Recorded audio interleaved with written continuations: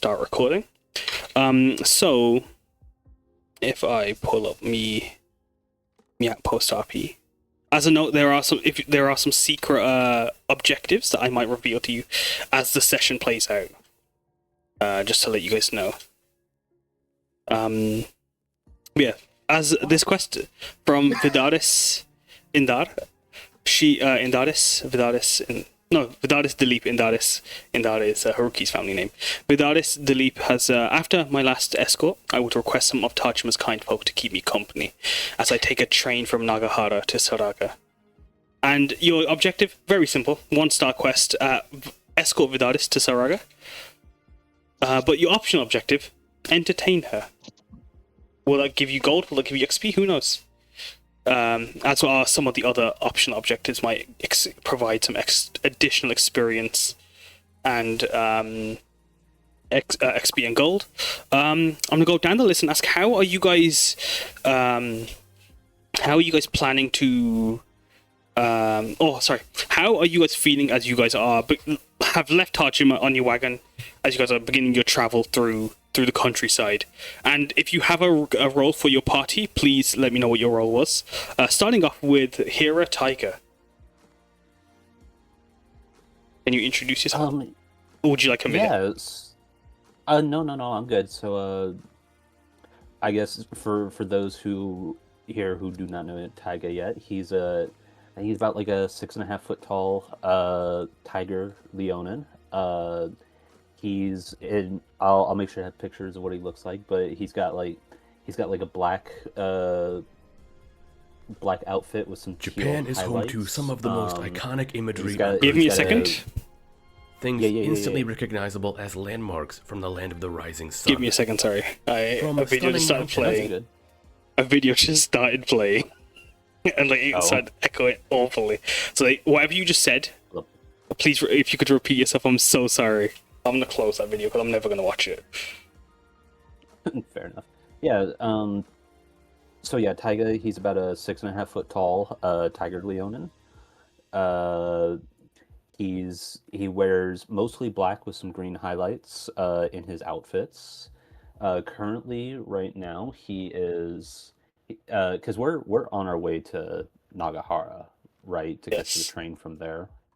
Yeah. So you would notice he's looking a bit more excited to be going to Nagahara, even if they're not going to be there for too long, because it is where he's from. So right now, Taiga is pretty eager for this quest, just to get a little slice of being back home, even if it's not for too long.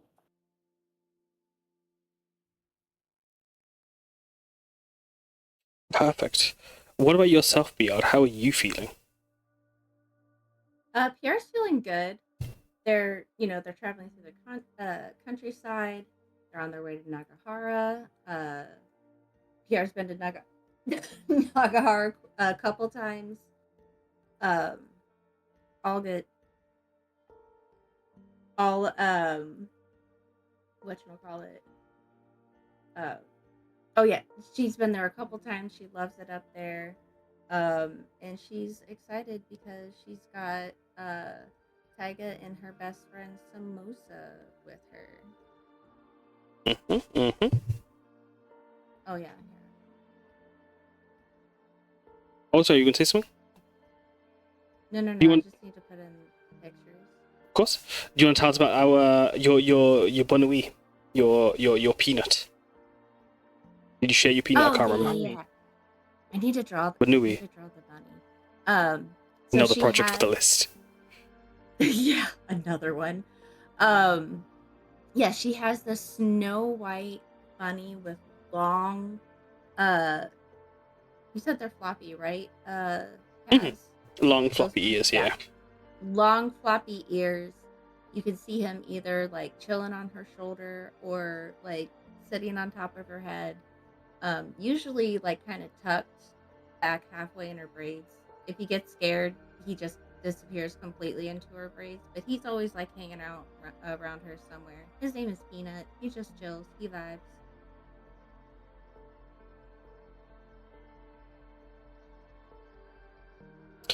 Next, I'm going to ask Hibana, could you introduce yourself? Oh boy. Hibana's a 4'11" kitsune blood. She is an anthropomorphic Ezo fox. She's wearing mostly vermilion colors with her like kimono top, and then like more like ash and like this ash in gray and burnt black, kind of like two-toned hakama pants.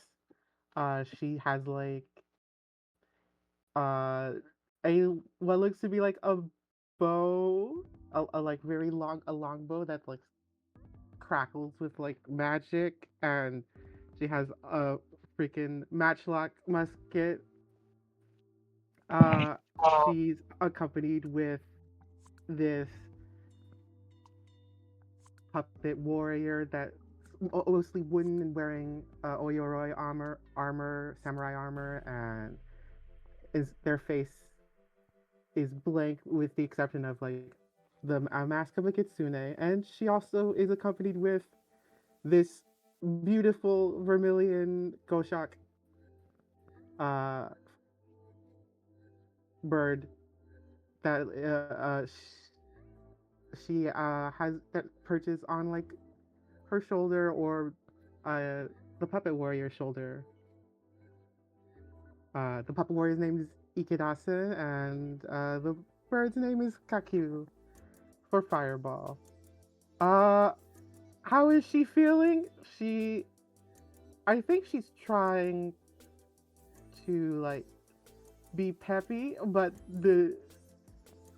she got news that when she woke up and she heard like the news that Funahara and Aisato got conquered. She is kind of tired. Is how she's feeling. Yeah, like this is actually a few weeks after. DC, about roughly 1.5 weeks after ish. But yeah, no, like it still is heavy on the air, definitely. Yeah. 3 cities going down in one is. She is trying not to think about it too much by taking on a leadership role for this session. I will post art for later, right now. Mm-hmm. And then Jade, could you introduce your character? Sure thing. Kyuko is an elf. She is about 5 feet tall. She's got warm brown skin. Her hair is a bunch of different shades of green. It's curly and short. And she's usually wearing a pair of loose black fitting pants and her black and white kimono. And today she has her katana strapped to her side, just in case. I think I put art in the chat. I'm sure I did. And in terms of feelings, I think she's feeling pretty excited. I think, the exception of Taiga, she's met everybody who's going on this job, so it's nice to be on a team with people that she knows. What about yourself, Sayaka? What do they see, and how are you feeling going, especially so far away from the coast, as you'll be going into the heart of the mainland? Sayaka, well, to describe what she looks like, she's 2.5 feet tall, so she's very small. And she has like almost white, but is like beige, like cream fur, woolly skin, and then her hair is just like a tad darker than her skin. And she wears like a blue-green kimono, and she's actually, despite being so far away from the coast, she is very excited because she has never seen or been on a train before. So she's very excited to see a train finally. Yeah. Like in real life. Having heard Muskan, obviously from the same town as yourself, always banging on about different machinery. You would have heard of all sorts, and you've seen her airship, this grand hunk of wood that soars through the skies and that would bring supplies home.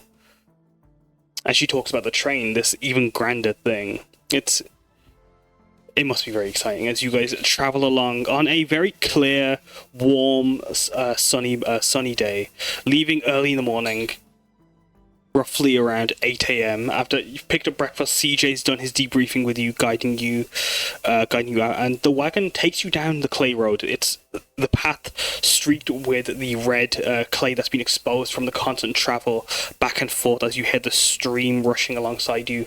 Having left the Sari forest and its evergreen pines, the cherry blossoms in bloom, the Sheehan maple, and all the other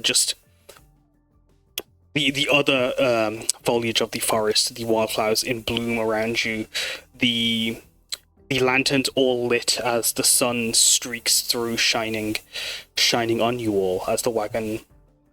As spring is ever present as you move, hearing the coast leave you and change into that river stream. Going past Miti Lashan's shrine, this riverside shrine of the clay dragon that is venerated of the river, of the clay river that's just outside Tajima.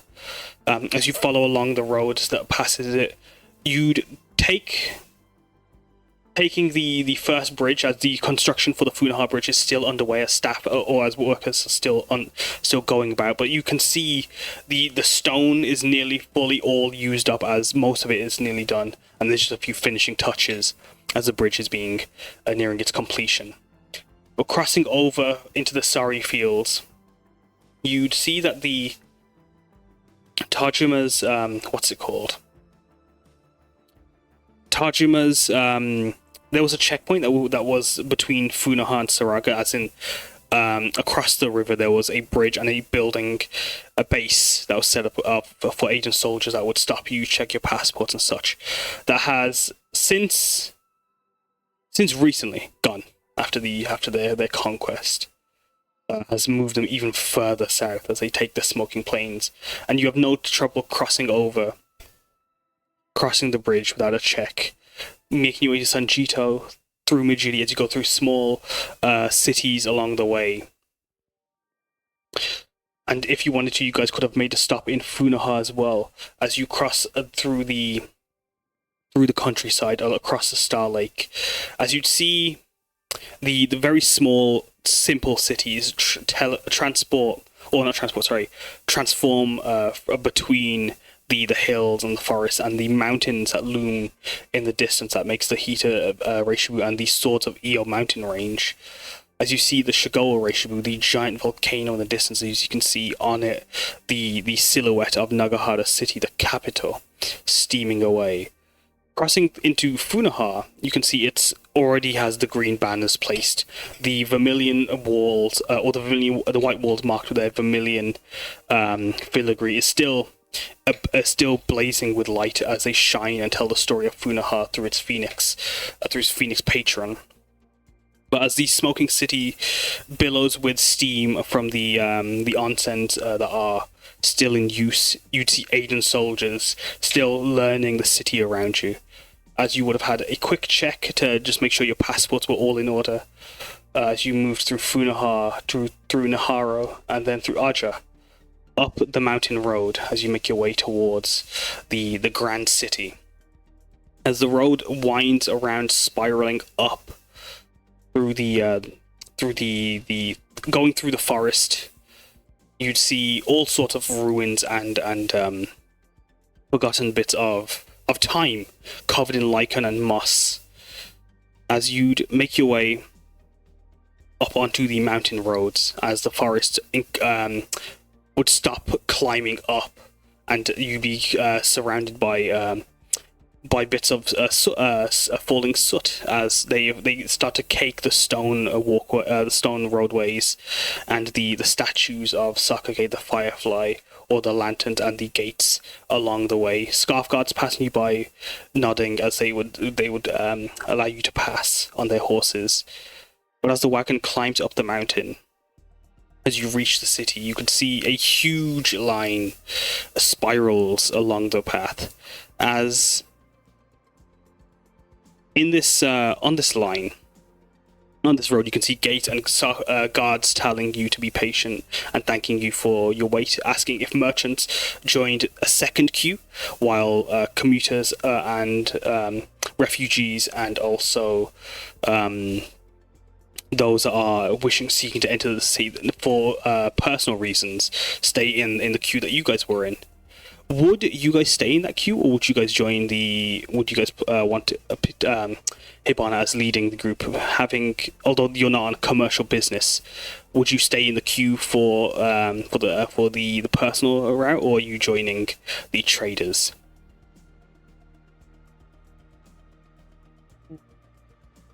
Well, we are on mission, Mhm. but we're not traders either, because we're on a mission. Personal seems the most fitting. There's not, unless there's like, I can ask around for like, specifically where do we go if we're like trying to. Yeah, you could definitely ask a scarf guard if you'd want to. Yeah, I think Hibana will ask a scarf guard. Scarf guard, yep. Scarf guard. Yeah, no, of course. So ask a scarf guard.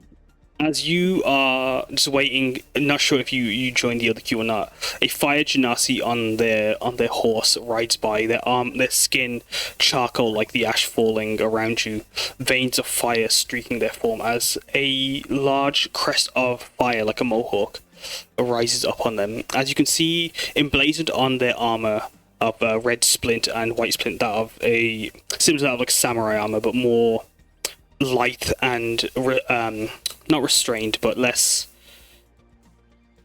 There's less bulk to it, as it's designed to be for the rangers of the guard unit that are the scarfs, as they have their red flaming scarf wrapped around their neck. They give you a nod, and as you alert them that you're an adventurer, they'll know. Yeah, you can join the commercial route. Just show them your licenses when you get at the gates. And they'll guide you to the Adventurous League. Or the Adventurous Route, sorry. Alright, thank you so much. As you guys are going, I'm gonna ask you guys to make a perception check as you guys move.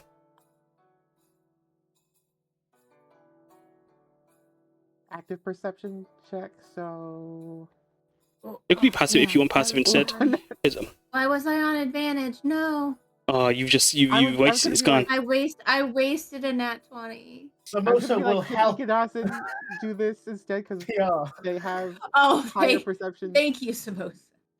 I am going to say, for the case of you using, I would like Dawson to help, but I'd rather you, for the perception's sake at least, it'd be your own. Oh, I'll do. Okay. Then yeah, I'll have Mika Dawson help because I do. He is like kind of like a sentry guard. Natural one and then 16. Cool. Excellent. As with a 21, 24, everyone but Taiga and Kyuko, as you guys are looking amongst the guards, you would see that they are, and Samosa, you and Piyar are looking and taking in the people around you as the wagon starts to move along. Kyuko, maybe you're a bit nervous going into the Haiden capital, to be able to focus on this. While Taiga, you're just too excited to be back home, maybe. While you guys are making your way into the city, you'd see Piyar, Sayaka, and Hibana. You three see the genasi that guide you, but also a few others have clasped vermilion phoenix emblems emblazoned or painted onto their armor, either in solidarity or even could be they are Funaharian themselves. As the one speaking to you, Hibana, you would notice their accent was Funaharian, a Funaharian style Krakow, as they spoke to you. But as go on. In a show of solidarity, I think Hibana will use like prestidigitation to kind of like, or she'll use the artificer thing where she like takes like maybe like a coin and then like tinkers with it to like make an image that like shows like kind of like a similar symbol of the phoenix. Like as if like you were minting the coin? No, that's just an ability I have with magical tinkering, where I can a static visual effect appears on an object surface, and it can be a picture. Yeah. And it can last indefinitely. Okay. Oh, so I can just touch like any portion of like, nah. Mm-hmm. I can touch the train itself and let it last for as long as it'll be there for the ride in the show of solidarity. So someone dispels it. Yeah. But yeah, and as you go and place, are you placing it in a coin? Or you placing it, or are you saving for the train or something else? Is there anything I think it's an object, so I guess I could just place it on the train. If does the train count as an object? I don't know. Something on the train, maybe. I mean, it counts as an object. Maybe yeah. I'll put it on a chair. Yeah. I'll put it on the chair, then it'll definitely like as a image. A little bit of graffiti. Yeah. As you as you think on that as they beckon you in to go you in. I'm going down the list. How are you guys feeling as you guys make your way into the city? So I'm going to send you the Pinterest board as upon being given the line entering Nagahara after what feels like a few hours of waiting, even in the shorter trading line, as you guys enter the city roughly about 5 p.m.ish. Let me just make sure. Let's see how long it took you guys. Tajima. Second. As you guys entered the city, if you guys were just taking the straightest path you could, 8 miles. Sorry, that's the wrong one. Give me a second as I need to do this.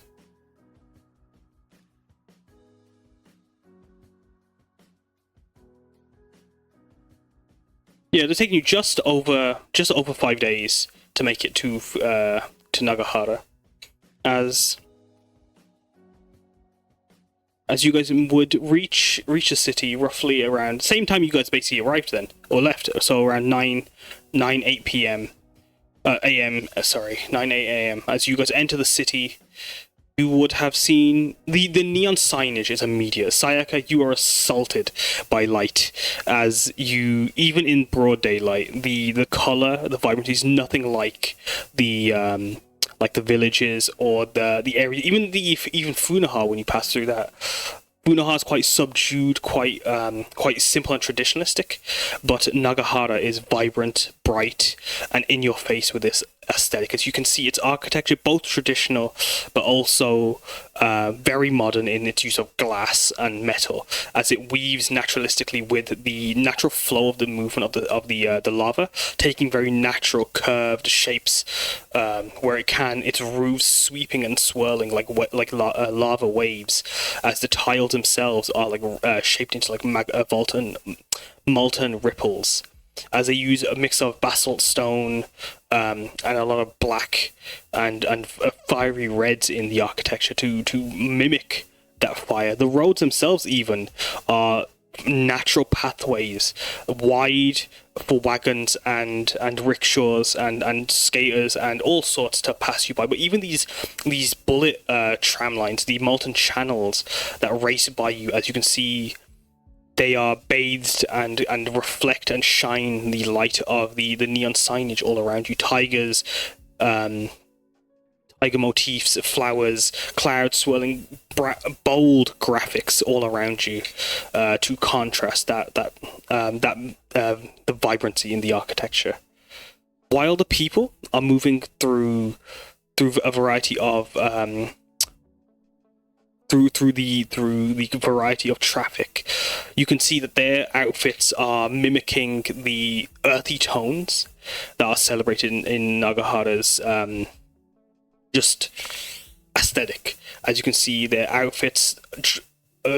Common is a form of drapery through a chunni or a dupatta, or even their obi sash, designed to have and their sleeves designed to mimic the natural flow and just sway that lava has as they take on the air as they move.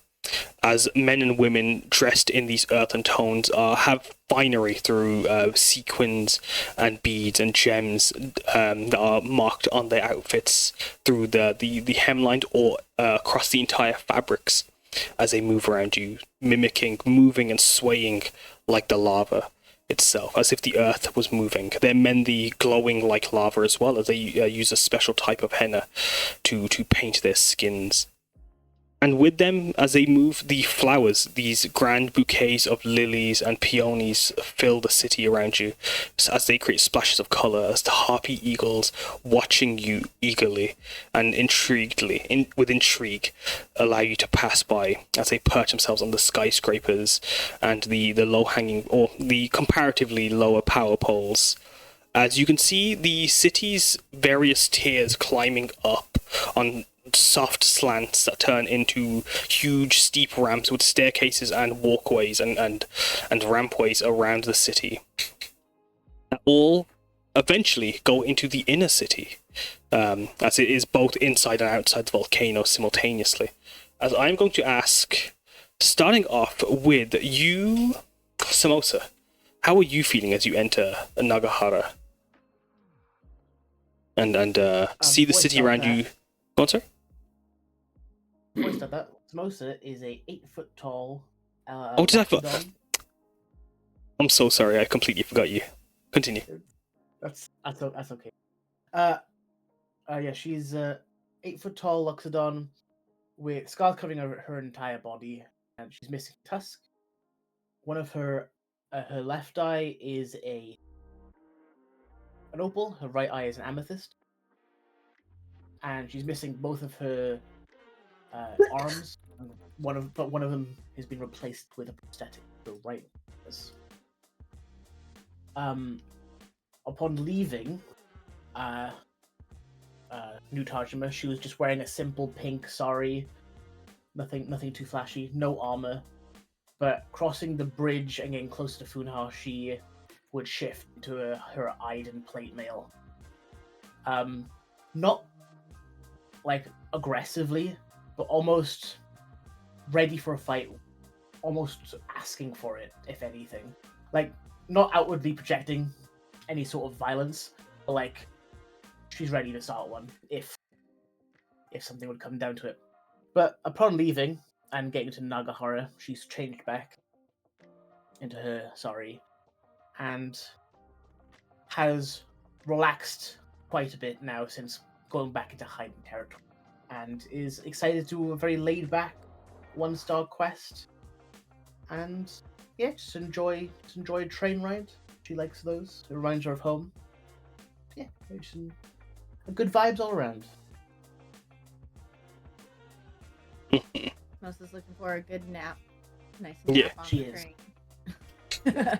As yes, most like as you take in the city around you, excited for your your refreshing. This is basically like a holiday, really. As although you know the destination is Sarhaga, the journey there won't be too bad, hopefully. What about yourself? Oh god, I forgot about that. Oh no. What about? The devil lives in Sarhaga. Huh? Who lives in Sarhaga? The devil. Oh. Oh, Argo. Argosuke himself, the person who just conquered 3 towns. I mean, he's not there. Well, you don't know if he's there now, actually. Maybe he's not there. I didn't realize he was so close. I didn't know that. He's the He's first one of the city closest towns next to Tajima. Yeah, he's the first on land. The first city next to Tajima. He can reach Tajima in just over a day if you wanted to. Oh Well, if he No. wanted to, but he did try to conquer us and he failed. So. But you could walk in if you wanted to. If he doesn't bring a force, he can, and he has. If at first you don't succeed. Well, let's not Siege jinx 3. it. See, He's got Siege 3, momentum the right end now. of the West Marches. Tajima is fucking annihilated. Easy peasy. When I want to finish the West Marches, that's what I'm gonna do. I'm just gonna bring Argos Gate to you guys.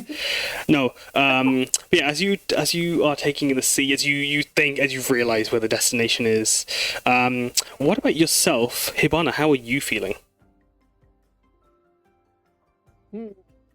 Hibana is feeling things. I guess she is just trying to focus on making sure this quest is okay. Everyone do the quest. She's very. I think the news has kept her up at night a lot because she's just been thinking.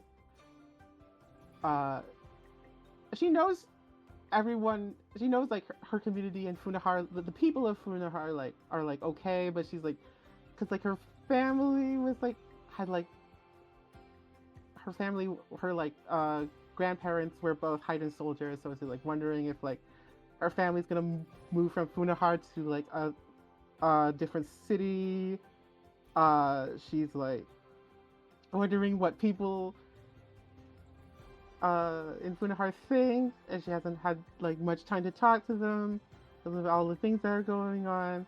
And she's wondering a lot of things because like she doesn't really know. Oh, definitely.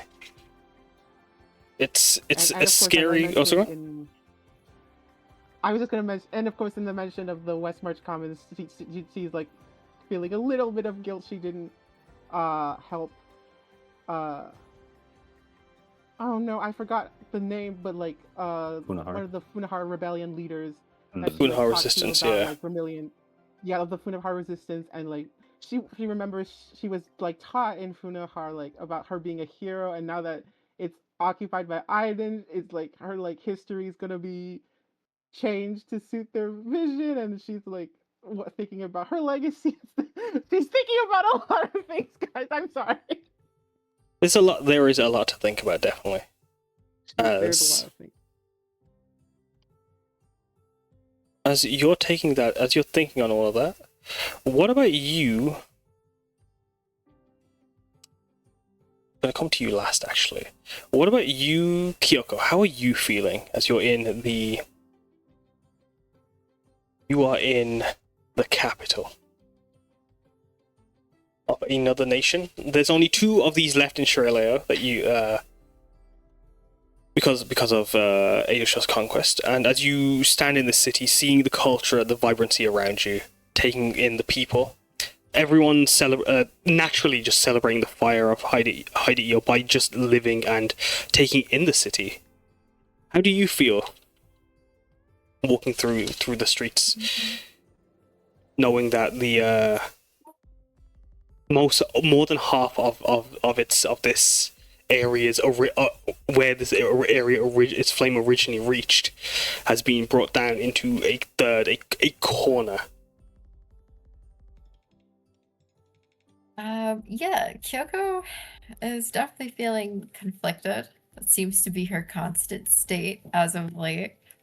But she's trying to enjoy being in Nagahara.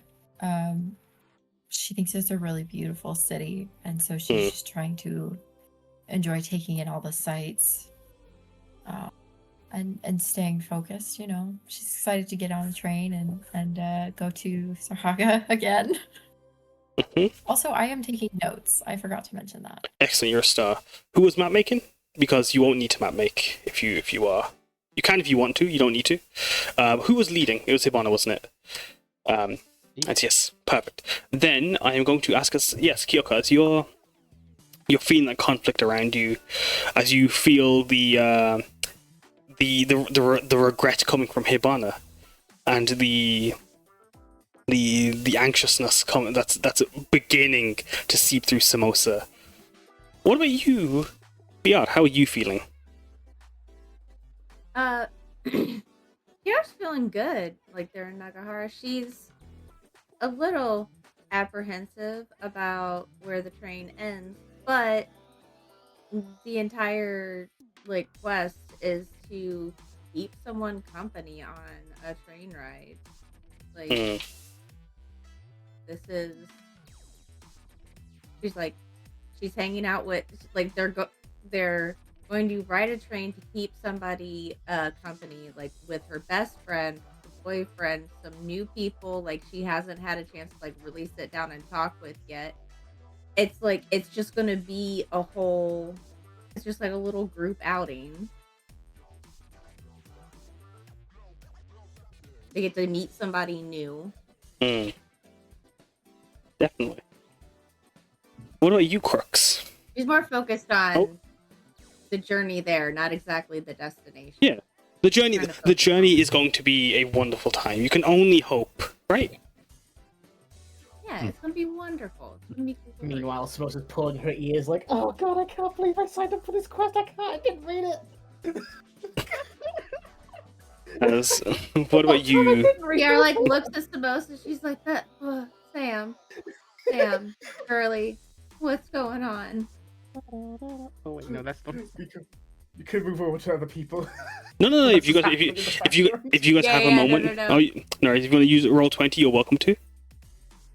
Yeah, we'll use Janya Hikana, thank you.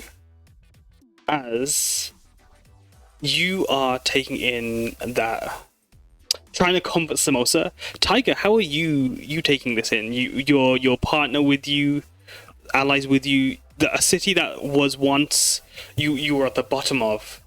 You arrive at a man of standing. You've returned a few times, but as you surrounded yourself with these folks, especially in this time of Haido-Io's need, at least. Mm-hmm. How do you feel? Yeah, it's certainly it's a different vibe with everything going on, but it still feels like revisiting or visiting an old friend every time he gets to come back to Nagahara, and it's even better when he gets to come back with people he cares about a lot, like Piyar and Samosa and Hibana. Like it's always a treat when he gets to come here. And so, as far as he's concerned, even though there are some wider concerns going on in Sherileo, the here and now of just being able to revisit his hometown for a little bit is with people he cares about so much it's a nice comfort amid all the larger drama. Then I'm going to ask, as you move through this sprawling metropolis, the neon all around you, the smell of ash amongst very rich flora and fruit, as you see signage of many places parading the use of the rich soil that make up a lot of the produce in across Sherileo. The finest produce is grown in Nagahara, they say. While also amongst the produce, you see the volcanic energy flowing through the city that powers the entire country. Sayaka, how are you feeling as you get punched in the face with opulence? Sayaka is both flabbergasted and also, like, her head is turning in so many directions at the same time. And she's also, like, trying to take in all of the scents. So you can just basically see, like, a blur of, like, a very small bunny just kind of, like, both walking with you guys, but also turning around and around trying to take in everything. Her ears just kind of flopping as well. as they flop away, although Hibana, you're leading, do you relinquish your pathfinding to Taiga, or do you use the obelisk city guides that are these towering bits of obsidian that are interactive maps that guide you through the inner and outer city? How do you guys navigate the city? How do you guys reach Hyde at EO's central station? Well, I think Hibana will look to Taiga. Well, we are in your home, so it seems pertinent that you could, Oh yeah, there's loads of ways to get around Nagahara. I may have lost a step or two. It's been a little bit, but I like to think I'll still know my way around. Definitely, I'm sure you've got it. Like you'd obviously recall the what's it called, the main form of transport that people take, the molten channels, the tram-like system that races through the city, cheap as sushi. No, well, not sushi here. Cheap as, I'm trying to think what's cheap as chips. Cheap as pakoras. There we go. In Nagahara. Cheap as pakora in Nagahara. As you move through the city, do you want to walk? You guys are here 9 o'clock. You guys are expecting to meet your client in the evening? Is that sundown? Is that going to be when it is dark out, or are you wanting to get to this train station as fast as you can, or are you guys happy to take a bit of time? What's your approach, Taiga? How do you lead your group through the city? Do you hire a rickshaw to drive you up, or do you even get a guided tour? What's the plan? So if we have like a little time, Taiga wouldn't be opposed to showing everybody around on the town's signature molten tram system. Just kind of, just to pass a little bit of time until they have to meet up with their client. Nothing too crazy, but he wants to show off a little. Yeah, of course. Not often he gets to come back here. It is 4 gold a ticket if you guys want to take the molten channel, but it's a ticket for the entire day, and you can use it on any of the molten channels upon paying. Please deduct that from your gold if you're paying for yourselves, unless someone is paying for you. How many people? There is 6 of you guys altogether. 6 of you. So 6, 12, 18, 24 gold. Hibana will be like, you know what? It's on me today. She'll spend 24 gold to get everyone a pass. Oh, thank you, Hibana. Oh, nice. The Thank you, Hibana. Thank you. On food. You're welcome. The tickets are provided from a little ticket machine on the side of a glass curved tram stop. As seats are, as commuters wait, holding business briefcases, bags, and all sorts of, while others are holding groceries and shopping. As you wait for them, it doesn't take more than a minute at most, as you hop onto the first molten channel that guide you through the city. As on these circuits, as you go across, you'd see all of the north, south, and east. As you guys would have spent the entire. If you guys would you have, how long are you spending actually, Taiga? Are you spending the entire day just having a time around the city, or? Probably not the entire day, because Taiga still understands that they're here on mission. Like he doesn't want to take away time from what they're supposed to be doing, but just a little time just to let people kind of take in the city before they have to get back down to business. Then do you show on the pathway that you take, do you look at the south where you can see the Flute Mountains on the horizon, Do you show them the horizon view on that side? Do you show them the west, where you can see out to Aizato, Azori, and Funaha, and even Kasakawa Island as the day is clear in the distance? Do you take a train that shows you the northern view, where you can see the Hita Reishibu, and on the distance you swear you can see a pink little speck that is the Blossom Shrine Tree of Tajima? Or do you take the eastern view, which shows you the Bukasha Lake beneath you, the mango woods in the distance, and to the far off, the mountains of Edo-sha? Which area are you guys seeking to? I think Taiga, personally, he would have chosen the northern one for everyone, so they could, if they. They could kind of see you, just like you said, just barely get to see where Tajima is, and just really just kind of show them sights and why he still enjoys coming back here, even though Tajima is his new home now. Yeah, it is a grand time, as like Taiga displaying the city to you. You guys would be able to stop at all sorts of little hole in the walls, shops, general stores, and all of Taiga, all of your haunts to the northern part of the city. Yes, Kyuko, as you're getting your tour, as the tram would race around the city, as you'd stop here and there. Is kimono? She wants a new kimono. Can she nab one while at one of these shops? You can definitely. Is there a specific, as you guys are moving, in the train station, obviously there are several boutique shops, but as you guys are moving through the streets, Taiga, do you share this with the group that you want to pick up some clothes, or are you? Yeah, I think she would mention it when we decide to go sightseeing. She'd be like, "Oh, this is perfect. I can get a new kimono."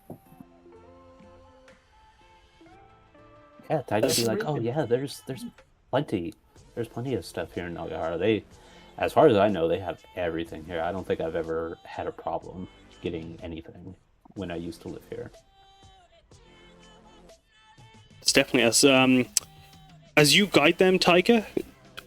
As you move through the various neighborhoods, as you take them to several sections of roads famous for their fabrics. As you guide Kyuko or the group to a variety of clothes stores, is there any specific, as like you're looking through the windows, Kyuko, you can see all sorts, most are celebrating the Nagaharan fashion, specifically of the earth tones, the drapery, the very sleek silhouetted forms that are cinched at the waist but also flowing almost to mimic the rise of a mountain and the eruption of a volcano, and ornate in their detailings. Those are more standard fashion of Nagahara, but there is obviously, you can see all sorts of traditional styles of kimonos, saris, and lenga, and all sorts around you. So I'm gonna find a list of clothing items for you. Is there? Do you have an idea of what kind of outfit you'd like to buy, or? I think she would be pretty interested in getting something that is new and different, so probably something that is more of the Nagahara fashion. Perfect. Well then, as you're looking through the clothing, entering a variety of shops as you do so, the traders are excited to welcome you. And some are smaller, personal small groups where you'd see rolls of fabrics on the wall that they're happy to customize and design something for you. Is there a specific style of like, do you shop at bigger boutique stores? Are you shopping, and by the way, if you guys all are helping Kyuko shopping, because you guys I assume you guys are together as this is happening, you guys are welcome to help Kyuko. As Kyuko, is there a specific type of merchant you wish to trade at? Do you prefer smaller companies, bigger brands? Did you look at the? I think she'd go for something local, small, or recommended. Mhm. As you are guided, as Taiga's moving you guys along, you find a small little dojo, which is a seamstress's workshop, essentially, where a brown elven tiefling, not tiefling, sorry, a lime green tiefling with verdant scales, draped in a mustard yellow sari. Very simple and worker style, so it's quite loose and tied up in places to keep out of the way. As this woman is on her sewing machine working away, her hair auburn, but just a tinged red as the light catches it. As you can see her left arm adorned in peacock mehndi. As she sees you enter in, as you see all the fabric scrolls, the fabric rolls around you, and a few mannequins on display showing you on some various ornate bit of clothing. This woman with some nails in her mouth. Oh, welcome. Come into Big Cam's. How can I help? I was just looking for some new clothing, something that's of Nagahara's fashion. Oh, Aja Beta. Betty, sorry, she calls you, which means just child. As she calls you over further into her small little hole in the wall. Her accent is a whistle accent, that of Tajima, right? She calls you in. As she's pulled out a tiny little crystal, you see measuring tape flying over and start to circle around you. Okay, so what's Nagahara style? What's the colors, or what do you feel? You green hair, red, purple. Purple looks stunning on you. There is. But if you wanted to embellish the greens, you could go for more greens and ombre climbing up you, if you will. Is there a specific look you're thinking? A specific color that suits you best? I was actually thinking. Go on, sorry? Sorry. No, go on. I was go actually on. just thinking a fabric that's like a dark green, like the darkest shade of my hair. Oh. As she goes to Jessica, do you let her touch your hair? Yeah. She rummages. As she basically grabs your head, like you feel your head, your head's moving around. She's examining the color, catching in the bit of light. As it's like when your mom is combing your hair for you, and like there's no respect for you as a person in this moment when like when your mom is taking care, or your parent is taking care of your head. That's what it's like. As she's examining, checking everything. Okay, I have the perfect rolls. As she pulled a few more crystals, as you see fabric rolls come off of the walls, as these mage hand peacock feathers shaped into fingers appear, carrying various fabric skulls, to showing you various. There is one that is quite not sheer, but it's a very fine fabric where it goes from blues to greens. Others are more solid and blocky, but decorated in their patterns. As she's showing you and sharing you these bits of clothing, though, what we're gonna do is we're gonna move this to Outpost RP or into the shop section as you'd buy this outfit. But as you range in your as she looks you over, what she asks about your budget, how much you feel? Yes, Samosa. Samosa will wait, like being calmed down after seeing around the town. Will wave her hand. It's on me. I will pay for it. Are you sure? You don't have to do that for me. I would be happy to pay for it. No, think of it as a gift. I've seen you. You've been on so many quests since joining Tajima. This is a little thank you for putting all that hard work in. You know, you've put in quite a lot of effort upon joining. So this is a thank you.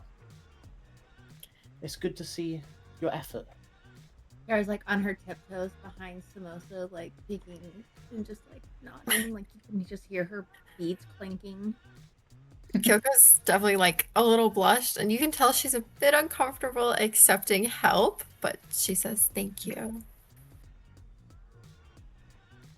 Thank you for helping. As she's putting a hand over her heart, putting a metal hand over her heart.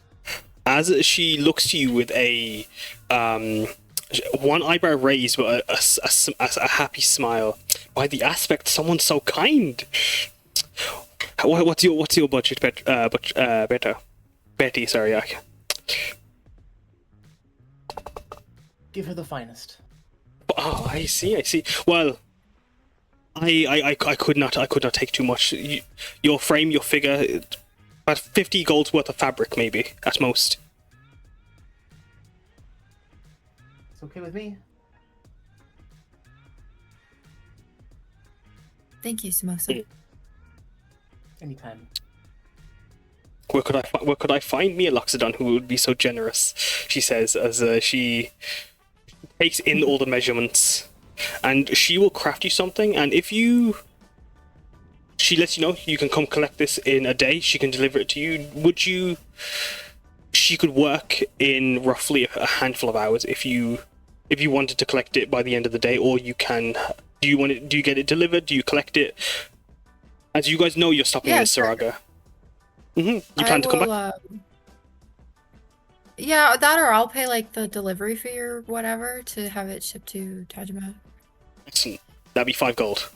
As you pay the delivery, it will arrive to you before you even return home. It's there.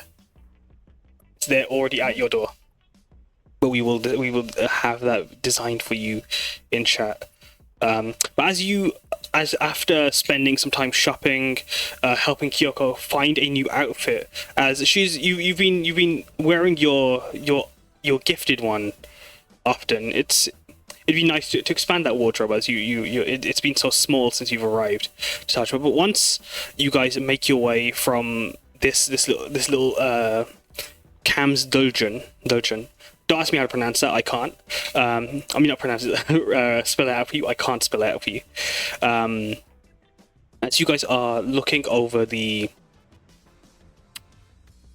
guys are making your way over to the inner, the train stations on the inner city. As Taiga, you guide them into these caverns that are huge and expansive. It's almost like you're inside a giant mall, as the city is like that of housings and buildings built into the walls around you. Going up and along, you go up a ramp that leads you to a torii gate that leads into the train station. As the glass walls of the train station guide you into Hayden Center. As the above the torii gate is this eye that's shaped like a lotus petal. As it opens, as the eye opens, a chrysanthemum, opens up from the center. As it welcomes you into the city, into the train station, as the hustle and bustle of the train station around you is especially in the capital. People are everywhere, racing around you and moving in a rush, pushing past it if you're not careful. There is no concern for who is around you, as these are busy people.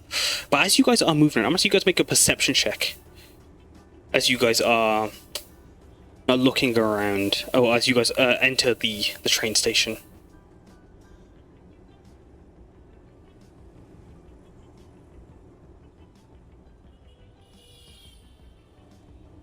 Perception.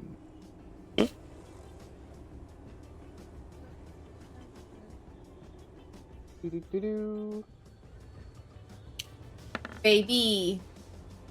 That's a Baby. 15.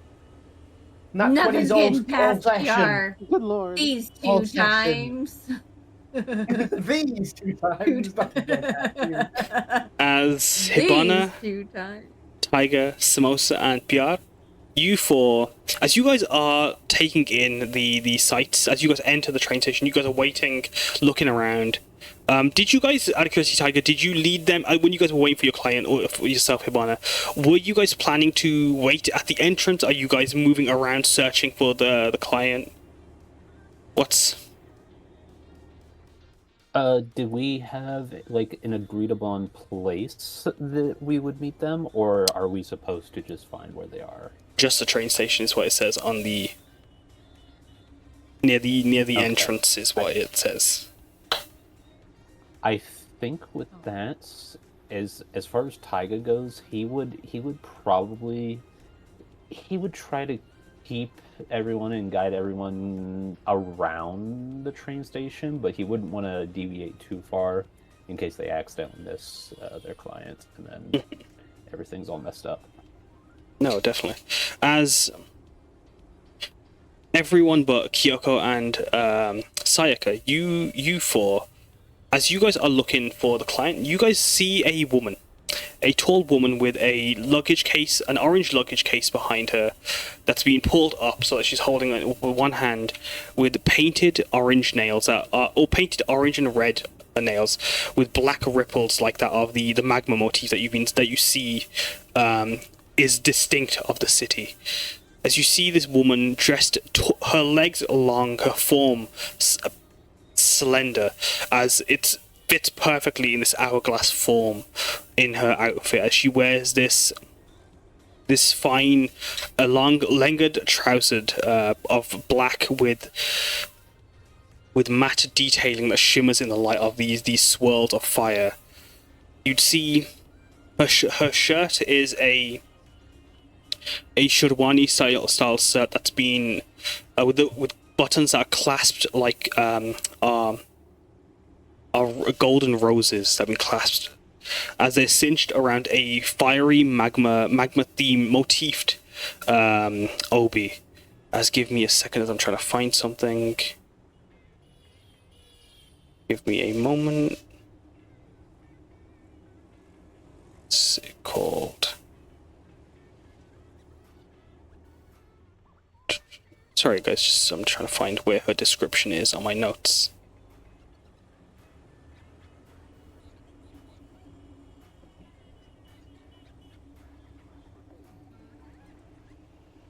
Sorry. Where is it? I'm so sorry, guys. Oh, my nose is so tickly. Mine has been too. It do be allergy season. Is it? No, I don't know. I mean, it's cold season. Here, It's cold season. here Yeah. it kind of is allergy season because we're finally starting to get our rain for the year. Oh, I see. I'm dumb. Oh, of course. Yes. As you see It this rains every woman. other day down here. Yeah. As you see this woman, she is dressed in her. Ah, you're here. Interesting. Dressed in her finery.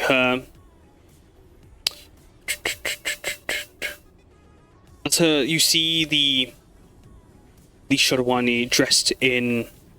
As it climbs up, you can see these golden peacock patterns glimmer along her form, as her arms covered in golden bangles, a golden dragon tooth choker, as it's a golden clasp with a dragon's tooth dangles from it. Her ears adorned with golden hooks and a chain that swings up to her nose, as Jumka dangles from underneath with a little fiery gemstones underneath. Her skin, a warm brown, as you see her face long and with high cheekbones, as there's this ever-present smirk on her face, as you see a canine just sticking out of the smirk. Her eyes guarded by long lashes, as you can see the inky borders of her eyes are trailed into a long tail, shadowed with glittering orange, blending with her skin. Her hair long and straight as it trails down her shoulders, while her forehead is marked with blood red bindi. Her eyes crimson red, and she has bits of henna amongst her form, her elven form, also a red brown. And she stares at the signs of the around at the entrance, her shoes clicking on the floor, these heeled shoes that are quite extravagant. As she pulls her suitcase along, Piyar, you watch her as she's reading the sign, and as she's reading the sign, she gives it a bow. As the rest of you guys would, Piyar, you see this woman giving the sign a bow as she steps into the train station. Hibana, Samosa, Taiga, And Piyar, you would notice this must be the client with. There is an air about them. You guys have been doing this long enough. You guys know when you see your client. As you see, as Piyar, Counter energy. she does. Yeah, Piyar, Yeah. you saw her take a moment, give a bow to the sign, and as she steps in, her heels clicking as she does so. She looks around. Have any of you met this woman before, out of curiosity? Vidaris? I don't think any of you guys have been on a quest with her. I don't think Taiga did. Then no, yeah. Then you two are the only two that Maybe in a dream. Maybe in a dream, yeah. Dreams. Yeah, maybe in like a yeah. dream. Yeah. Maybe we heard. She like, seems a so rumor. familiar. But no, as like you see this woman stepping in, you see her. How do you guys approach her? How do you guys get your client? I guess Hibana will just wave and be like, "Hey, what's up?" As you see Hey, her, what's...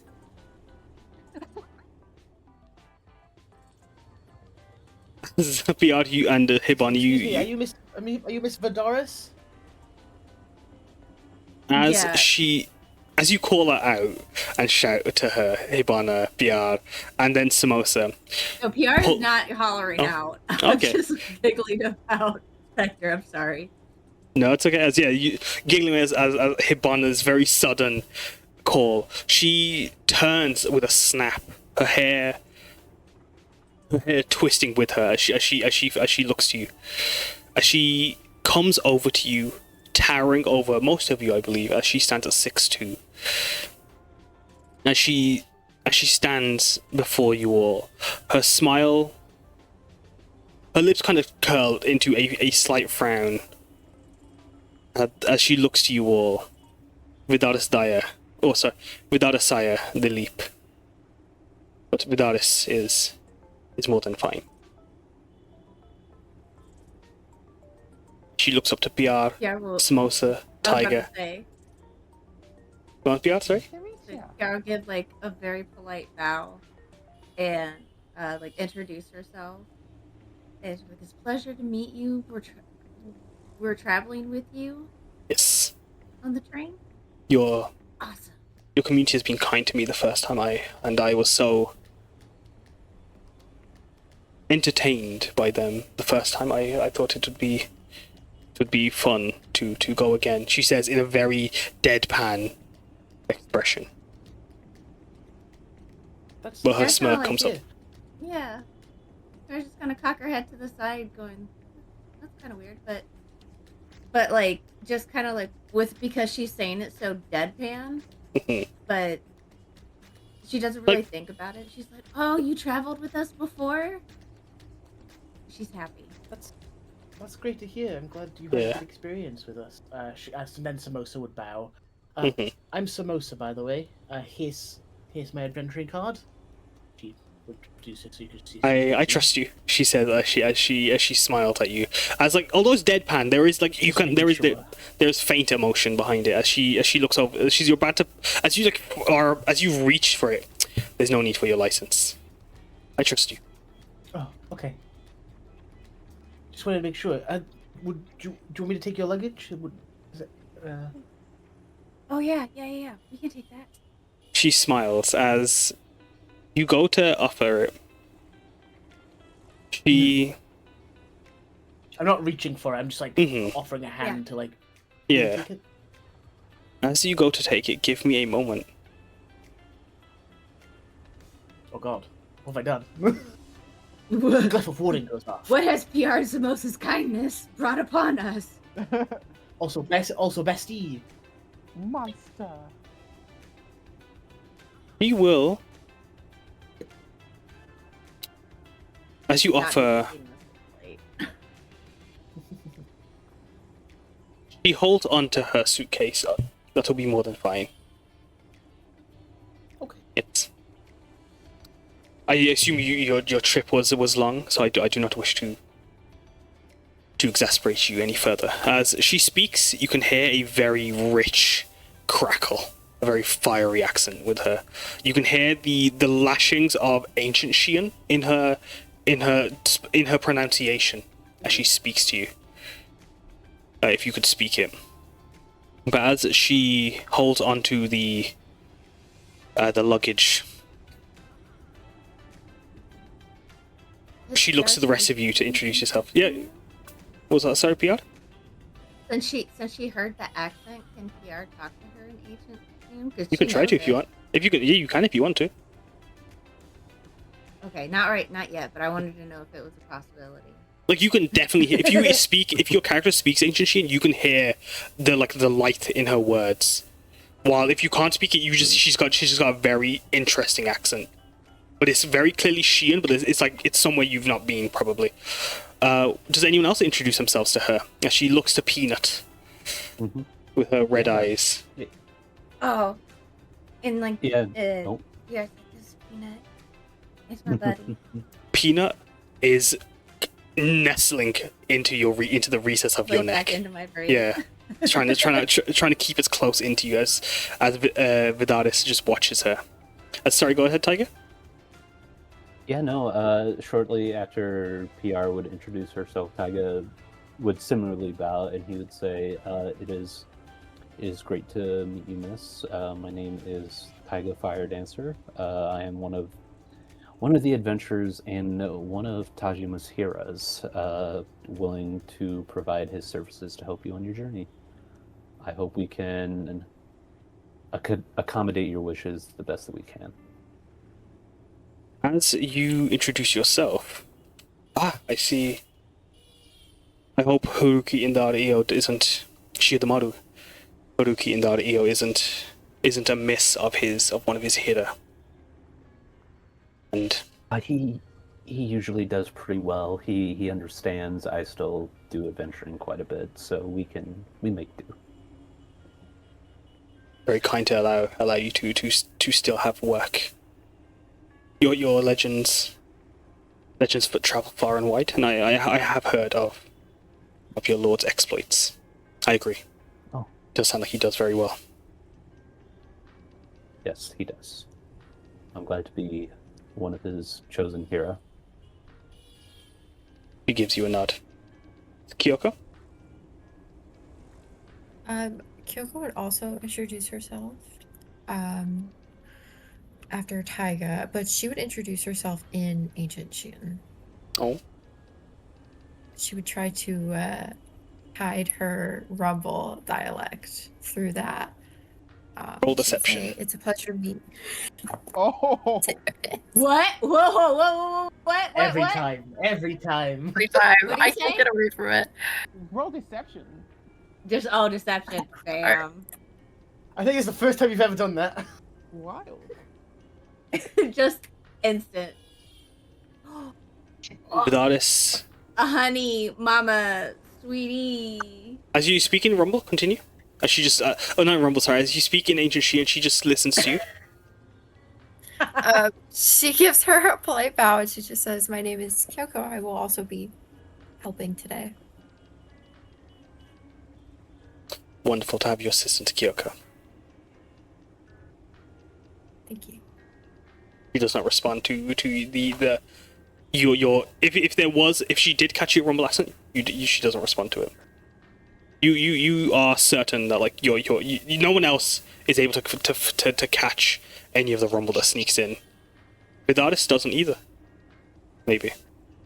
What about yourself, Hibana? Do you introduce yourself? Yeah, Hibana will introduce herself. She understands Ancient Shiun, so she like clocks Kyuko speaking it, and Hibana will also, in the spirit of that, also speak to Vidaris in Ancient Shiun, in a mix of like Ancient Shiun and Common. I'm Yamauchi Hibana. I'm the Neo-Kajishi of the furnace, of the Funahar Furnace Pagoda. And I will be pleased to be one of the people accompanying you on this journey. It's very nice to meet you. She gives a nod as she puts a hand on her heart I'm sorry to hear of your home. Yeah. Yeah. But it should be fine. Everything I'm sure should be fine. Ideally. Hopefully. Una has Hopefully fire. nothing bad happens. Unaha will take back. Sure. There's a piece of the pyre at Tajima for a reason. Oh, you have a piece? He leans in towards you. Perhaps. Roll deception. What have I done? I don't have good deception. But I don't really want Ikenatsu to help me. No. Absolutely. As you try, and that's good. We wouldn't want you to have to use that little spark to light the pyre. What do you say, Samosa? Were you gonna say something? Sorry, I did a no. I rolled before I said I'd do something, but I'm gonna do it either way, no matter what my roll was. Samosa did a small grimace when she said, "Surely Funaha would take itself back," or something like that. As Samosa does not that. As Hibana, do you respond to her as she comments about the use of the pyre to light the pyre of the city? Well, every fire needs kindling. As she just gives you a nod. It's been taken countless times. It can come back, as it has countless times before. The invincible storm cannot blow it out. I'm sure a little earthquake is nothing.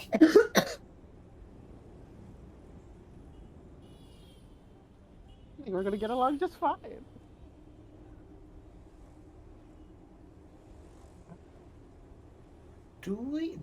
Would Samosa know what she means by the invincible storm? Would I know what she means by the invincible storm? Go ahead, roll history. Yeah, I wanna. I will say, who was on the research RP recently with Umako? You two would get advantage. Oh, God, fuck me, I got 3. She's only not a 10. Almost a nat 20, unfortunately. Yeah. 11 and 3. Piyar has been reading that book of the rumors about the Yeah. Then actually, Piyar, what did you get on your advantage roll? Did you had advantage? And same with you, Samosa. Advantage? You two had Samosa. Had advantage. Sorry, you two had samosas. No, you two had advantage. What did you guys get? 17. 17. Excellent. 6. Damn. Hibana. I mean, Piyar, you recognize the name Hibana. The name is familiar, but that's all it is. Familiar as a title. Whereas you, An elephant never forgets. An elephant never forgets. As you remember, the Invincible Storm was the title of. Give me a minute. Was the title of a Shiadakaru of Tahashimare, who had conquered. Let me find in my history document. Taiga's in that research. Exactly, Taiga. Yeah. Taiga, did you want to roll history as you hear the name? You can roll with advantage as well. Yeah, I can do that real quick. Kyuko, you also recognize the name. But with the history checks, the Invincible Storm, Samosa, and Taiga, you two remember as something specifically Umako was reading up on. And they told you about. The Invincible Storm was the Shiadakaru Maria Rei. And she had gained the title as the Eye of the Hurricane after she had conquered Kengala and had almost conquered all of Haide'io. But her defeat was suffered at the Kuber Fort, which is in the north of Hideo, which is just above the Iron Roots, in a fortress that is now ruins. But you recall that this was a figure of this was a Shirakaru, who was one of the 5 Karus that, or after the 5 Karu, and after the unification of the Shians and the dragons, the invincible storm came, conquered, but then became a breeze in the wind by the end, as her conquest fell at the tip of Hideo. But you remember her name But her conquest is currently still further than Haruka-Shah's right now. On a technicality, yes.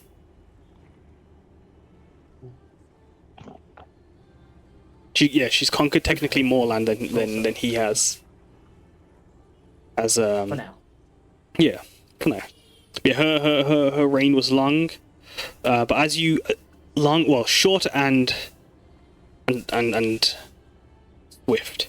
But as you recall that the name, as you get reminded of the invincible, as you those that recall from your research of the invincible storm, as Vidaris comments that the one conqueror fell, another can too, with her words. As you exclaim that you'll get along fine, Sayaka, how do you introduce yourself as she looks down at you? Sayaka looks up. A wide grin on her face and say, "Hi, how are you? My name is Sayaka." She smiles at you, Sorry. bearing her canines. No, it's okay. Hello, Sayaka. You want to see all my shiny things as she starts taking out her sand dollars.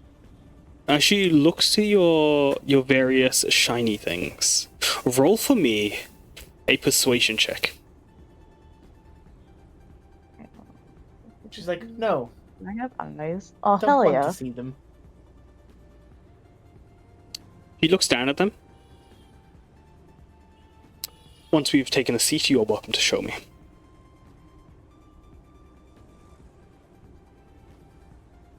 Can't. She starts bouncing up and down in excitement. Yes, Piyar? Oh no, I was gonna, because with all of our history checks or whatever, you said Sarah would have recognized the name. Mm-hmm. I'm gonna wait until they actually sit down, and Pierre's gonna ask her more about it. Yeah, of course, See yeah. if the name is familiar. As you guys are making your way, she's like, shall I get the tickets then? She guides you further into the train station. As you can see, boutique shops surround you as signage point to all the platforms and the ticket booths as staff dressed in very ornate lava motifed uniforms are pointing and guiding you all towards screens and even manual ticket providers. Are you guys... do you let her lead you, or do you guys guide her to the ticket booths? I let her lead us. She's the client. Yeah, we're not meant to be Perfect. guards or Yeah, that makes sense. yeah, we're not meant to be guards or anything. So Or Yeah. companions. Taiga did his part with guiding to the client, so Yeah. Cool. I'm gonna ask you guys to roll insight as you watch as she leads you. Her footsteps striding very fastly, with not very fastly. That's not a word. With immense pace. Wild. Haste. 19. Kyuko, Hibana, Taiga. Sayaka, would you also like to roll insight, or are you focused on your shine? Samosa don't notice. Our paces are our strides are way longer, so we don't Yeah, notice. We keep yeah. up fine. Pierre's way faster than everybody else. As Sayaka, do you want to roll? Sorry, or you? No, you said you had to do something. Oh, sorry. I said, sure, I shall roll if I have eyes. You do. As yeah, I do, in fact, have eyes. Sayaka, Piyar, and Samosa, you can feel there is this energy around her, very very present. She has a very domineering, very present energy as she moves. While Hibana, Kyuko, Taiga, the energy you get from her is a step further as she leads. Even though she's focused purely as she's darting towards the ticket booth, you feel like you've got eyes on you at all times. You feel there is something about just the energy around you that makes you feel on edge. There is a nervousness, or maybe not nervousness, a anxiousness, a sense of dread that emanates around you, around her. She moves. As do Kyuko, Hibana, Taiga, do any of you... Hibana, how do you feel as you feel her presence? Do you try to bring the group towards you for a moment, or do you keep your thoughts on or do you keep focused on the task at hand? I think she has her all-purpose tool equipped, so I think she's going to like try to subtly take it out, switch it on, and like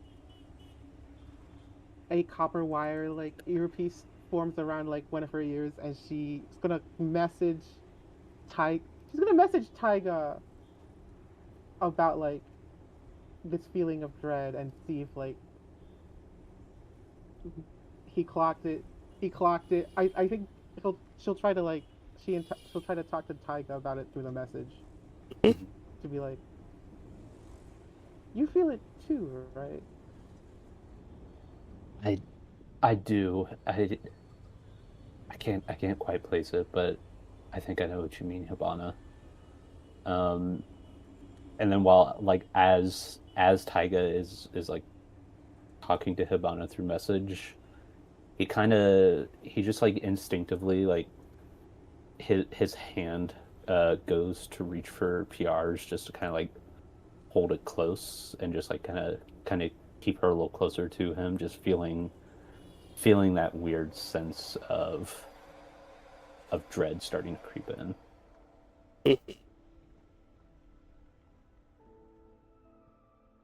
So what about you, Kyuko? How are you feeling? So, because of the insight check, she's feeling dread emanating from her? Yeah, like it's a feeling that you are feeling as you're in her presence, like a feeling like a feeling of dread. It's like you feel this pit in your stomach. She will message PR using her telepath feet. Oh. So she'll send a little mental message. Beep, boop, boop, boop. As you want to, what does that look like, or what does your body language change as you message her, or are you still saying forward, or what's? There's not like a huge. Yeah, there's not a huge physical change, but if you were looking closely at her eyes, they're like a light gray, and I feel like when she uses her message abilities, her eyes like glimmer with magic.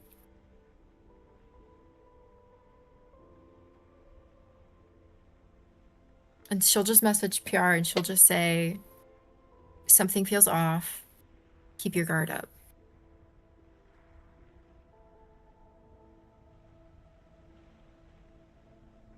Yeah, I was just gonna respond with an okay.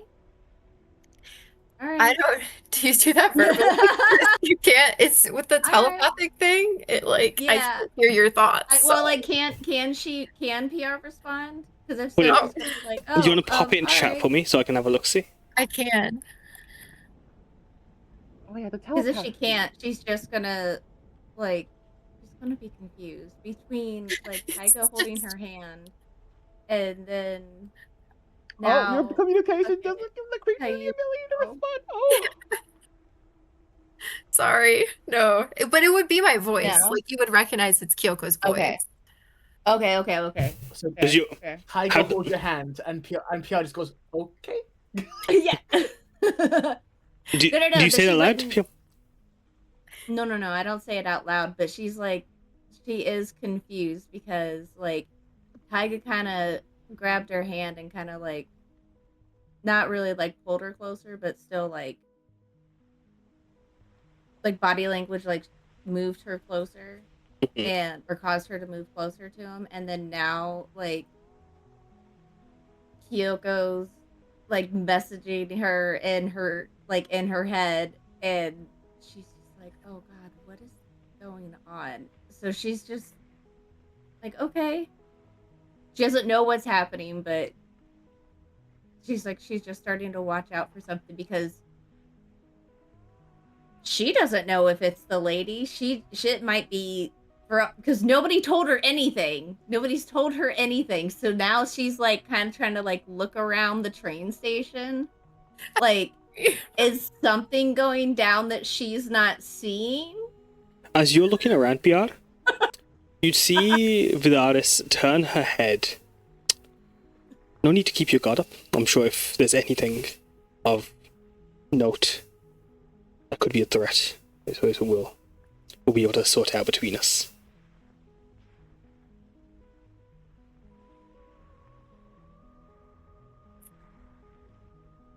Because like she's in front of Piyar, right? Mm-hmm. Piyar's gonna clock that as weird, or like, wait, no. Can I? But you see her every night. Like you would have seen her turn her head, like as like you were turning your head and looking around. Like it was like a quick little snap for a second. Oh, got ya. Yeah. No need to keep your guards up. All right. Samosa's should like, be just like. And Samosa looks around like, yeah. Just keep that guard up. And Pierre's like, this should be just fine. We're just going on a train ride. Because she's still confused. Of course. She's still confused. Simple train ride. I mean, keeping our guard up probably is not a bad idea, considering where the destination is for this train ride. I'm sure you are safe. Oh yeah, Piyar learning this stuff is like, ooh,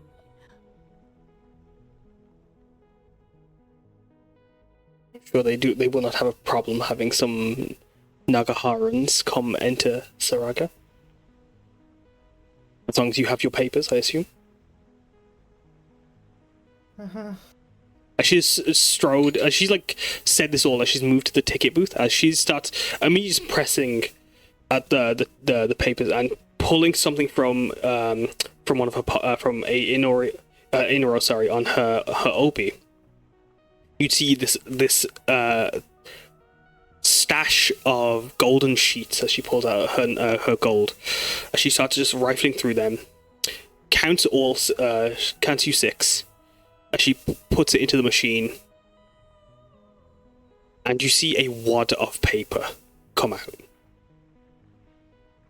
A thick wad of paper. As she looks it over, and then just puts that in another inroad lacquered box on her obi, and then place that inside her on the inside of her sash. She clasps her hands together. The train should be here in a few minutes. Shall we make our way to the platform? yeah, let's go. Yeah, that'd be the best, yeah. As she's gone and bought the tickets. Go on, sorry, Piyar? Wait, I was gonna say, like, Piyar's gonna like side glance to like Taiga, just kind of like a what's going on? Like, what's the deal with the squeeze? What's with the? Because knowing that they don't like in public, they're like they're not very showboaty about their relationship. Yeah. He would just be. He would kind of let his guard down just slightly, you know, just to kind of comfort PR, but he would kind of just whisper, I'm sorry, Yaya. I just had a weird feeling just now. I don't know what it was. It just was very off-putting. I can't quite explain it. She's just gonna squeeze his hand back. We're just going on a train ride. I know. I just again, I can't explain it. It was just weird. believe you. Yeah, I know you do. Just let me know. Let me know if it happens again. Of course, of course. As Piyar, as you address the hand squeeze from your partner, I'm also going to ask then, how are you, as you're taking in everything that's happening, how are you feeling as you watch this woman guide you further into this? As you are moving along, you're on stone platforms, right? As you're moving through the boutiques, your tickets are shown. Instead of going through the ticket door booth gate, she goes up to one of the staff members, as there's these wide group doors essentially. As she shows the stack of tickets, she pulls them out. She steps aside and gestures for you all to enter, to go before her. Oh, so she just bought our ticket. We didn't even have. Yeah. Oh. Yeah. Oh. Let's be honest, Okay. as she guides you on, you can see on the side of where the platforms of the trains are, it's a massive expanse as rails go on into the distance, as waterfall or lava falls are all around you. Bubbling lava can be heard deep within as you guys are in the heart of the volcano, essentially, as you see where all trains coming in around you. As Vidaris is allowing you to enter onto the platform. Piyar, how are you feeling as your client pays for your ticket, lets you guys go on ahead, as you feel this anxiety in the party? How are you feeling? Well, she's gonna thank her first, like, for being so gracious as to pay for their tickets, for all of their tickets. And then she's still just kind of confused because, like, she didn't feel any of the stuff, like any of the feelings that they felt. And like going through, like, well, she's confused about the anxiety, but also like they went in like through a special way and everything, and she's like, oh, it's not like a special way. It's like it's part of okay. So it's just an extension. Yeah, it's just an extension of the normal toll gates. So it's for like just bigger, like for wheelchairs or for big groups. So you wouldn't have to all scan your tickets. Yeah. So then she's just confused about the anxiety of the group. Like she looked, so there was the squeeze of Taiga's hand, the message in her head, Taiga just saying that he had a weird feeling, like she had looked around because she doesn't know it's from her. Yeah, so yeah, no, she's just confused. She's like, this is just supposed to be a trade ride. What is, I don't. Why is everyone being so weird, right? Yeah, Samosa's fine. Why is everybody else being weird? Samosa's the weird one. Not fine. Wait, Samosa's not fine?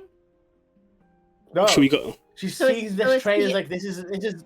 Well, no, I mean other than going, like Piyar knows why Samosa's not fine. It's because of the destiny. Yeah, other than that, she's fine. Yeah. Yeah, everybody else, like from Kyuko and then from Taiga, because I don't think anybody else has said anything about stuff feeling weird. Yeah, that's it. She's only got like 2 points of data at the moment. Yeah. So what I'm gonna do is I'm gonna go to actually Hibana as group leader. How are you feeling? Do you bring the group together for a moment, or are you? You know what? I think she'll try to motion for like a team huddle with everyone just to like talk this out real quick. Is that beyond the barriers, out of curiosity, or is that before you guys reach the barriers?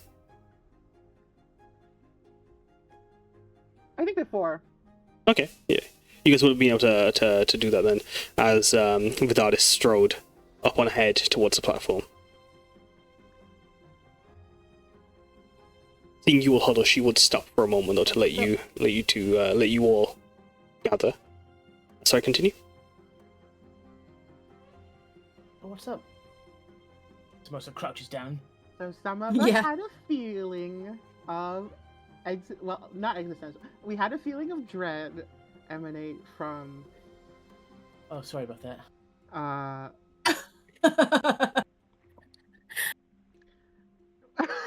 Oh Oh no! Is an aura that? Did you just? Sorry, Sorry. we felt an aura. We felt an aura of dread coming from our client. So, not sure if that's like, if she's like feeling very worried about the train ride, or if she's like going on the train ride for like some other purpose we don't know about, or but anyway, just wanted to say some of us have that feeling. It's okay to have that feeling. If there's anything we want to address real quick right now, because I can't think of anything right now because nothing's happened yet, basically. But I just wanted to check in with everyone. Piyar's excited. It's just You felt it from Vidaris? Yeah. I don't know if it's I thought it was. It's more like she's a feeling like. dread and It's more of a gut instinct feeling, is what like your gut is giving you like a sense of dread from her. She's okay. She's giving me bad vibes. Yeah. Well, I just feel like something in the pit of my stomach is dropping. That's the feeling. But some of us felt it, so we're not going cuckoo. Okay. Yeah. So He seems okay to me. Yeah. So we just keep an eye out. Yeah. You know, it might be something and it might be nothing. For sure. So either way, it's a good idea to kind of like keep an eye out. For sure. All right. Well, everything will proceed normally. Just keep an eye out for stuff. All right, let's go. Yeah, let's go relax on the train. Let's learn about our travel companion. Could be the most unrelaxing train ride ever. Well, okay, Yes. so, Sam, It'll be we okay, can't Samosa. worry about it. Like, there's nothing we can do until we get there. Let's not borrow trouble What's by worrying Samosa about worried something about? we can't. Because of where wanna we're cut this going. off. What's wrong with Sarhaga? Oh. Sarhaga, yeah. Oh yeah, Argos case from there.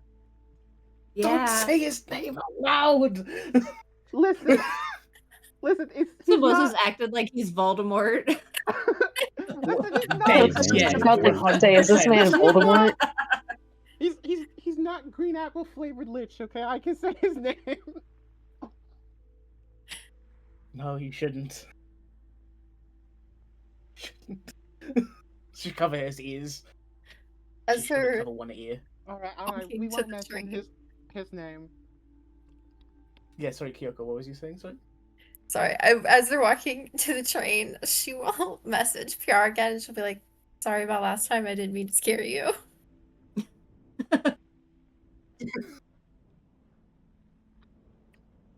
Just kind All of right, like. let's go. Let's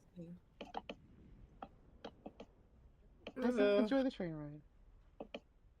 Yeah.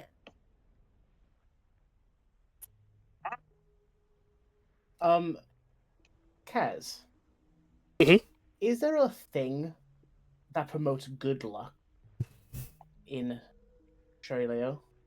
There's the phrase like Shemai is divine luck, so like there's usually like when you like would pray for it. Sakage is usually the symbol of is a symbol of guidance, but there is also Kitsunemai, which is the lucky fox, the lucky kitsune, who's one of Shien's many familiars. Trying to think.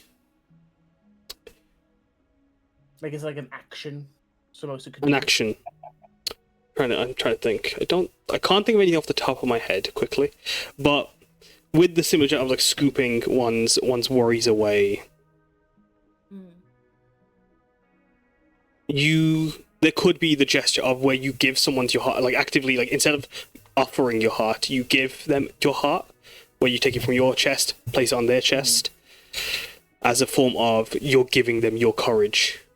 Your it would be a gesture that you could provide. Can't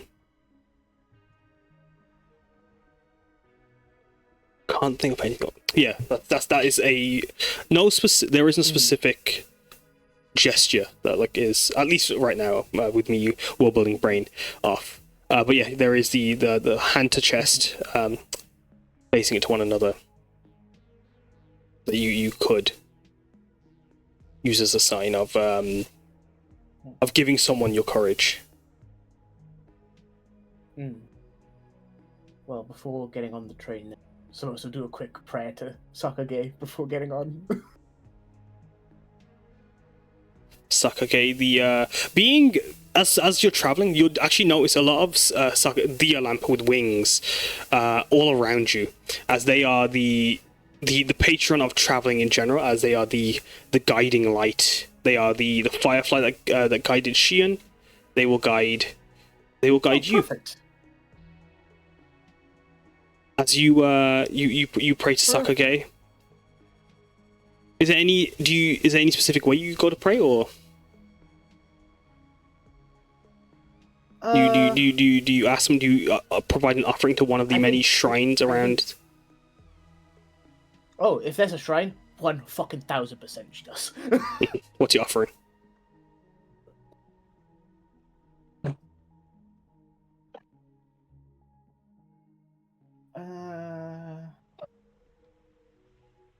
She will pull out some samosas, and she will pull out a candle as well.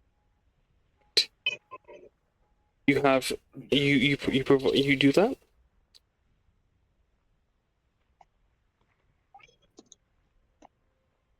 Just offer a quiet prayer alongside that. As you would have done that.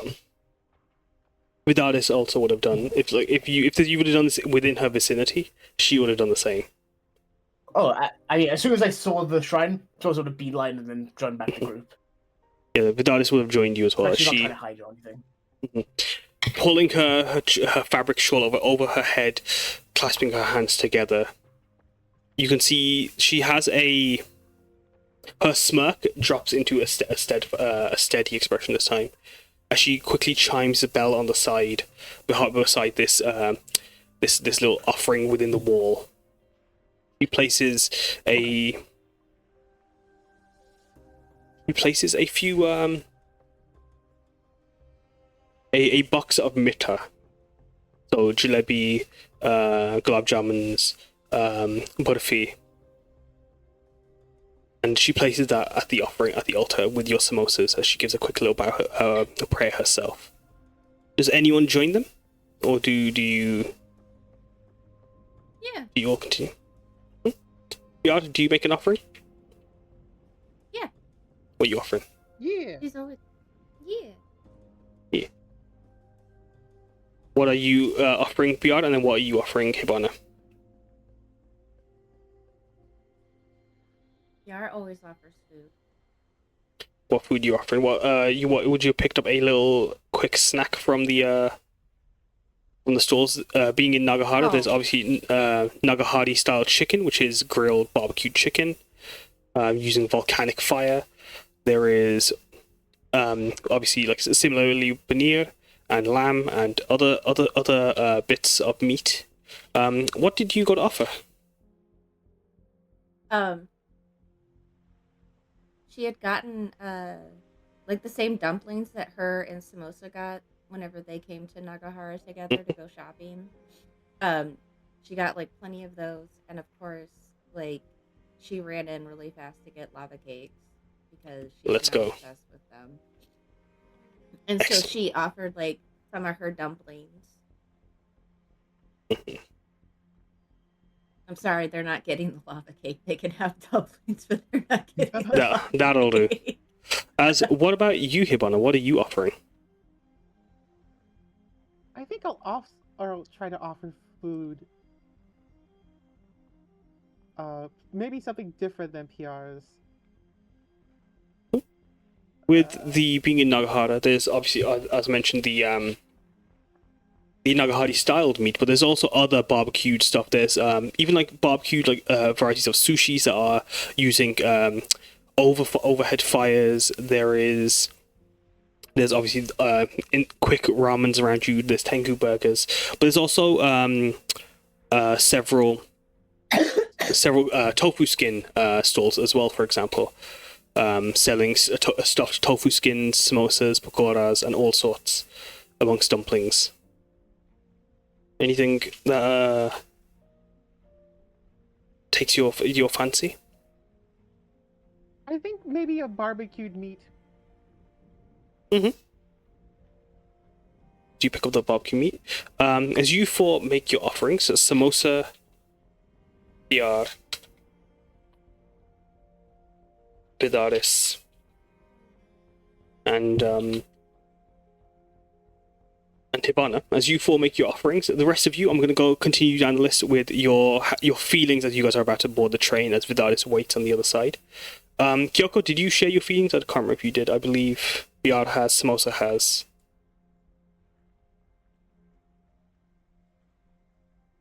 I don't Hibana had their remember. huddle. I don't think you did. Hibana had their huddle.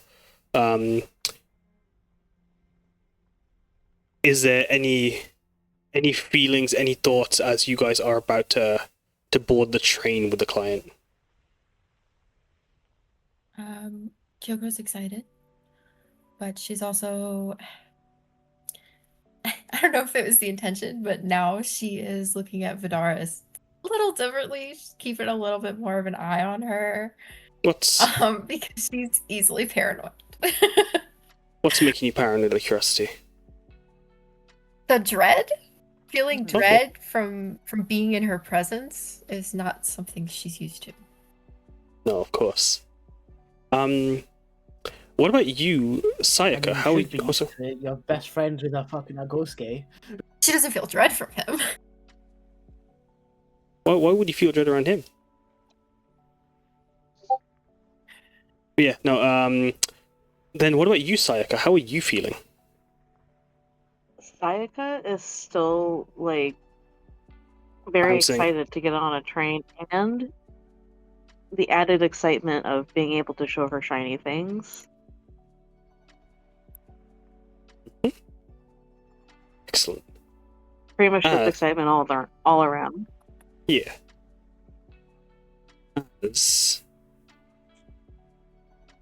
Lastly, what about you, Taiga? How are you feeling?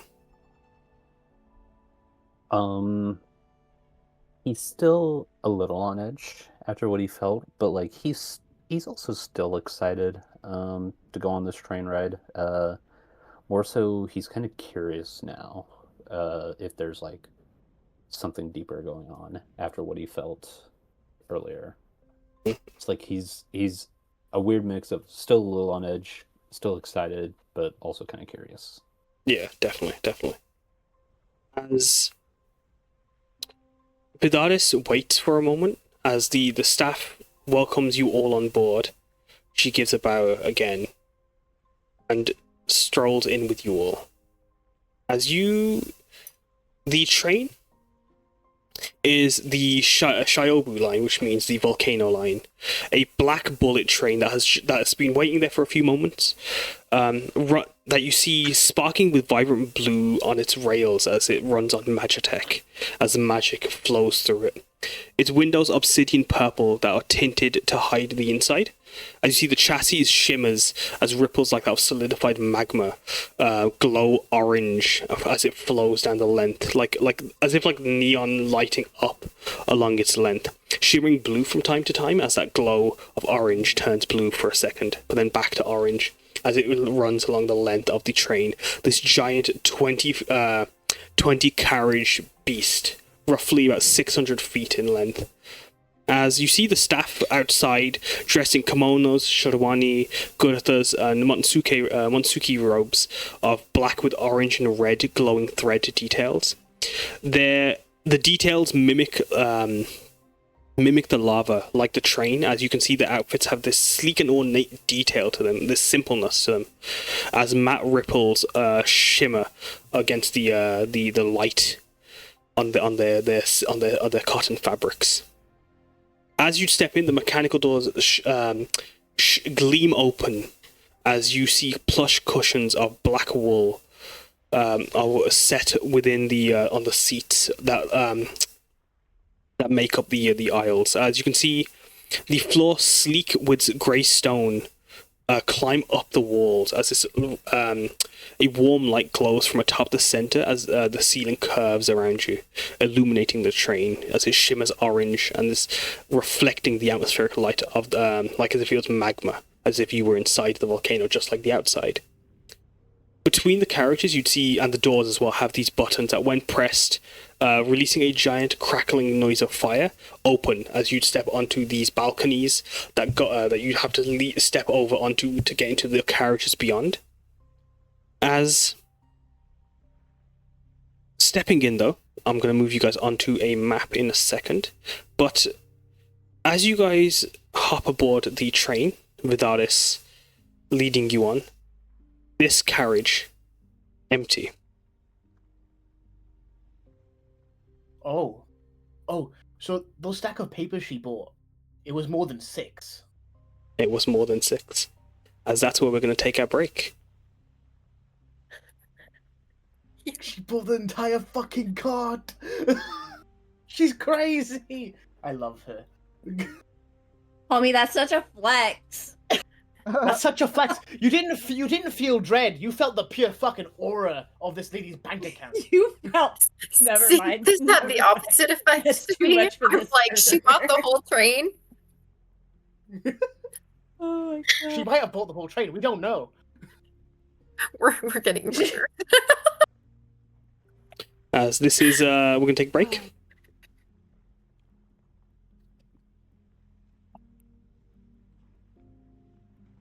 Oh goodness. You guys enjoying the session, by the way? Yeah, sorry. I had to let the dogs out. Yeah, No, it's Yes. more fine. Like, I feel that. if those dogs are barking, Got you up. They have a routine. They're on a schedule, man. no, of course, definitely. Me thinking, I can make a snack. I can't make a snack. It will take too long. Why can't you make a snack? It takes too long every time. You guys were making fun of the fact that my dumplings took 30 minutes last time. You're right.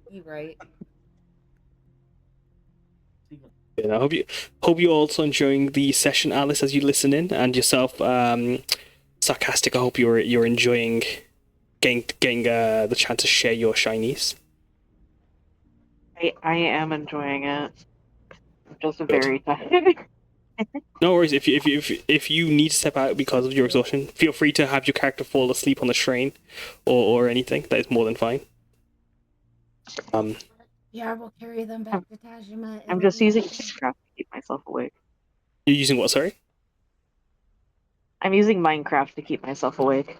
That'll do it. Oh. Not the sense of dread that you're feeling. No, your shiny time. You actually just gonna tell me your Minecraft Shiny inventory. time. What are you gonna do?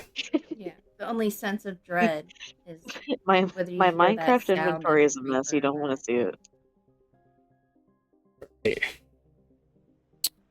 I want something to snack on. I want something to eat. I could eat the chocolate, but then Georgia will kill me. You want a beer? And I did not want to go to the shops.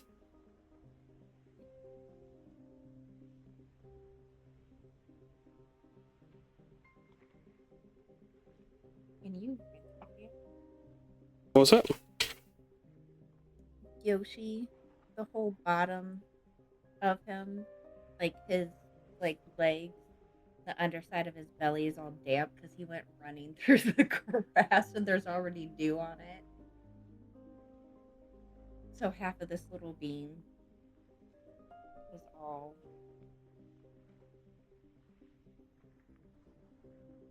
he's a mess.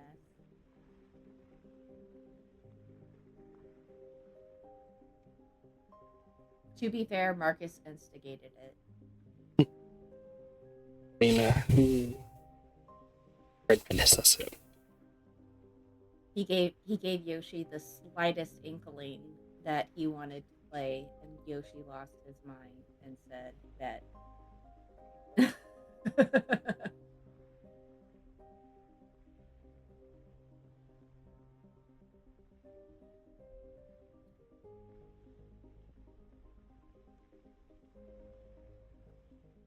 think the jealous boy is gonna. Oh no, he went straight to the house. Look at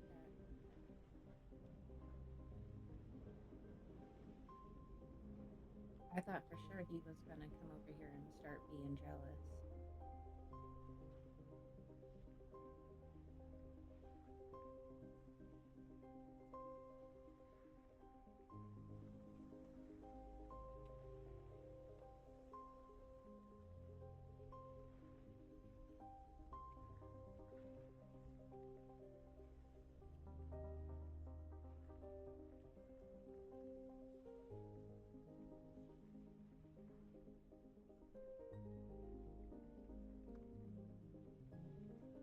I'm gonna be right back.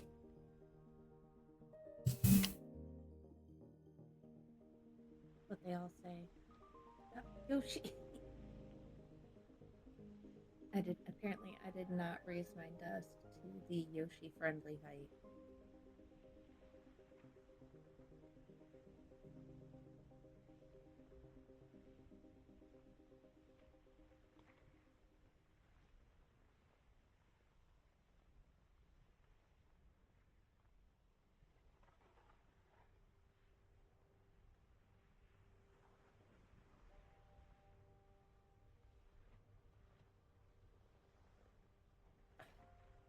I grabbed a ridiculous amount of snacks. I am ready.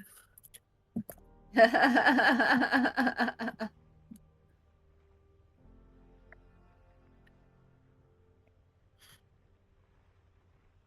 in, bitches. We're going shopping.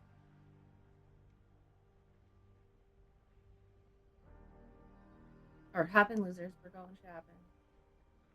Why'd I say bitches? What the fuck is wrong with me?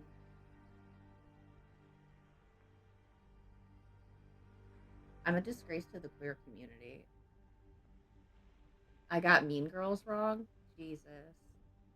They're gonna What? Betrayal. my fucking cam card. Wild.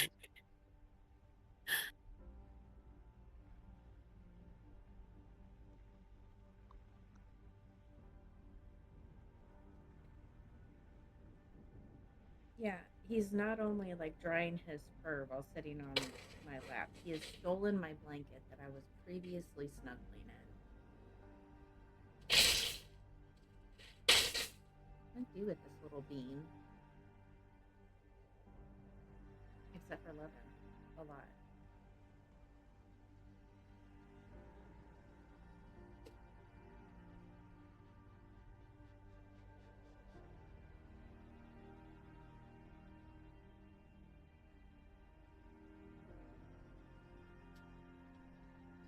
So funny. Like, Piyar trying to, like, not really, like, covertly, but, like, not as, shh, everybody, he's here. Hope you're enjoying the session, by the way, Specter. Where are we?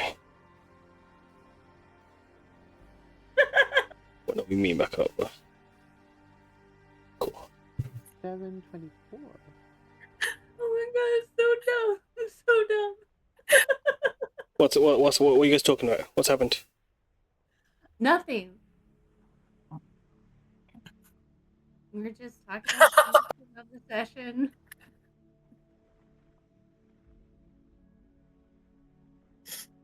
How many of you guys talk behind my back? For no reason. Would never. The way I shifted so hard to do that.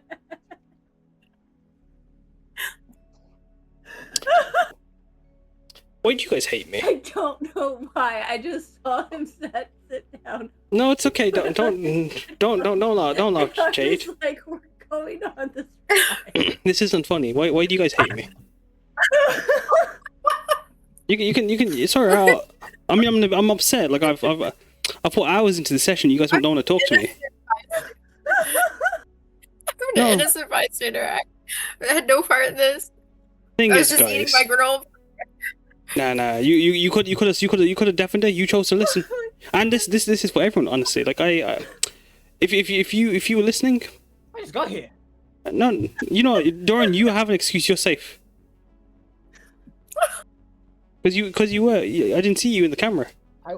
But everyone else that wasn't muted or was here. Practicing the knife techniques you showed me. Yo, did it work? Look at this. Look at this bell pepper. Why am I? It did. Oh my. I'd like to see. I thought that was a Slim Jim. No, I thought so too.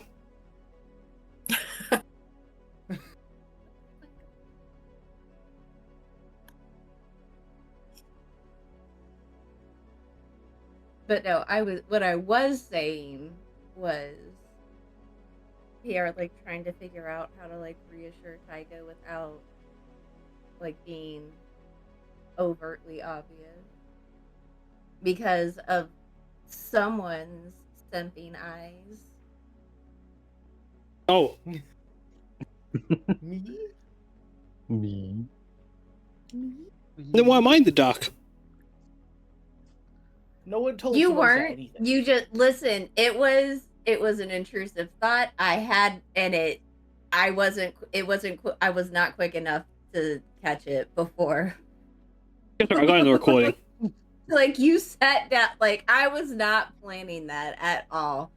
You sat down. I saw the headphones go on your head, and my brain went hard left. We're improv. Goodness. I Teacher's back don't home. know what's happening. Yeah, teacher's back here. Except for my brain being the normal weirdness. That's exactly what I was thinking. It's like, quick, teacher's coming. You guys see me in the background, you think you're safe? I actually have your wireless headphones on.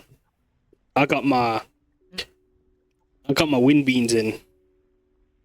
You mean the ones that we don't see you take out whenever you put your other headphones on? You guys hear of the fishy speaky? I've got the wormy hairy. The wormy hairy. Oh, I don't like that one. Yeah, Sorry, no, that one didn't feel good. No, that's fine. Not feel good. No, sorry. That's, no, that's Ooh, I want to erase that one. yeah, no, let's change it. Fishy speaky's Go fun. back, Let's, pretend that didn't happen. how about... It's really good recording right now. Yeah, right? It's fantastic. No, we're recording. Yeah, they got Popular it. brand. They got us, yeah. This, my beloved. Say hello. Oh, he can't hear me. I was gonna tell him to say Oh, sorry. hi to G. I didn't shut up. He's not sorry. Don't listen to him.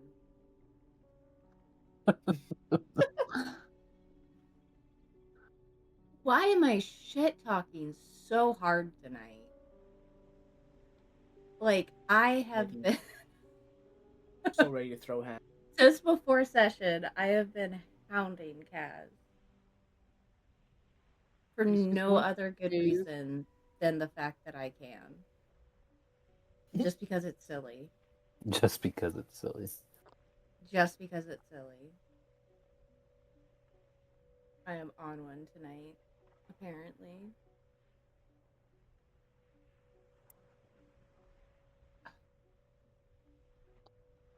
I don't think you understand. My abs were hurting before She thought I was arguing with you guys. session. Oh, she. That's right. Wife coming in to protect us. Making sure to keep you in your place.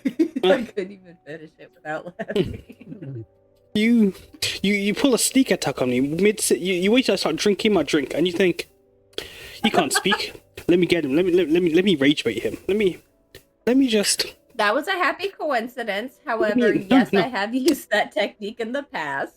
No. On me? No. That's it. No, not Where's- on you. Kick from Discord. You think I waste my good? Damn.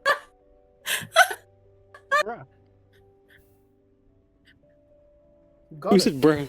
Yeah, exactly. Of course I did. I'm powerful.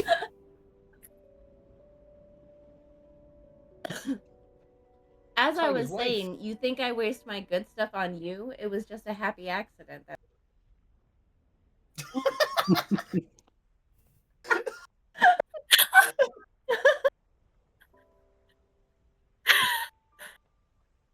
G. Frankie leaves the Discord. It wasn't even me that time. No, yet it was not me. So it's either you or who else has permissions to kick. Izzy and G. Only them two. Who aren't here right now. No, it's just me. I did it. Exactly. Exactly. Is everyone here, by the way? Is everyone back? Everyone? Do you miss anyone? Sarcastic? I'm back. Excellent. I've just Hibana? been listening in. No worries. Here. Samosa? I'm here. G. Frankie? Present. And Taiga? Hello. And I think that's everyone. If I will guess. Now, Jade, are you there? Not for long. You guys ready to move on? I'm gonna ask, what is the mood in the party? Are you feeling tense? Are you feeling excited to be on the train? What? Are you feeling anxious?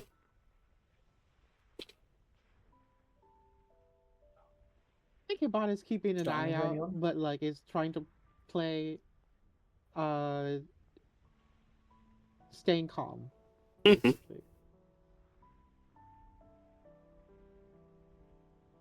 What about the rest of you? Is it? Samosa feels a little bit. Samosa feels a little bit better after now giving an offering and praying. Mhm. But she still got a little bit of that tense.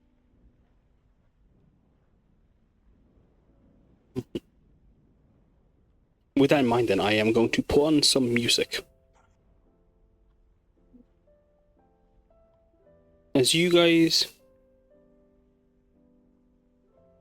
move through, as you guys sit on the train, waiting, or not waiting, sorry, as the train slowly begins to hum, as it will begin to start leaving soon. As you enter in on the carriage, give me a second, I'm gonna put you guys on the map. Suspicion is, as you enter this carriage, seeing no one within, as you guys step into the lobby area, essentially, of the area, the train. To your right, it leads onto the balcony that leads onto the next carriage. To the south leads into the seating area. As I'm going to send you guys a map, as this is also what you guys will be using as a reference for where you are on the train. It's a big one, I apologize. But you guys are currently in 4P. Oh, this is cute. The driver, or the front of the wagon is 2D, but you guys are in 4P. Okay. So I'm going to pop this on the stream screen as well. Wait, so are we in between 3P and 4P right now? Going No, into 4P? You're going into 4P on towards 1L. Towards one. Okay. The purple one. E, not B. Got it. L is luggage, P is public area, B is the private area, E is engine, and D is driver's area.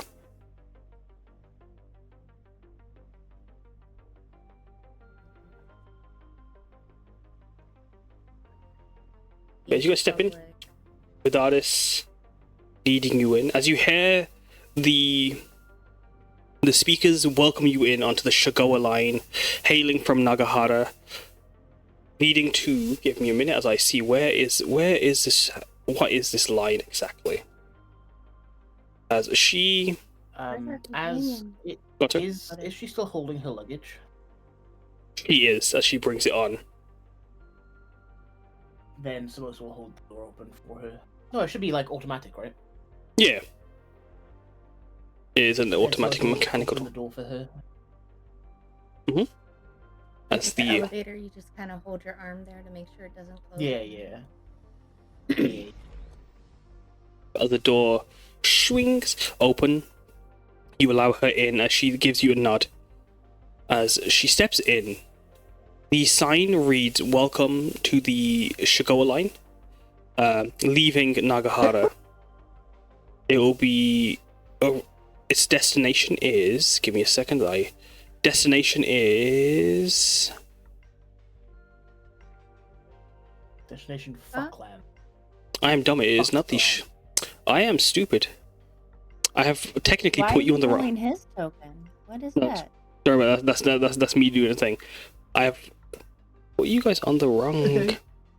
What's his name coming up? Interesting. I have made a mistake. You guys are on the train. You guys are on a different train.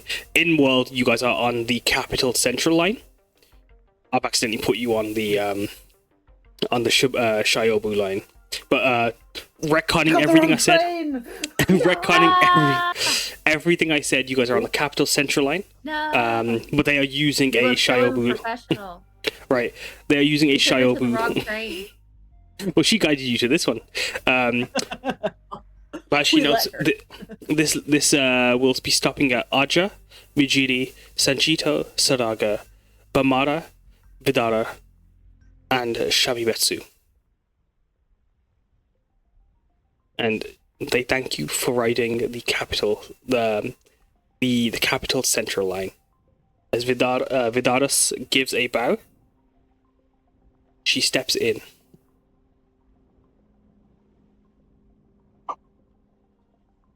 Into the public seating area. As she leads you, she finds a seat right in the middle, in the middle booth area.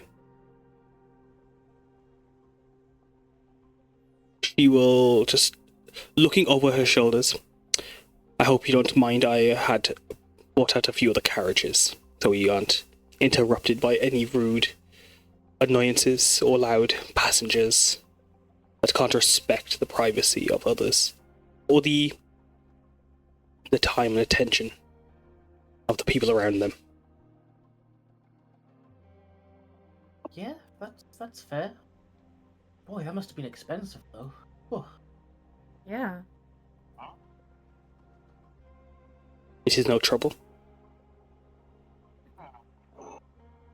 Clearly. As she shows you the entire seating area, but she does state, if this isn't to your liking, we can move to one of the other seating areas if you wish to take one near a public restroom. Or if you would like, we could head to our private booth.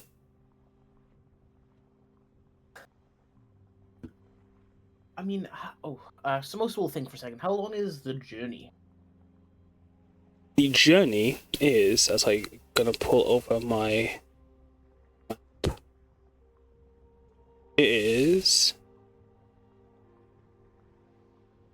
journey is going to be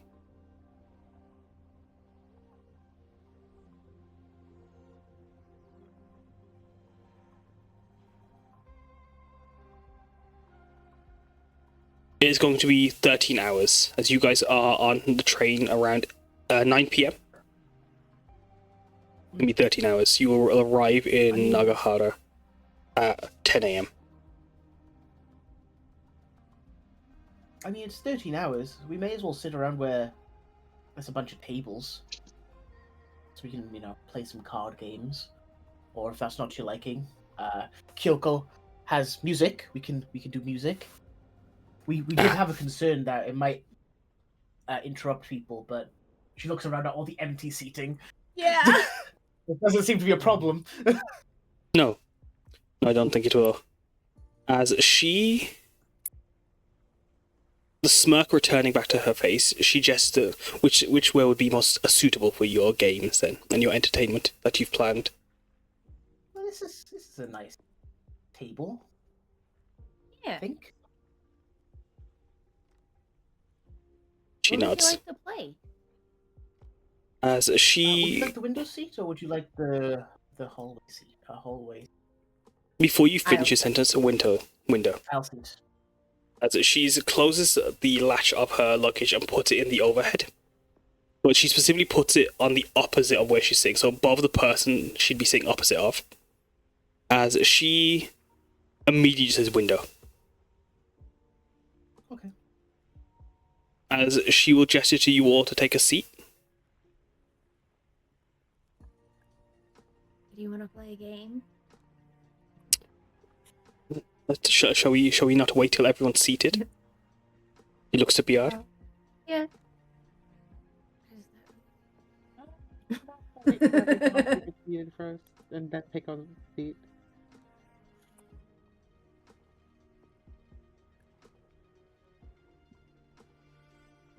Piyar, Taiga, where would you guys like to sit? Yeah, Pierre's waiting on Taiga. We can just sit right here. I guess Hibana will sit here. She looks at Taiga, Piyar, Peanut, Hibana, Samosa, and then leaning over her seat, she looks back to Kyuko and Sayaka. And then as the train hums, you hear the gentle sparking of electrical magic for a moment. As the train begins to start moving. Give me a second, as there's your train ambience. She sitting inside.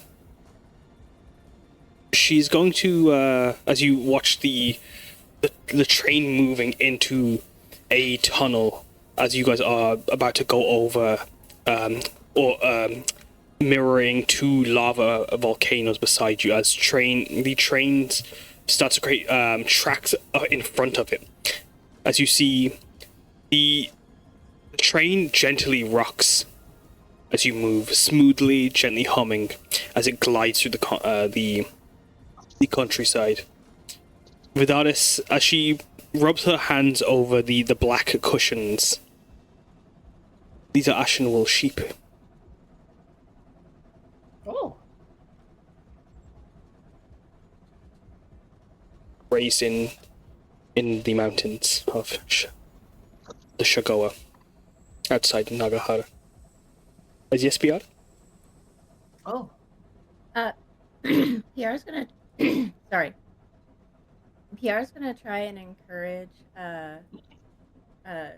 Kyoko and Sayaka to come sit up here so that they're able to chat with everybody easier and not far away from the group. As Piyar, are you looking over?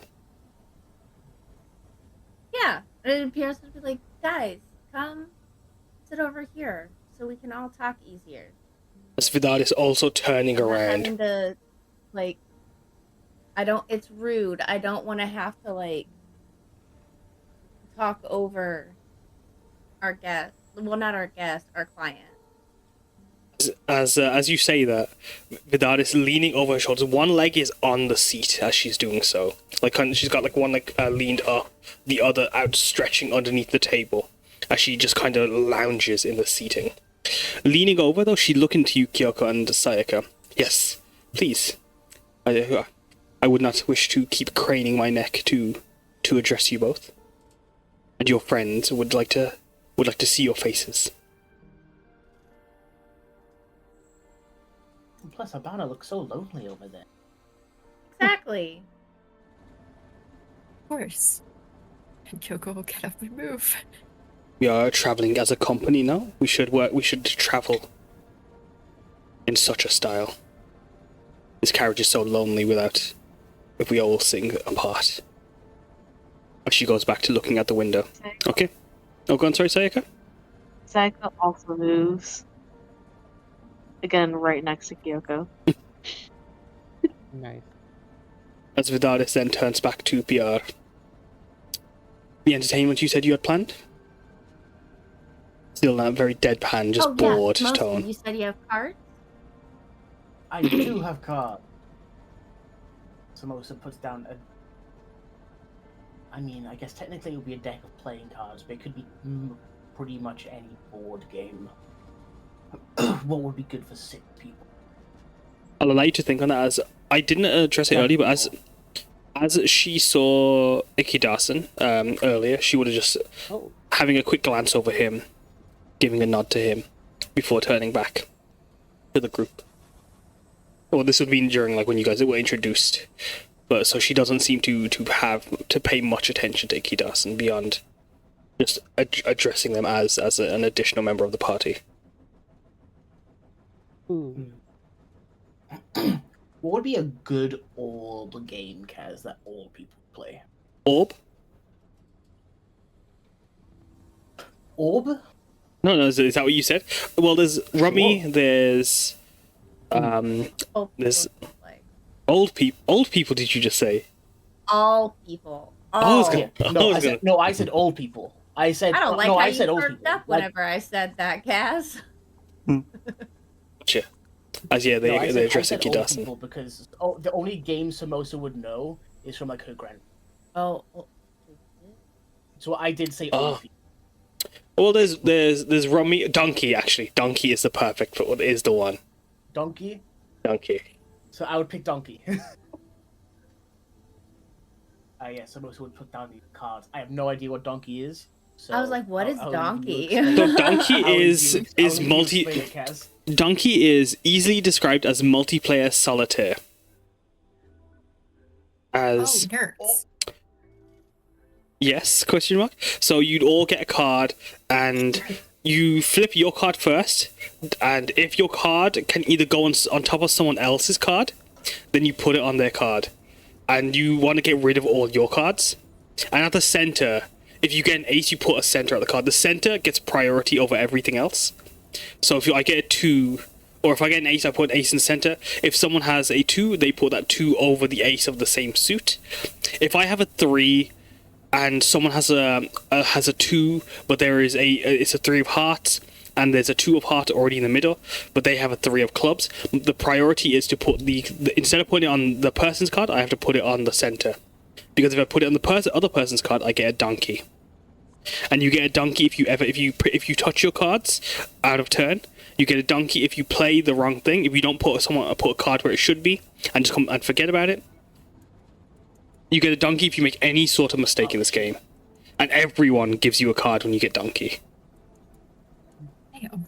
It gives you the card at the top of their deck. Oh, damn.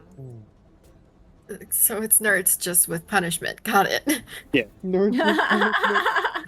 So, how do you explain donkey to this person, to Vidaris, or do you share donkey to the group? How do you? Well, I will say the name of the game, and if she doesn't perk up or doesn't understand it, then Samosa will explain. As you're still looking outside the window, as like the volcano passes, as you're moving through the volcanic tunnels. Yes, donkey would be suitable for a party of 8 or 9 if we want the bunny to play as well. I thought so. Ooh. I'll just watch. He doesn't really play games. He kind of just sits there and cuddles. You could teach them. That would be. I can't even talk to him. How do you know that? Unless... Yeah. Wait, Sayaka, you're a druid? I bend over. Oh, yeah. I was like, oh, yeah. Sayaka, can you speak to Distracted animals? by the thought that she could talk to her bunny. Oh my She god. could possibly be able to start talking I am to a her bunny. druid, hang on. On a regular do- basis, though. Like Peanut. I have... Peanut. I have... Hang on. I believe you do have Can some I? stuff. Nah, there we go. I know I do have some stuff. You speak with animals as I a have. spell that you can ritual cast, but I think you also have an abuse Yes. speech of beast and plant. One of your features. Yes. Well, Real they talk, Kaz. understand me, but I For wouldn't be able my to understand you now. So say it again, Sayaka? real talk. Like they would be Ah, able to understand me, but I wouldn't be able gotcha. to understand them with. Gotcha. So yeah, you can ritual cast. So But instead, I do have yes, speak with animals. It's a ritual spell. So if you wanted to, without spending a spell slot, if you spent 10 minutes preparing a ritual to speak with animals, you'd be able to do that. Or you can spend the spell slot and cast it immediately, if you would like. I will do the full ritual for like 10 minutes. You think on what that ritual is? Piyar, what were you going to say? Oh, I was gonna say real talk, cats. If it wasn't for the fact that it only lasted for an hour, my Shiseki stone was gonna be speak with animals. We'll have to get you an heirloom one. So she could talk to Peanut. Yeah. Well, as you, what does your ritual look like, Sayaka? As everyone, is everyone watching Sayaka as they're doing this, or are you guys doing your own thing? As Vidaris is looking out the window, the entire time. The Sayaka.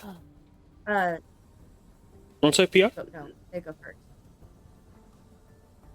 Oh, I was gonna say if everybody's just waiting and watching the ritual, Piyar, I'd like to talk to her about the name that she recognized of, what was it, the storm? The Invincible Storm.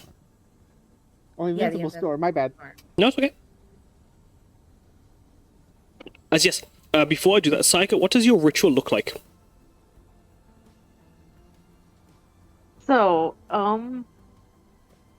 in the spirit of being as chaotic as possible, I decide that she is going to just stare at the animal that she wants to talk to for this entire ritual, as the spores just kind of...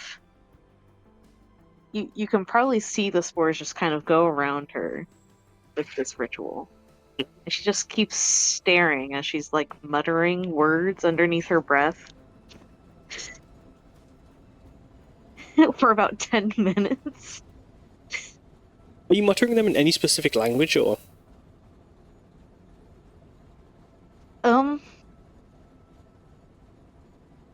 That's a good question. Am I? You do have the Druidic language. Druidic. Mm-hmm. Probably the Druidic, yeah. As you start speaking in this language, that basically is the sound of nature. Vidaris turns from the windows to just watch you for a moment, her head tilted as she stares at you, staring at Peanut. Peanut turns, as like she kind of does a double take. She looks at Sayaka for a moment and looks back at Sayaka, and as soon as she sees Sayaka double taking, she freezes, frozen on Sayaka, as she watches as their eyes are focused in on each other, entranced in the ritual. As 10 minutes is happening, I'm going to give you 10 minutes, Piyar, to have this interaction. And this could include the entire group. As Piyar, would you like to ask her as your 10 minutes starts? Oh yeah. If it finishes soon, ask her more about. Yeah. She just wants to ask her, just saying that she recognized the name that she mentioned. She can't like in passing of doing some research, and so she knows it's familiar, but she doesn't know much more about it. If she wanted to, if she could tell her anything more about it. The Invincible Storm? Well, Shirakaru Mariare, her dynasty came after the Injuran dynasty.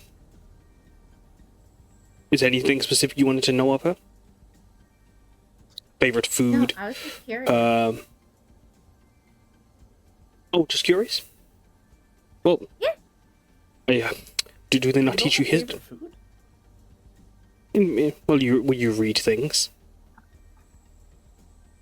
Oh, I didn't see that. I assume they don't. Do they not give you books in school? He asks both Piyar and Samosa. Oh no, I know of her and like her conquest, but it didn't specify that fight. suppose. Maybe I missed. I did pass history. Samosa looks like down on herself, like, damn, do I suck? Yeah. Because Pierre's just gonna be like, I know it sounds familiar. I just don't know where. Like, with her saying that, would PR then know, or can I make like another check, or? What are you trying to know exactly when?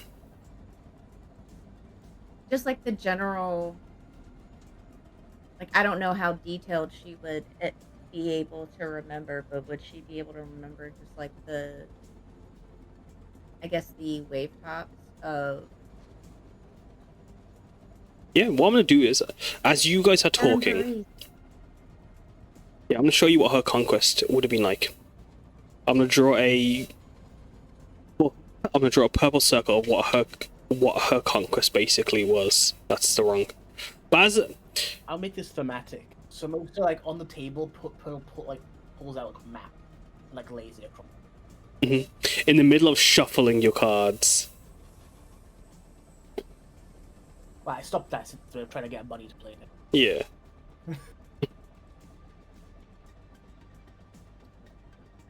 As you pull out your map, she looks over it and starts with her nails. She starts drawing an outline that basically shows that she basically conquered almost the entire continent. Only just most of Edo Shah and the tip of Haida Io wasn't conquered. As she explains, the invincible storm. She was young. She was excited. She had dreams of conquest. The five Kado wars ended. The dragons had finally decided to stop fighting the elves. And in this vacuum, why not? Why can't there be a time for this hungry, this greedy storm to brew? And she. What did her army comprise of? She was a Tahashman. She goes out in What those. did her army comprise? Oh, race-wise. During that time, it would have been. I'm asking you as the DM. She'd gone, like she did mention, Dragonborn, Air Genasi, elves, and tieflings were the main. But there was Goliaths. There were even Rakshasa fought with her. Rakshasas and as she explains that, like, her conquest as it conquered these areas, she got the Goliaths and the Rakshasas of Buddhist Island to assist in her conquest. And although they may have taken a while, when you're called the Invincible Storm, it isn't hard to find a reason why they might fall into line. No. No, it's true. Yeah. I mean, at least she didn't scar the land like Edoshire is currently doing. Do you think a storm goes through a forest without taking out a few trees? Yeah, that's fair. I'm talking more about these crystals. Oh, Harukasha's taint Quite is. foreboding. Harukasha's taint is. There is no finer slight to this land than his crystals. But his mark is his mark. No? Can I roll an insight on that? Yeah. What are you trying to glean for that?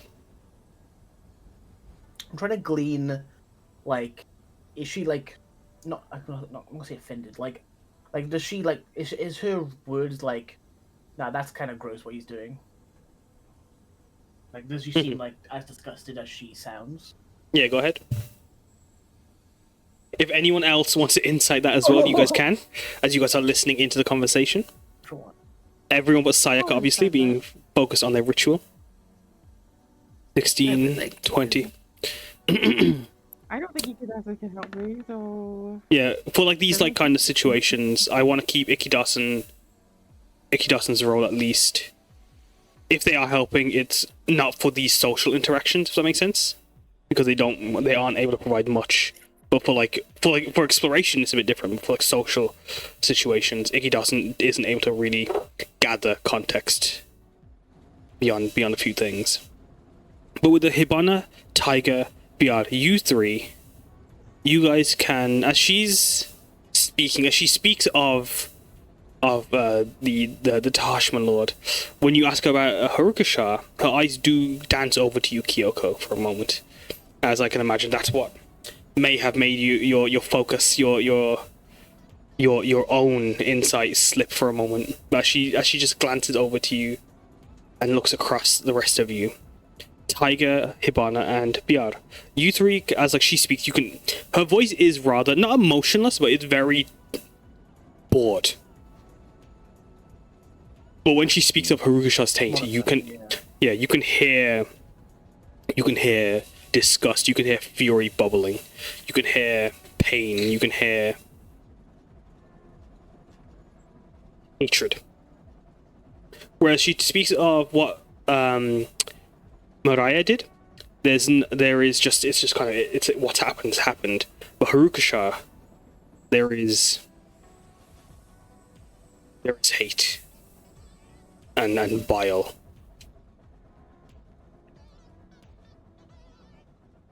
As you have 2 minutes left before the ritual ends. I think Samosa's natural one just comes across as just completely agreeing, like, yeah, no, it's vile. Mm. It's like completely, like very like enthusiastically agreeing. Mm-hmm. What Harukasha has done is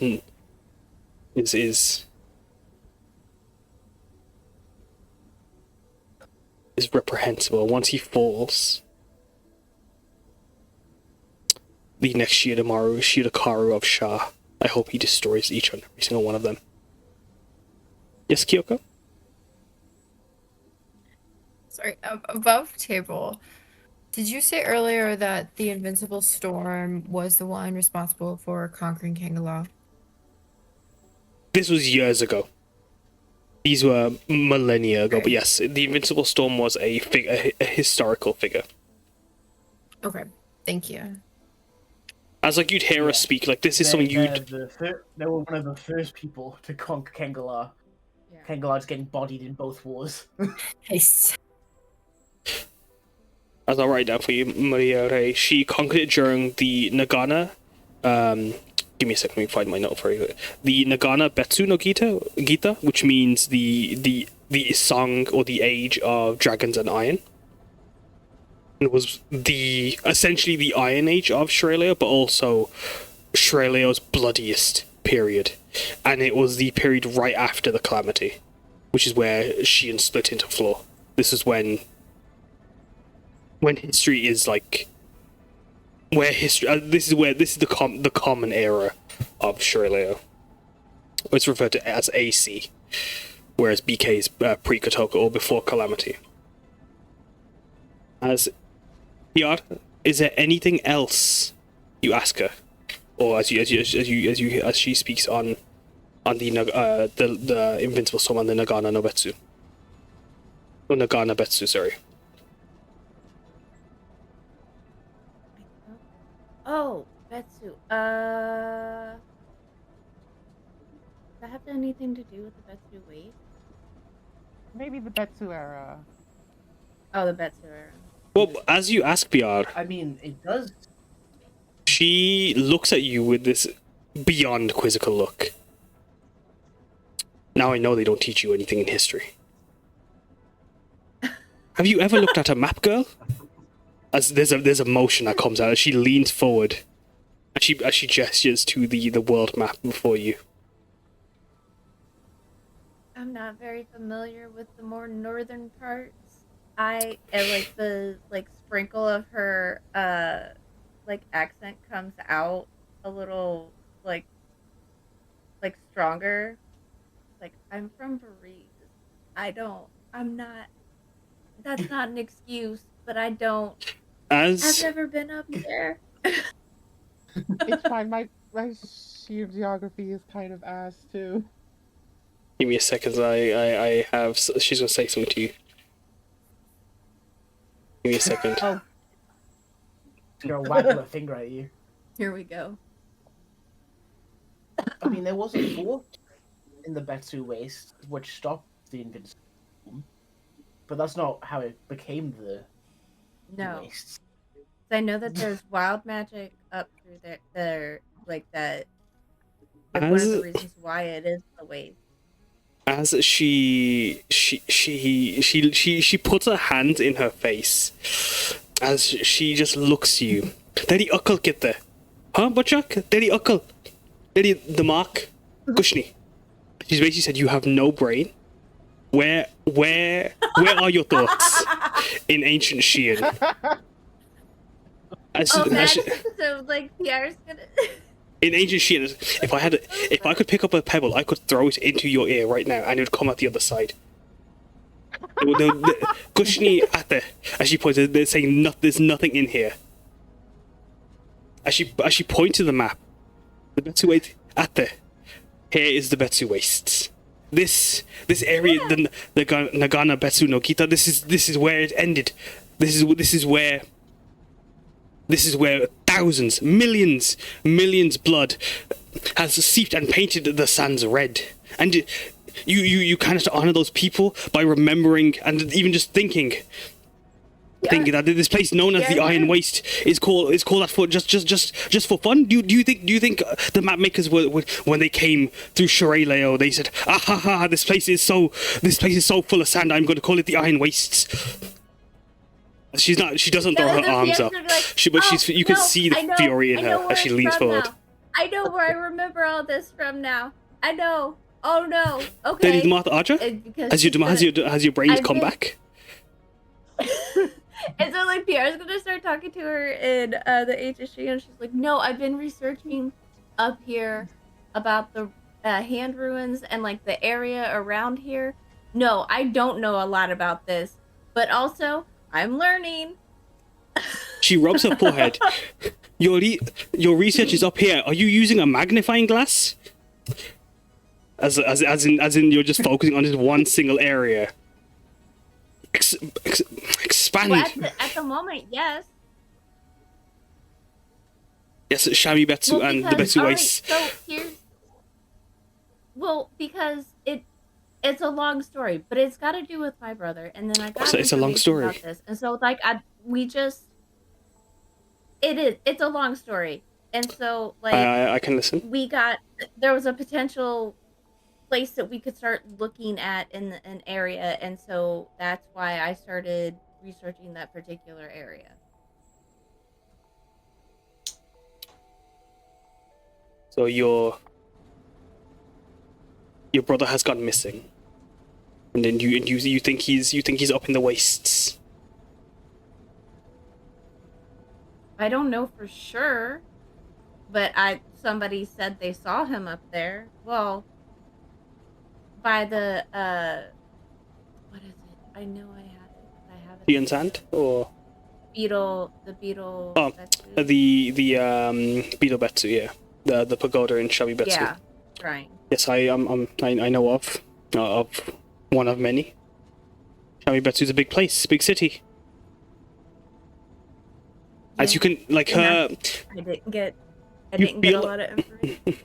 You feel like her patience with you is very low. If there is any patience for you, it is minuscule. As she listens to you and like hearing about your research.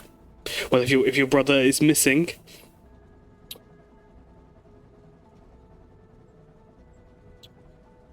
You mentioned about the shining hand, the ruins there. Well, of course you look in the Sheehan hand. We don't have that many books at Tajima. We just found a couple, so I've just gotten started. Do you not have feet, girl? Samosa will whisper. What does she whisper? Samosa will whisper. We have quite a lot. We have quite a few books actually. So you're lying to me now. On that, she looks at that's Samosa. all Zor could find. No, on that Samosa. Samosa roll stealth to see how well you whisper actually. As she's speaking, we're gonna come to the ritualing moment. She just looks at you as Samosa whispers very badly. Not wearing their armor. It's with an 11, whispering. She just looks to you. Well, then, if he's in the Shian hand, he must be in the old temple down at the bottom, where they had all the mechs. We thought maybe the temple. Is where I would hide. Piyar's getting more and more excited. If I was Taiga, she's gesturing, she still has his hand while she's emoting. If I sought to be in hiding, I would definitely head to the. Give me a minute. She knows the word for this. I can't remember the word though. Give me a second. She would say, "It is me quests."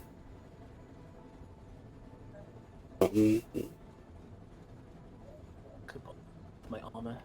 Now. Well, I wouldn't want to go hide in the Kuber Fort.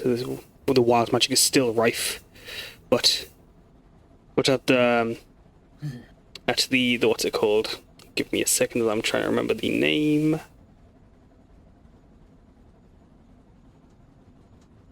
I am dumb. I did not write it. Samosa knows Agent Shion too. Yeah, and you can. So Samosa has no idea what we're saying. You couldn't even say about. Oh, did you say that? Yes. Did you say that in Agent Shion? My bad. Yeah, we've been talking in or at least Piyar's been talking in Ancient Shion. Yeah, then she'd be replying back into you. She'd be speaking back to you in Ancient Shion. No, yeah. Even with the whisper, she's like she doesn't see her as a liar, but instead, as she's listening, if not the Kuber Fort, you would be wasting your time. The wild magic.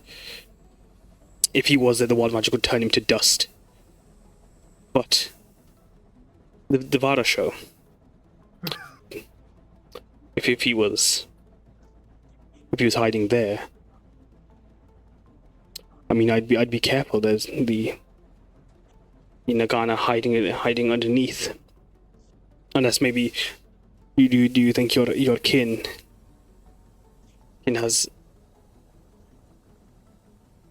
knows of the what lies underneath. Honestly, I have no idea. Up until a couple weeks ago, thought he was dead. Since I was like 5. Well, I don't think there's much to worry. I honestly could not answer that. Then I think there's not much to worry about anymore.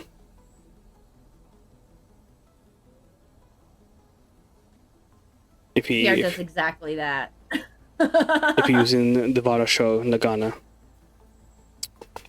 What the dragons that lay underneath, those that lay in hiding. I think if anything, a funeral might be in order.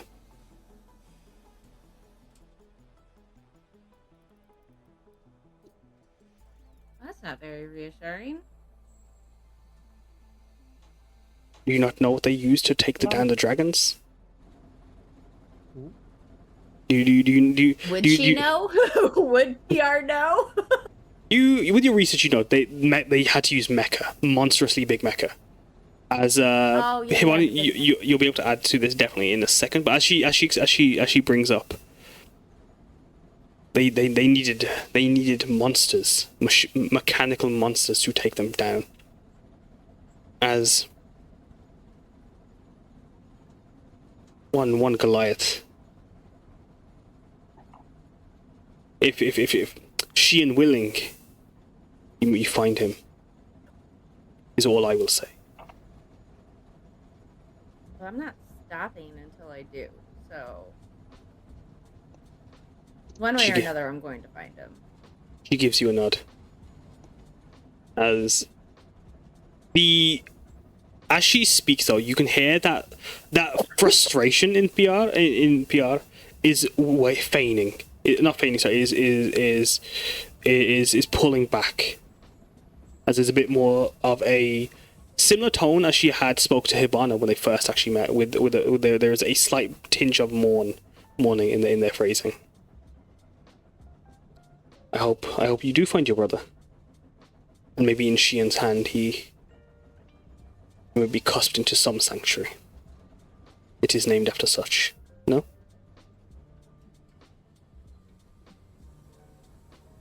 I'm gonna find him. She looks at you. What is your when you listen to her speak? Does your body language change? Does Taiga, Samosa, Hibana? Sorry, you wanted to say something. Hibana, did you get into the conversation, or do you just do you listen in? I think Hibana's just listening.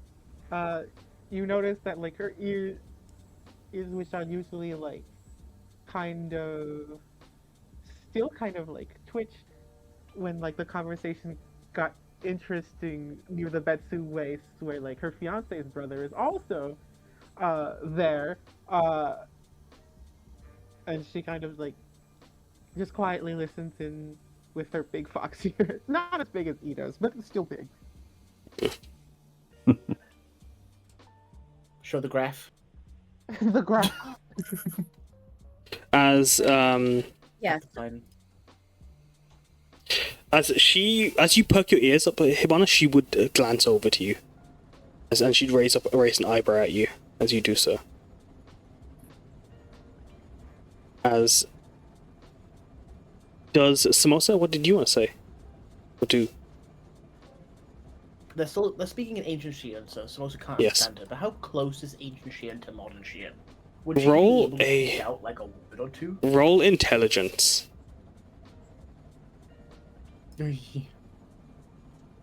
Or even insight. I mean, that's better. That's a... Where's my insight? There's an extra +2, so that would be an 8. You pick up Well, the that'd be nine. name. That'd be 9. You pick up the name of like Piyar's brother, and a few little things here and there, like specifically like the names of places and names of things. Those are the same. But other than that, you don't have a clue. But her tone goes from furious. Would I be able to hear the word sanctuary? Yes, you'd hear show, because the word show in modern Shin is ancient Shin. Okay, cool. But yeah, no, PR, like, the last, like, she's gonna find him. It's like she, like, nods because you said you could hear the, like, difference in the tone. Mhm. Like, how she talked to Hibana. And it's kind of like a nod of, like, an acknowledgement, but also, like, a... Don't get your hopes up. I don't know if it's, like, yeah, it's not even so much a reaffirming it like to her, it's more of her reaffirming it to herself Mhm. after she says it again. Roll. Like, are you showing this through your body language, or are you trying to hide it, trying to mask it? Oh, she wouldn't like mask it. I don't think. Yeah, PR's not, unless PR feels like somebody is like sus or whatever. She's not very guarded with like how she's feeling. But when she feels like somebody's sus, then she's kind of like, Interesting. this is mine. As she is listening in and then provides her own comments, her churia, her golden bangles jingling as she does so. As you guys are going from, you guys had stopped it while this conversation was happening. You guys had left Nagahara out of the mountains and onto a countryside train track. As you guys would pass through Aja, the train would have stopped and you guys wouldn't even realize it stopped as you guys move across, as you guys were preparing to take the train into Mijidi. As you guys are traveling, the tracks forming over the lake itself, we are going to go over to the ritual cast as Sayaka, as this has all happened. You looking at the you look at the what's it called? You're looking at the at Peanut the bunny as they're focused on you for a moment. As your ritual cast ends, what does it look like? What do you say? What do you do? as the bunny just looks at you. As the ritual ends, she says, "Hello? Can you understand me?" Understand you? Of course I understand you. Yo, what's up? Squeak. Your voice is pretty deep for being so tiny. I can't stop. I'm so What do you sorry. mean? I can't stop thinking about the rabbit in Ghost Story.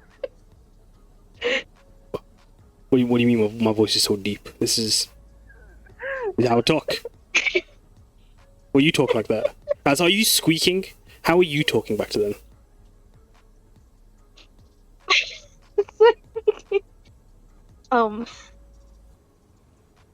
Well, she has, since she has came from a fisher town, she talks in like a yeehaw accent. Let's go! Let's go! The Shiraylan yokel accent lives. Excellent. With her yokel accent. What you speaking like that? Well, I came from a very small town. I just kind of, I don't have enough chance to talk to animals. Small town. What's that? Is that like some kind of hole? I mean, you know, there are Some kind of holes. watering hole? I mean, yes. Like a town's like a bunch It's of very- holes. And It that's why is pretty much that's why a bunch of holes. that's why you guys speak like that. It's a street with holes. He turns to Piyar. You hearing this? That's Piyar. You just see him just squeak up at you. Squeak. What? Yeah, Rabbit noise. Piyar looks over at Sayaka and goes, how does this help me talk to Peanut? As a question, are you speaking in your normal voice, or are you speaking bunny? Like how is Sayaka? Can everyone hear you? Is everyone hearing you speak normally, or are you speaking in bunny? You know, I feel like it would be funny if everybody else can hear me. Let's go. You all hear this perfectly. As how does this help me? Yeah, how does this help her? This I call a cashew. I mean, you know, I'm not After really the trying nut. to help anybody. I just wanted to talk to you. Oh, okay. What do you want to talk about? Funky weather out there. I mean, I don't get to see much of it long. I keep it like cashew over here keeps picking me up and moving me around all the time. Don't get to stay in one place. I'm a busy banui. I mean, I'm also a busy bunny. Yeah, no, I'm you just look turning pretty busy. busy. I just had a quest not too long ago. Yeah, no, so are you intensely looking in my eyes? I thought you were doing something dangerous. I thought you were about to try to steal my hole. Luckily, I ain't got a hole to steal, so it's trying to distract me or something for if someone else tried to steal my hole. Oh no, that's just part of my ritual. I really have to concentrate. Ritual? What's a really hard? concentration? What's that? You have to think really, really hard. You watch the rabbit put their head up to their head for a moment and scratch it. Thinking? Huh? Sorry, I'm being a bit too loud. You're just sleeping. Huh? Don't do that. Thinking, what's that?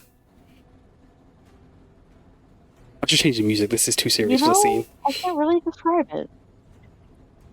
I can't really describe thinking. You should do what I do and don't describe anything.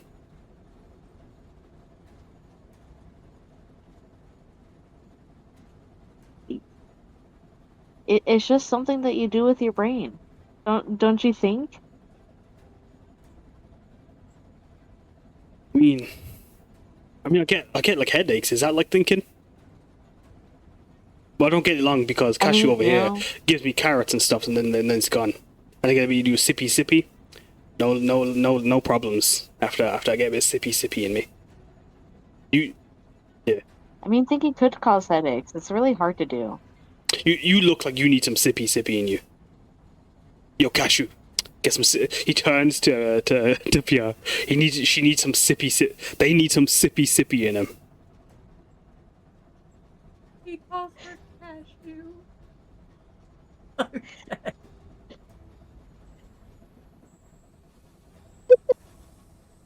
God. Let me just I change don't this. think she can't understand me. Who can't understand you? Sorry. Would you say that out loud? I said that out loud.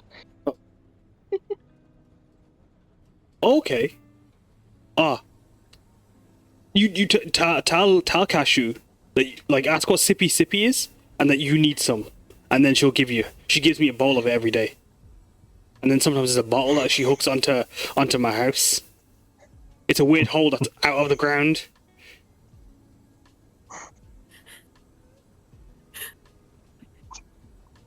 Oh, are you That's a talking lie. about water? He has I a could make bed water in her too. room that she Sorry, built him. Sorry, my mistake. I sleep in a bed that's outside. It's kind of an outside hole, kind of an outie, I call it. No, in her room. An outie inside of a bigger hole. It's. I gotta tell you, Cashew here knows how to dig holes. But yeah, tell Cashew you need some sippy in you. It'll help that headache as he starts patting his head.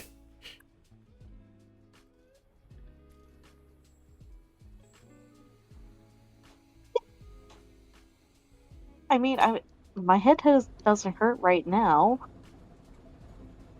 Oh, okay. You don't need no sippy in you then. No, I'll tell her later. Yo, Cashew. Give her sippy in about an hour or two. She'll probably need it then. As he turns back to Sayaka, do you ask any questions? Do you as the rest of the group are just watching, Vidaris leaning forward as she's listening. Sayaka, do you want to ask Peanut if they want to play the game? I'm not sure what's happening here. Do you want to play the game that they're playing? Yo, games!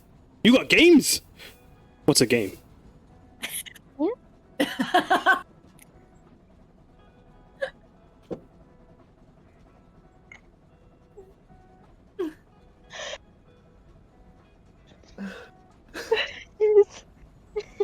It's something that you do to pass the time, like what I did here. I did the spell just to pass the time, you know? Oh, I see. I mean, well, I'm a busy guy, but he looks at his paw. What Cashew does when they're trying to check the time. As he runs over to Piyar's wrist for a moment and starts examining. Looking, does Piyar wear a watch out of curiosity? Yeah. As he starts tapping your watch for a minute, Piyar. Yeah, I've got some time for a bit. Yeah. Let's play some game.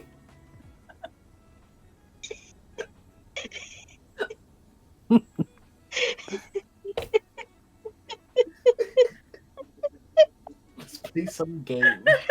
Let's play some game. Play some game. Some game. Your pussy's homework. What's coming to me? Let's play some game. Oh my God. She goes, okay, so what game are you guys playing? I was concentrating really hard there. Well, it's called Dongi. And then Samosa will explain all the rules again. Sayaka repeats the rules to him. Sayaka, roll me an intelligence check, please. Or a history check as you try to recount the rules from Samosa. It's like a game of telephone. It is, exactly. Oh, good. Game of fishy speaky. Hey, yo, donkey.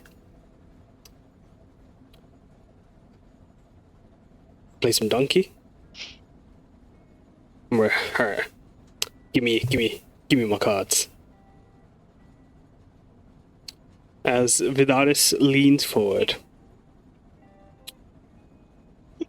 I think they want to play. Was you sure you wouldn't want some water, by the way, Sayaka? I think I'm good. He gives you a nod. I'm good, If you're certain you're hydrated. I am certain I am hydrated. Does anyone want some water? I did pack some. I have snacks. Hey, yo, is that some sippy I see? She's like protectively like keeps the lava cakes between her and Taiga. As Sayaka, But you hear... she offers out. As you hear Peanut say, yeah, yo, some sippy. As he sees the bottles of water that Samosa pulled out. But as you guys pull out the cards to play Donkey, what we're gonna do is because playing cards is weird in D&D, because we could actually play the game if we were at the table. We haven't got Tabletop Simulator here to actually start playing Donkey. Instead, I'm gonna ask everyone to roll me either a history check, an intelligence check, or a sleight of hand check. I'll have Hibana make a history. Intelligence by the hand or what? Sleight of hand, history, or insight check.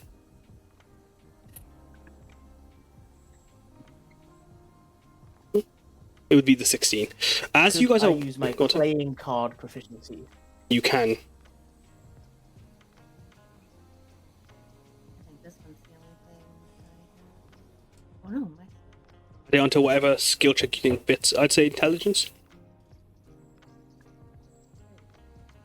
not great, but you know. As Pete, let's make Peanut roll, shall we? Okay. As you guys are sitting in the train, as it rumbles by, with your rolls. Give me a minute.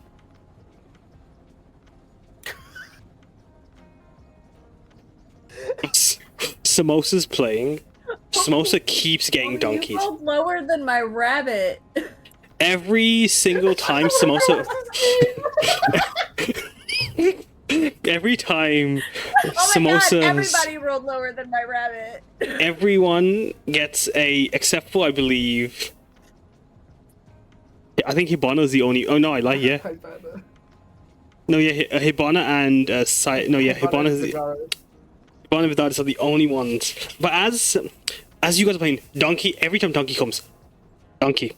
Everyone. The first person to put Donkey on him... Peanut. Hey yo, Donkey, get his ass. Oh, sorry, get her ass. They say to Sayaka. As you start getting donkeys left, right, and fucking center, Samosa. I've never played with so many people. Yeah, like you have a fucking you feel you swear someone put 2 other decks in here because there's too many cards. As you see them stacked on top of them, on top of your cards, as Sayaka and Taiga and Kyuko, you start getting a few donkeys here and there, a handful of donkeys yourselves, but nothing compared to Samosa.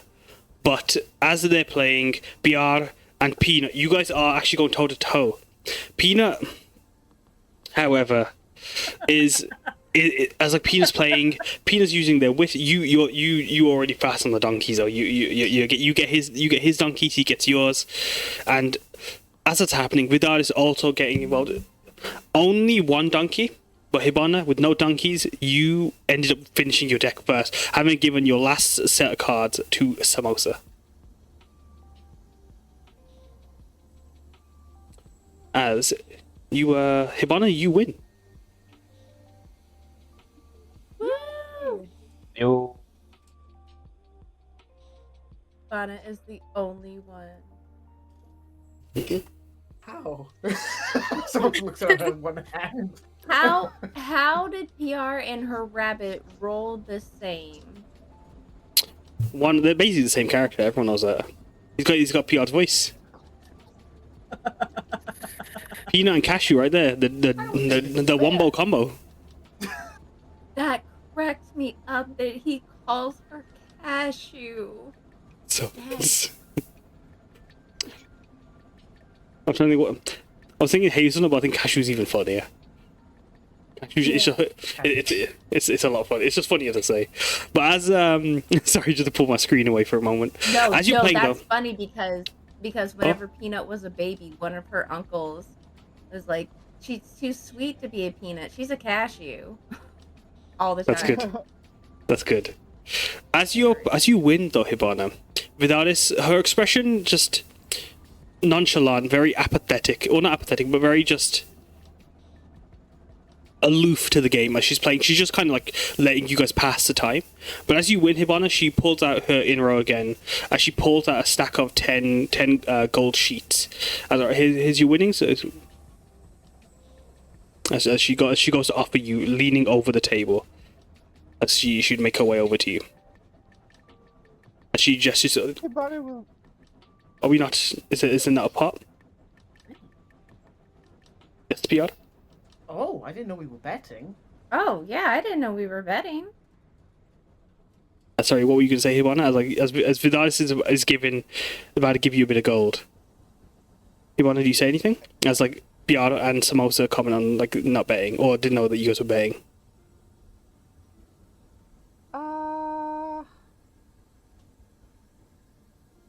Well, if everyone didn't know we were betting, maybe keep the. Piyar could have been completely oblivious to it. She's not a as smart girl. do you just wave her hand away as she goes to offer you the gold?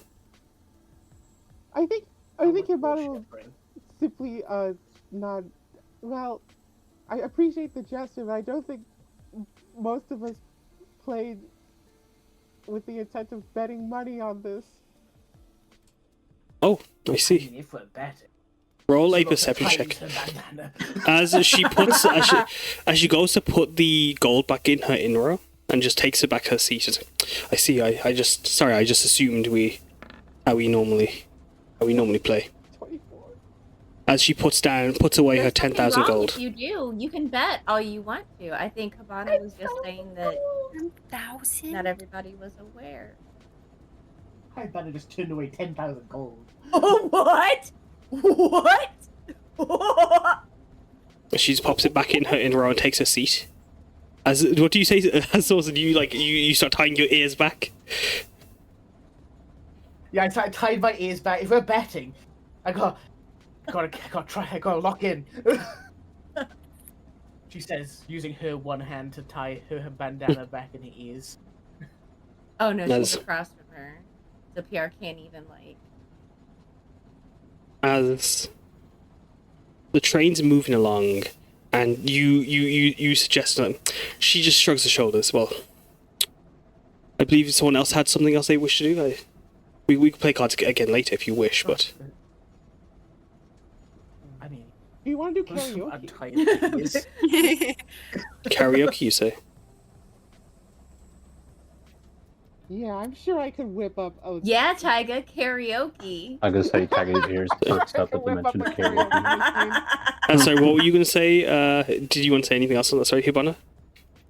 No, Hibana was just gonna be. I'm sure I could whip up a karaoke machine with quicksmith. Well then, chat, that will take you. Doesn't have one in like that chassis. Doesn't he come pre-built with a karaoke machine? Be hilarious. And how long does it take to build one?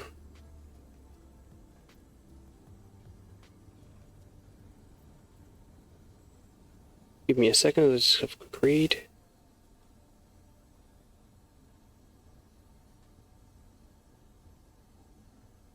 An hour and 10 gold pieces. Alright. Yeah, definitely. You could, like, as she just watches you as you start building. Like, do you just start building in the middle of the train? I mean, there's literally no one else here. Hibana's literally going to start building it in the middle of the train. Vidaris just watches you. as she's watching, she looks down at her Churia, and then looks back at the windows as she prepares to wait the hour. What I'm gonna do is, if anyone had anything else they wanted to do as entertainment, they can. And then Kyoko would have their. Oh, not Kyoko, sorry. Hibana would have their karaoke machine ready, just as you guys are moving along. That's just before you guys reach Mijiri. Yes, Samosa? I didn't have any entertainment, but I did want to ask Vidaris a question. Before you ask her, actually, she just remembers. She leans over you, Samosa, or leans around you over to Sayaka. Actually, Sayaka had a spotlight with Peanut. We'll come back to Sayaka in a moment. Did someone want to play their Koto? Did Kyoko want to play, or is she nervous now? Or does Taiga and Piyar have a duet they would like to do or something? Or they saving up for the karaoke? Piyar does not sing. Piyar does not sing. How She can do many things well. Singing is not one of them. That's okay. What do you suggest then, Kyoko, as she watches you? Taiga, on the other hand, kept talking about karaoke. Give us a second, Chief Frankie. Sorry, you were saying Kyoko? Yeah. How wide is this? It is width-wise, it is 30 feet wide. Oh, okay. Then there's plenty of space. Kyoko can try to play her koto, I guess. Where do you begin playing? As Hibana's in the middle of the aisle right now, hammer in hand, AP2 tool going away. Ikidasen also helping as they're building this little box contraption with a speaker and a microphone. Where do you position yourself as you go to play your Kyoto? Her koto's pretty big, so it would have to be probably towards the back behind Hibana. Mm-hmm. She'd have to set it on the ground. No, it says yeah. You can. Is it? It's like it'd be around. Give me a moment. About 6 feet long. Oh yeah, then that's more than enough space. Like as you have you been carrying? How do you carry your koto? When you guys carry, like, do you have it like? Would it be in the luggage compartment, or would you guys have? If you'll allow me, I have this idea that she can. This is the only thing she could do this with, but she just can pull it out of a pocket dimension. She has a pocket bag for her koto. It's an instrument carry case. What I'm gonna say is, because due to your parentage, you definitely that's more than fine. I think that's as you watch her just pull a koto out of her side pocket, placing it down behind Hibana without his watches. As you go to place the koto down. As would you like to make a performance check and tell us about the song that you go to play.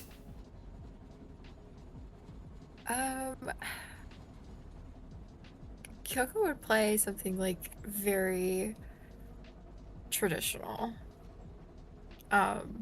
It's not very fast paced, it's very melodic and soothing. And it would kind of sound maybe like gentle rainfall on a tin roof or something. I'm going to message you something. Would Samosa be able to help? How does Samosa try to help? By using her built-in trump. Her trump. Are you adding to the music? Yeah. You can either provide. You want to provide it as the help action, or you want to roll performance and have it be a group performance? I would rather provide it as a. Perfect. Alright then, you have help.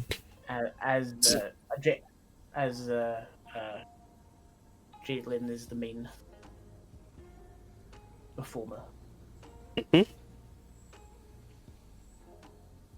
So you just see Samosa with her just with her fingers, just like an actual trumpet, but with her trunk. As you're going to prepare your koto, As Piyar, you whisper to Sayaka. Run a roll stealth for me. Oh, okay. Just doesn't it disrupt other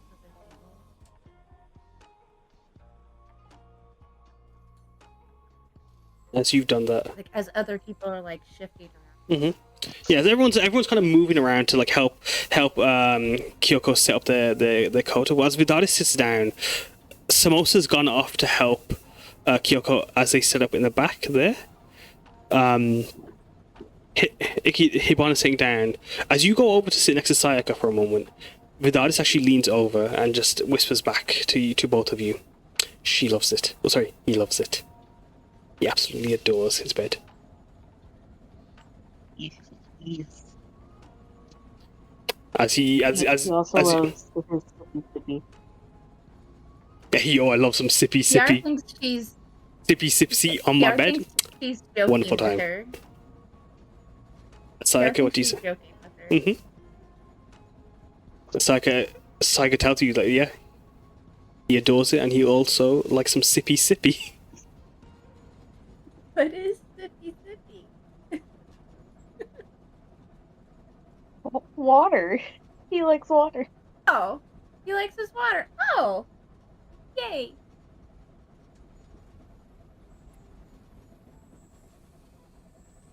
Just want to make sure her bunny was comfortable. Mm-hmm. As this is happening, though, you do see Peanut every now and then still continue to nestle into your neck as you keep your distance, as they keep their distance with Vidaris. But as you roll an insight or animal handling for them for me, as Kyuko and Samosa, as you guys finish your performance, your preparation, you have advantage. Piyar, or not Piyar, sorry, Kyuko, roll me another performance.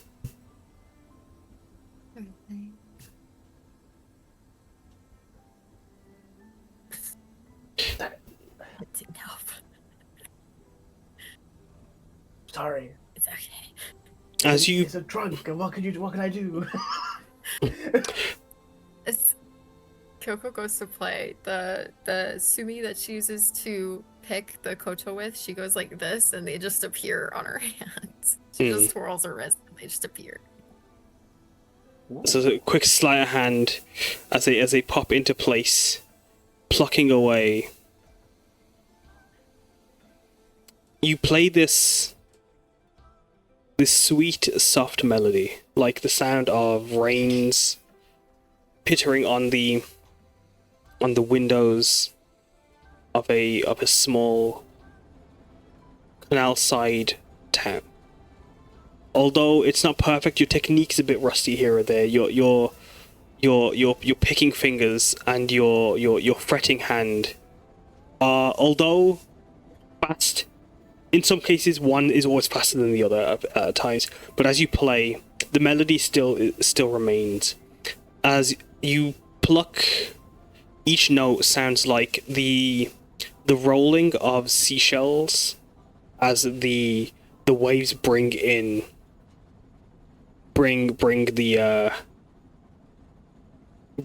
discarded shells onto the beaches. As the sound of flowing streams make their way to the ocean.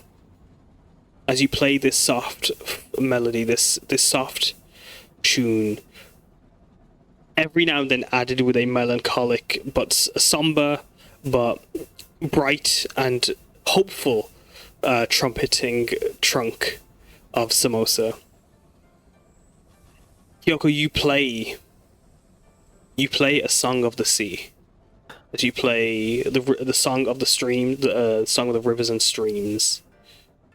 A Kengan folk song. Piyar, you recall being hummed to you when you would have your braids tied into your hair by your mother and father, or by your mother or father when they would place in a jewel or two while you were growing up.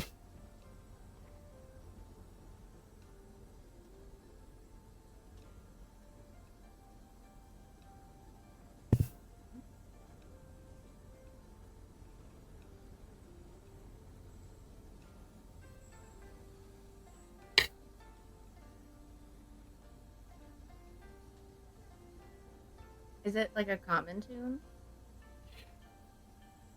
This is one that's in Kengala. It's one that's not common enough. It's an old folk song that has been, its motif has been used in other things here and there, but it's not a song that would be, you haven't heard it in a while, essentially. Okay. As Kyoko finishes playing, she quickly wipes a single tear that has dripped down her cheek.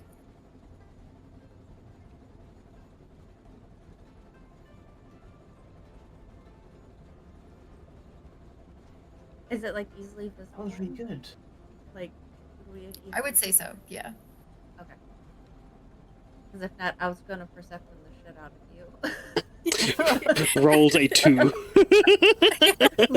A 2. She got the 2 nat 20s in the beginning. It's about time. But no, All as downhill from there. Damn. yeah, no, you can definitely,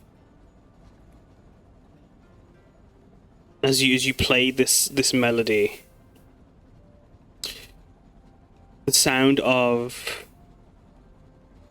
river dragons whistling could be heard on these melodies. You'd be told, Piyar, as you listen. As do you react as Kyoko wipes her tear away? As before I actually continue, Kyoko, how do you feel as you play the tune? It's not perfect, but it's still, like the song remains. Kyoko doesn't have many ways to connect with her Kangen roots. And her father Kamal was the one who taught her to play the koto. So she kind of loses herself in the melody a little bit, even though she's rusty. And that's that combination of emotions is why she sheds a little tear. And Piyar, what about yourself? As you see the tear, as you listen. I think, like, just because it's been so long since she's heard it, like, it's kind of like,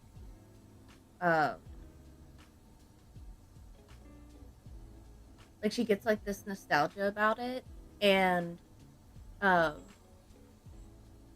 she kind of notices, like, the tear that she wipes away, and she kind of just, she like takes a note of it, like she doesn't want to like draw attention to it, but like just something of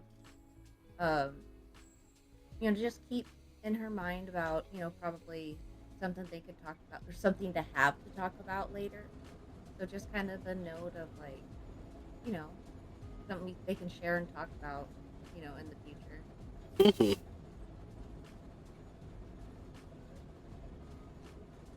And as they play Hibana with Ikidasa's help, after the performance is finished, it's a fairly long song, so it's more than enough time. As the train gently moves, as you're giving as much attention to the karaoke box as much as you can, Hibana, it's done. Woo! As you make this little, what does it look like? Oh boy. I actually don't remember what a karaoke box It's alright. looks like, but it's like... Speaker with microphones is all it needs to be. With a screen. That's true. It's a, Or it's songbook. a speaker with microphones and a screen with like... The screen is like made of like glass and crystal and like maybe magic helps like program a bunch of stuff. Magitech, yeah. Yeah, magic tech. The box is like wood. The box is kind of like wooden and karakuri though, so there's like, so it's kind of like almost like a really large music box, but it still sounds like a regular ass karaoke machine. Definitely, exactly. It's Maybe with, as you build it, you build it like with the a few gears in here and there to help moving to power the speaker and guide the sound waves. Sorry, you wanted to add anything to that? Sorry. Or cut you off. Probably give it like maybe like a phoenix design with like with like a Jiraiya show emblem, and then maybe Sikara Kami can also an emblem for Sikara Kami can also be there. Because so many songs are about life and death anyway. As you place this with various bits of phoenix and tiger motifs carved in on this form. Vidaris watching. As you have the microphone in hand, and you guys begin to entertain. Are you passing the mic around? Do you start? What's Hibana? Yeah, Hibana's gonna be like, okay, it's finished, but I gotta test it out with one song, and she uses the remote to like pick. She uses, I guess, a keypad actually, because we don't have TVs. So she uses a keypad and types in a remotes number work. that will. Remotes do work, yeah. Yeah. What's the remote if not a magic wand? Or a magic wand. No, sorry. As you have your remote and keypad in hand. It only has a handful of songs programmed in it, but what do you do with it as you put in you type in? Yeah, she's gonna type in. I don't know what the song would be in game, but I know the song I could sing out of game would be like the English version of Comet by Yoasobi, and then Will Stetson did the English. As you do that, could you roll for me a performance check if you'd like, and then I will come back to you in a moment. Sorry, Samosa, you want to say something? So yeah, you've built this music, this jukebox essentially. Is it built inside of Icky Dawson, or is it just completely separate? I would have to say separate, because I think that would be too much. Damn.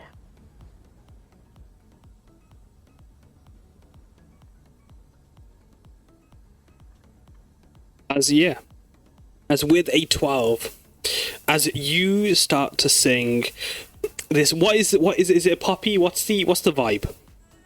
As you, I don't know, how is your with a 12? What does that performance look like? It's not perfect. It's not great, really. It's okay. It's fun. Is what is the most important part of it. Fun. It's kind of like interesting. So the song Comet's kind of it's like kind of pop, but the undertone of it is melancholy, and it's like, and the song is about like kind of two people. One is a kind of like a relationship between two people, and like and it talks about a comet, which like Hibana and Pretty became a comet during the third siege when they died. And so it's kind of like, I imagine Hibana kind of sings. This is okay. I don't think she. Maybe she didn't have enough like air when she like breathed in, so it's like, kind of like her voice is a little wavering, but the emotion is there. And she's having fun with it. That's what it's all about. As you sing, as a star lake is cast behind you, as the moonlight shimmer down on it, you sing away. And like, are you moving with the music? Are you staying in front of the screen, or are you gesticulating? What is the performance itself like? I think the performance is a lot more subdued than Hibana usually is. She's mostly standing and like holding like the microphone with both hands, and like occasionally gesturing with one hand as he like sings the song. As you sing, she gives you a clap upon your completion. And she looks between you all as she looks at the karaoke machine.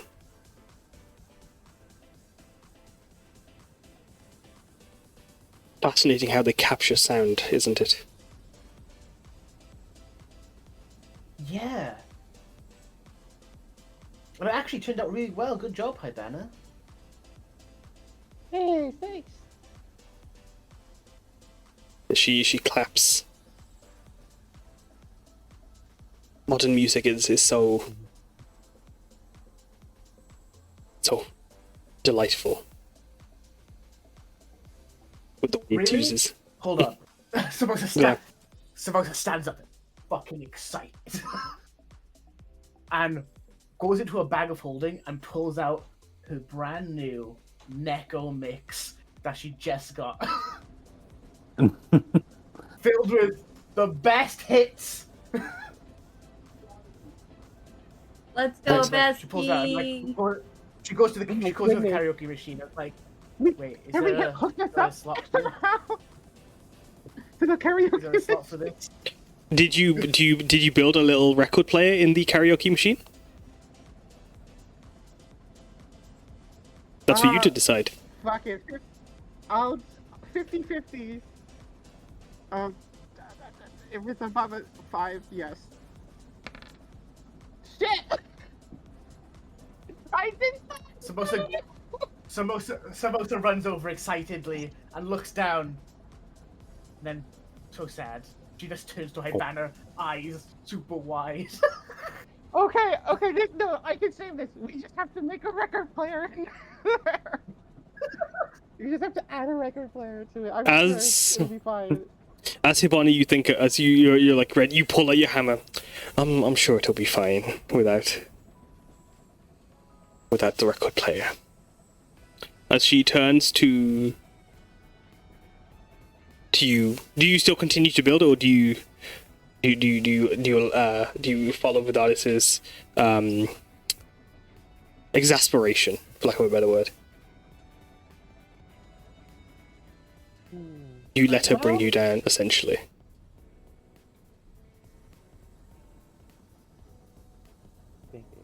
Maybe not. No, I'm going to still build it.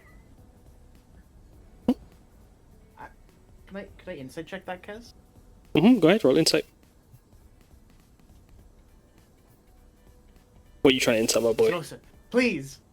I was gonna try and insight, like, does Vidaris really not actually like the new music? Or, like, is she just like, I'm glad there's no karaoke machine. No record play machine. Were they 5? You're too busy, like, just thinking about the Neko mix, and like with Hibana still working away trying to build it. You're excited that it's gonna play. So it like whatever Vidaris' emotions and mood is, it doesn't register. However, Piyar, you with a 19.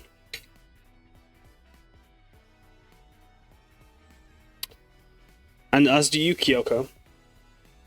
You two aren't sure yourselves if her tone is so drab. You don't know if she is for music or not, or if she's just bored, or if she's just this is just her as a person. That's Kyuko. She's very. You're going to tell you, Frankie? Piyar. No, go. If you're sure, Kyuko, then Piyar. Yeah, Kyoko was trying to insight when she said that she prefers modern music. If that was any commentary on the old folk song she just played. I should have known. She did clap for your performance as well. She did, like, she was respectful for both your performances at the least. Like, she did her attention was on you both as you performed. She would have looked away from the window when we're going to Piyar. Oh, Piyar was just wondered why she didn't want the record player built, like, for more music. That was her, like, only like, oh, why? No, repeat that again. You got quiet as you speak. Sorry.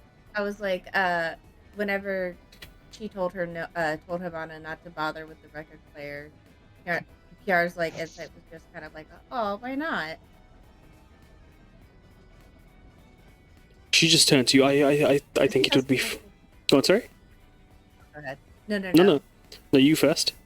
Oh, I was going to say, just because Piyar doesn't sing doesn't mean she doesn't like to listen. Vidaris just notes, well, everyone is clearly taking a turn. I thought, allow the next.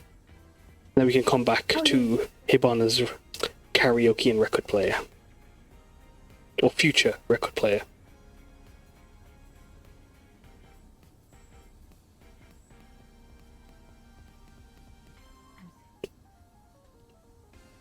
As she's going to Taiga, Sayaka. We'll come to Sayaka last, if anything. Taiga, do you have any talent or entertainment you had in mind to share, or do you do you let Sayaka go? Well, man's got no talent. He's got fire dancing, but it's not very good on a train, and he doesn't have what he needs. But this man has not done karaoke in a long while, and he's feeling an itch. Even though Hibana just tried out karaoke, he's got an itch to try out some karaoke. Hell yeah. So he would step up to the plate and try to do some karaoke. Go ahead, roll performance as well. Tell me the song you're performing. What's the vibe?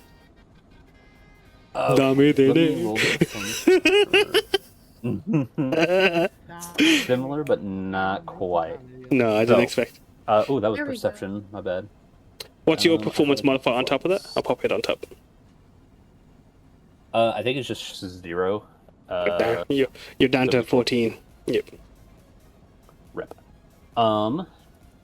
So it's a very like fast-paced kind of sort of like poppy, more modern, but it's got a bit more, I guess you could say, of a rock sound to it. This is one of Taiga's personal favorites that he used to sing all the time with Seraph, or when they went to karaoke bars. Just a very like energetic, just like upbeat, like just like, you know, just really like passionate, just kind of almost embodies that fire dancer name almost. It's got like a fiery pace to it almost. Yeah. 100%. Yeah. That's my hurrah.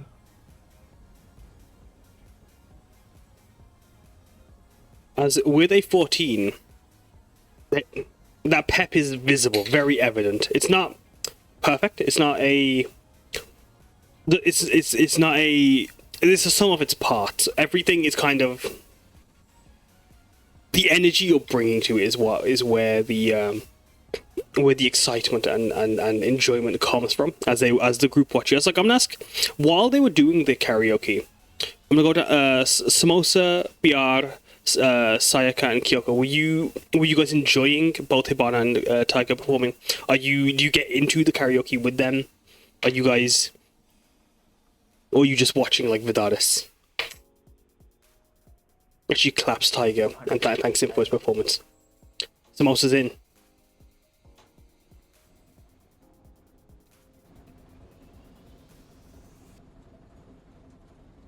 What about you, Sayaka? Sorry. Sayaka's been watching with such great enthusiasm. She's never been on a train before, but this has been quite a fun time. Yeah. What about you, Kyuko? Kyuko is enjoying it, and she's, you know, in the moment with them, but she's not gonna sing or anything. And Piyar? Oh, Piyar's enjoying it. She's definitely not singing. But yeah, nah, fam, she's not. Like I said, Piyar's good at many things. Singing is not one of them, and she Mhm. You don't have to be understands- good at it. It's karaoke. No. Taiga. Not Taiga, sorry. Samosa, as like you try to get Piyar to sing. Do you try and get up on the microphone? It was also directed at Kyoko as well. Samosa will, but she's waiting for the record. What about you, Sayaka? Do you? Oh, want to say Kyoko? Oh, sorry. At what Samosa said, Kyoko would offer to do a duet if you want. Yes. You know, Piyar's just gonna cheer people on. And You just just- enjoy. Vidaris leans forward. Your friends seek to. Why not join them for a triplet, a super group, if you will? I think maybe that might I would entertain just- me. That might I get would that. ruin the whole song. God, you- Damn. You could I would- never ruin anything, PR. No, everybody, listen. No one would have a good time. It would be horrible. No, PR, come on. You'd be great. No, I don't Gosh. think you understand. I would ruin music for you forever. No, you could never ruin anything for me, PR. When you say that, Vidaris looks at you with Oh, a very no. straight face. I think it'd be too late for that. No.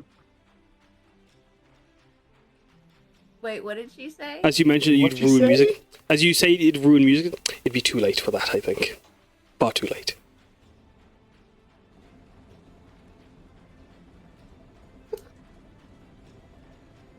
As she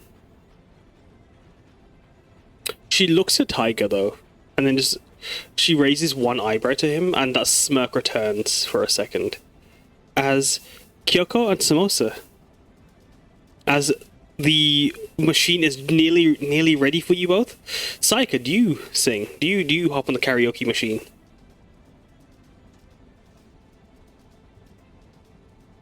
Sayaka is very well aware of her singing abilities, and she decides not to. Do you sink in as you see Samosa and Kyoko trying to be coaxed into singing with Piyar, or you just kind of sit ready, just watching? I just sit watching, but Mhm. also periodically just looking out the window to see everything moving. Yeah, everything rushing by you. So I'll come back to you actually, because I want to ask you about how you feel on the train for the first time, and then the rest of you guys as well. But as you guys are moving, the record player finishes as there is a dual deck system built atop the karaoke machine.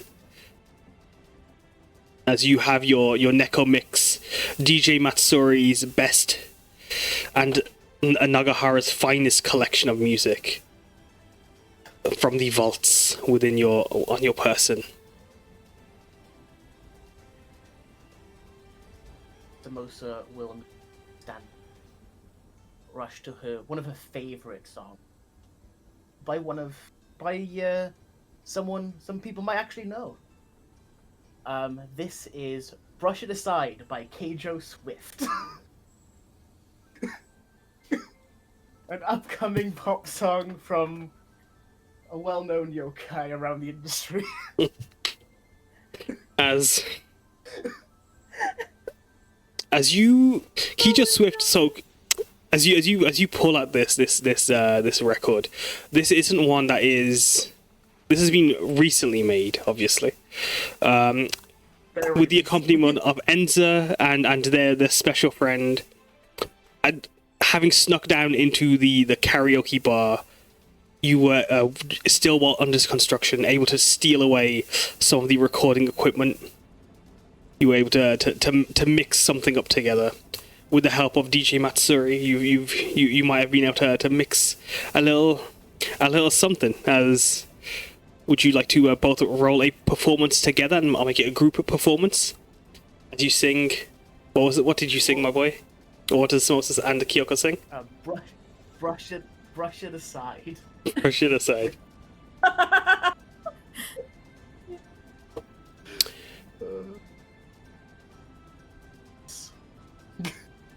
What? Pretty good.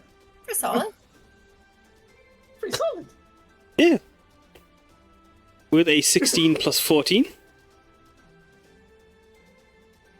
What does it look like as you both perform? How are you? You get a 15 together. What does that look like? Samosa's fully into it. Like, she's like trying to dance, but she's real bad. It's almost like she's drunk, but she's not drunk, so it's even worse. Like, kind of like the cringy, like, she's super into karaoke type thing. She's a karaoke girly. It's what we like to see. As what about you, Kyuko? As like you're watching as Samosa's going fucking full pelt. I think at first she would be like a little out of her depth, but watching Samosa, she would get really into it, and that's probably why her performance is not as great. As Samosa, like although Samosa's the excitement and the passion is there, Samosa kind of sounds like one of those squeaky trumpet toys that are being stepped on. As she sings, and as she's singing, you're 100%. You're doing your absolute darndest, Kyuko. As like you're bringing, where Samosa's bringing the movement and the energy. Are you bringing the music, or are you also moving with her? Are you dancing along? I think she would start dancing along. I think she would get excited. Okay. As you're dancing along, the music, not superb. It's okay. It compare, like, if this was a competition, your performance is the best of the bunch, but is that on account of your the passion you guys are showing as you come as a pair? As Sayaka, Piyar, Taiga, Hibana, and Ikidasan watch it, Vidaris also keenly intrigued by the sight before her. As the music comes to its end, am I gonna assume you both pose, or do you end as the song comes Yes. to a natural crescendo? Excellent. As you two pose at the end of the aisle, Vidaris clapping along. And is that all for the karaoke machine? Did you wanna do one? She looks to Sayaka. Oh yeah, you should do one. I feel it's only fair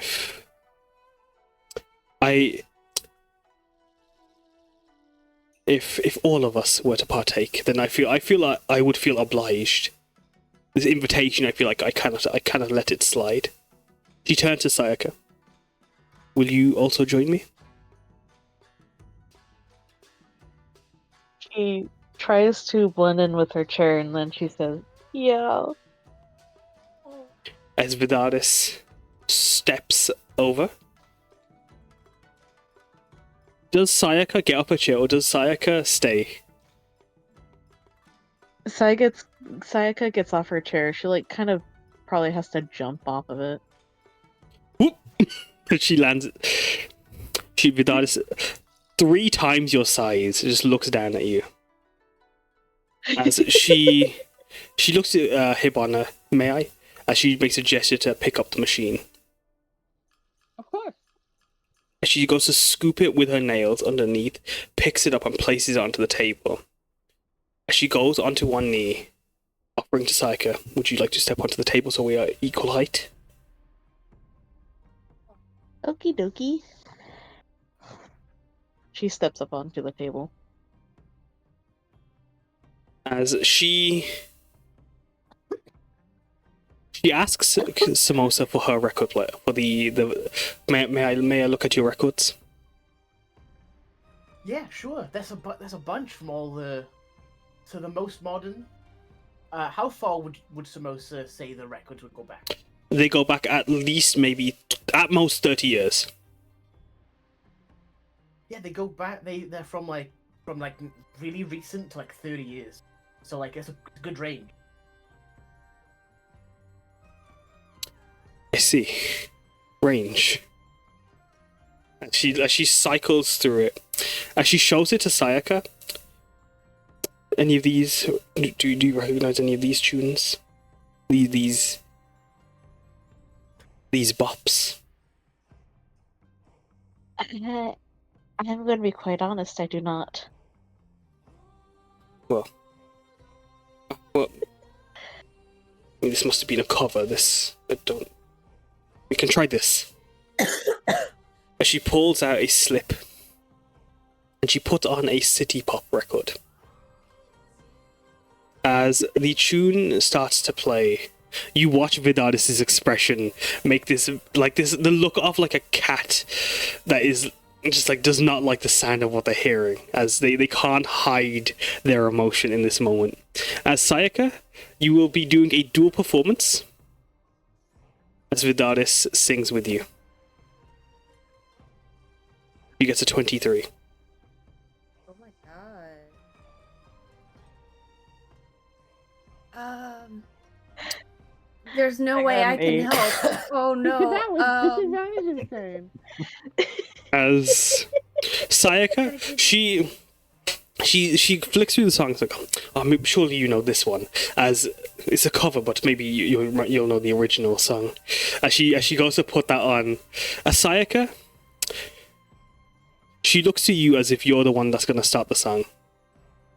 As how what does as you together you get a 15, but what does the opening of the song sound like as she gives it to you? This very city pop boppy song starts playing on the radio.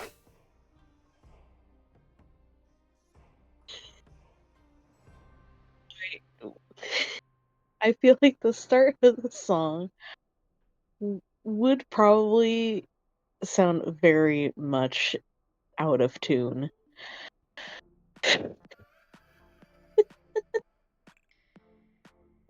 Good. Because she's not very good at singing. No. As you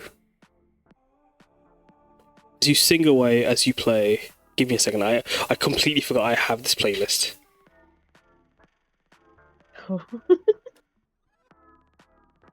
I completely forgot about it. Actually, I couldn't play "Shake It Off" by Taylor Swift. no, you couldn't. No, but this is Keisha Swift's playlist. Actually, I'll have you know. That's true. As you start singing awfully off key, Vidaris, her expression cannot hide her pain as she's listening.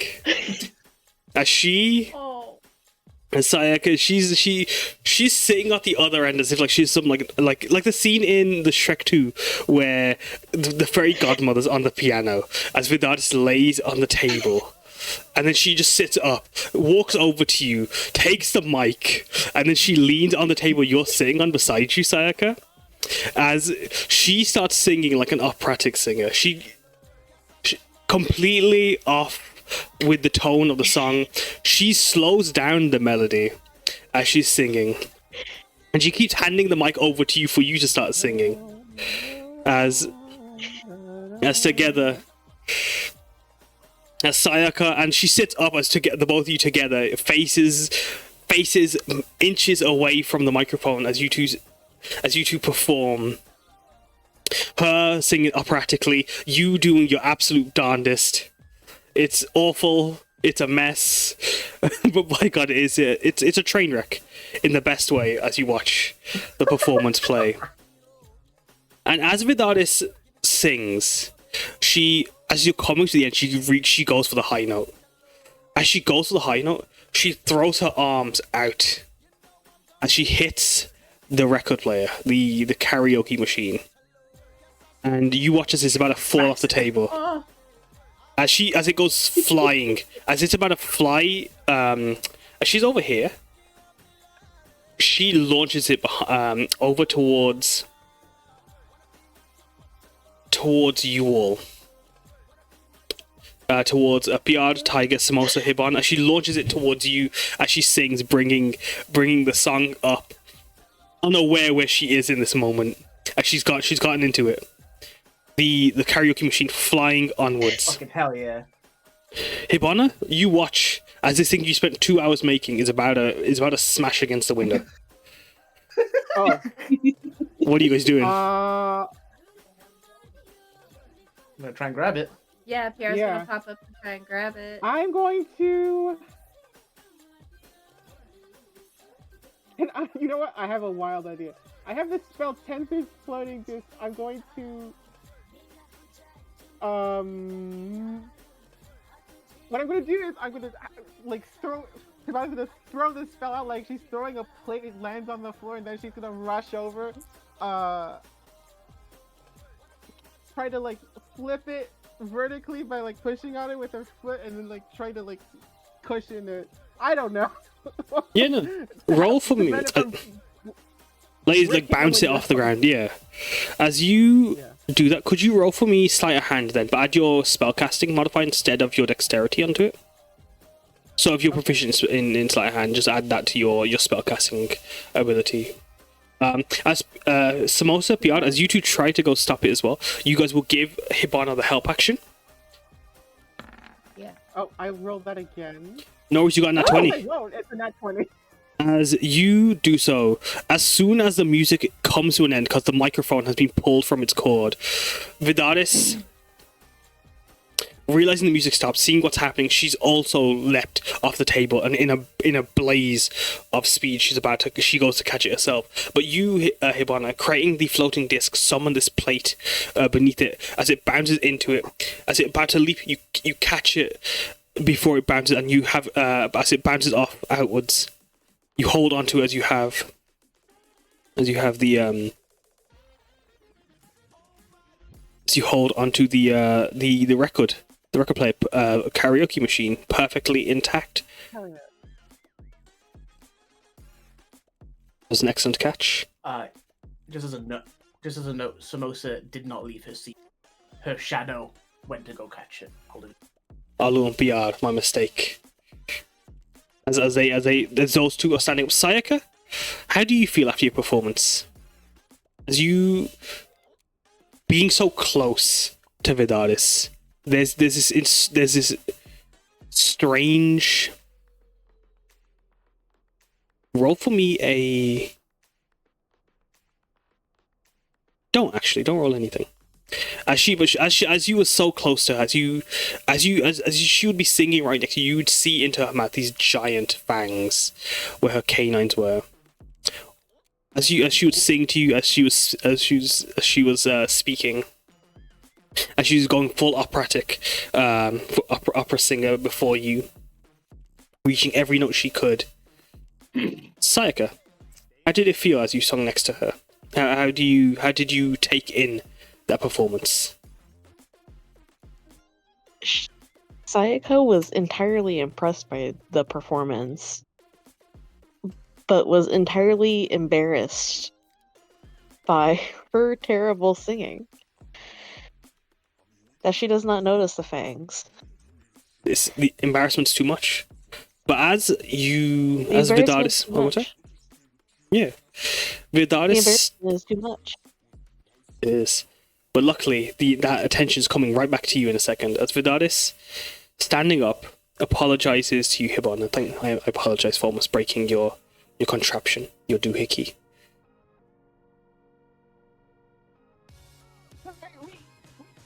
Sorry, repeat that again. You salvaged it. Sorry.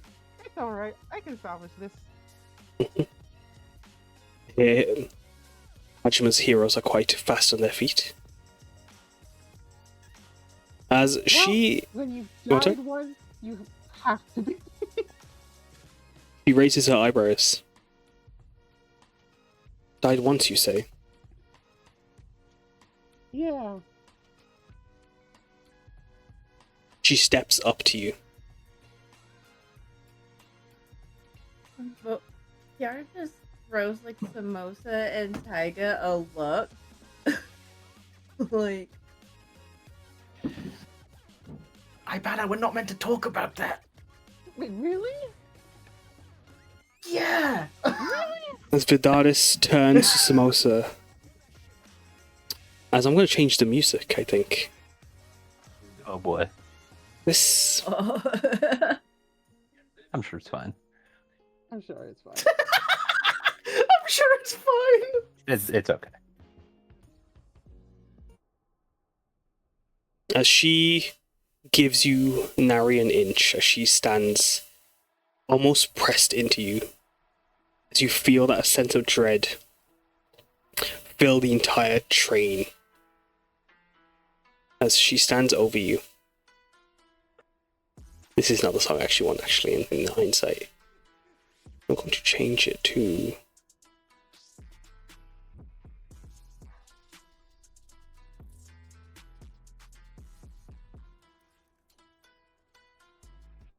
Hibana? After Yeah, you... What do you... Go on, yeah, sorry? Go on.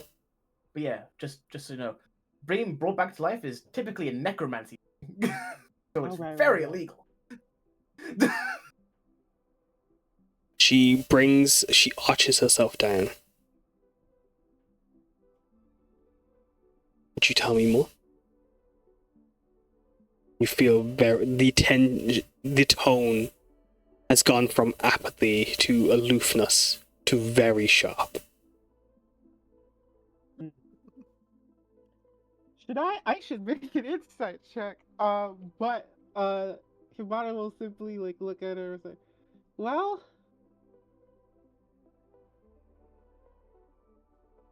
what would you like to know?" Well, depends. I know I'm not supposed to talk about it, but Well, you've opened your mouth. Now. And now you should tell me everything. Or... Piyar is squeezing Taiga's hand right now. He'd be squeezing right back, trying to comfort her. Yeah. As she leans... So... Go on, sorry? You know what? Yeah. So we're Tajima adventurers, and some of us are how much do I reveal? I think Hibana's so bad at secrets she has to tell everything to this client. What? Some of us Sorry, go on. Some of us are shaman. Shaman. Piyar interrupts. I'm sorry. Piyar interrupts. Samosa's having a breakdown. Go ahead, Piyar.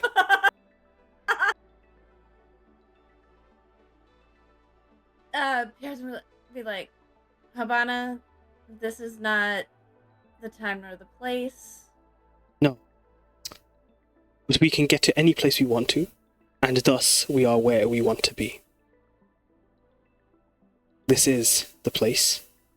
This is the time. Tell me about these shaman. And tell me what you mean by you died once. As before you repeat Samosa and then we'll come to Kyuko. Samosa's looking towards her higher up at this moment. See, what the fuck do we do to she's looking towards Taiga.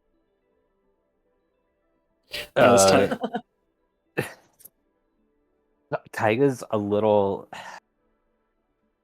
So his focus is partly like keeping Piyar calm, and partly caught off guard, I guess you could say, because he was not prepared for any of this, and he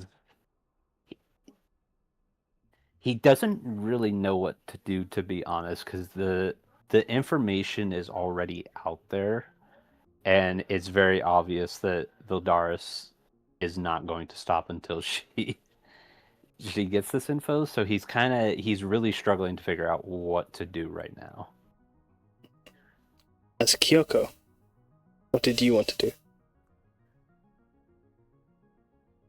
Kyuko, this is news to her, but she could As a note, for Sayaka and Kyuko, the word shaman does not exist in Shireleo.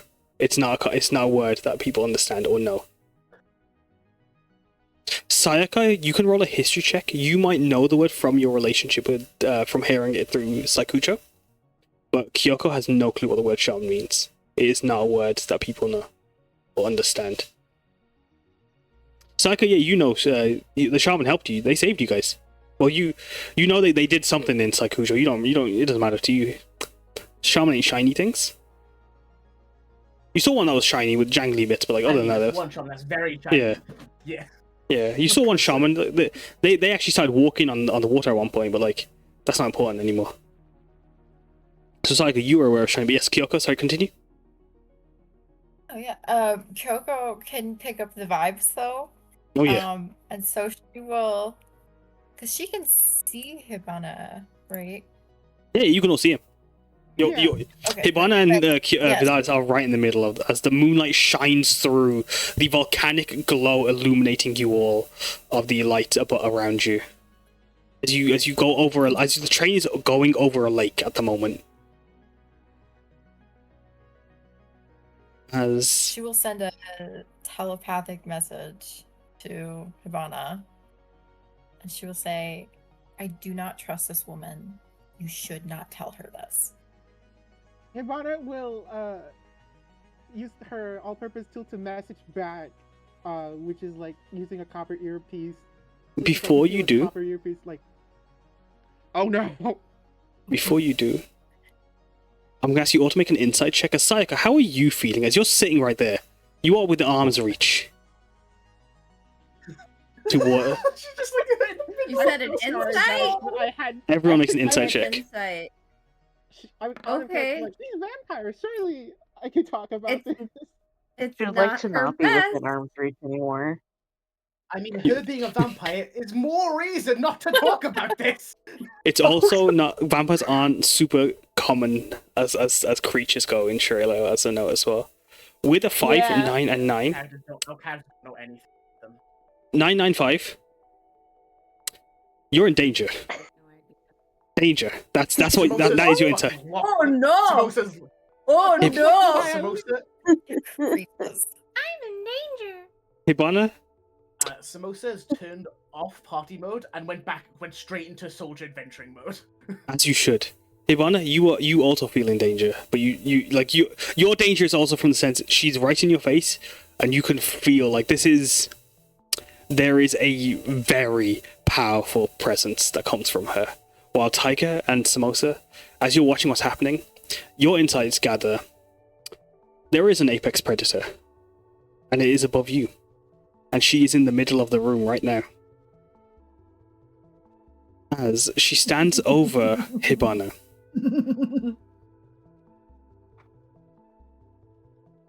None of you try to make a move, try to talk to each other in secret, or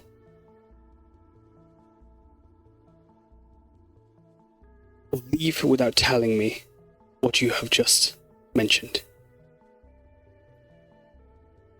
I know you have died. She turns to Taiga. Not Taiga, sorry, Piyar. I know you have died. And then she turns around to look over to Samosa. And I know you have also died. Tajima has a smell. And it isn't just lavender and oranges, but yet surrounds you. Now explain yourself, or you won't have anything more to explain when I send you back to Hiroma.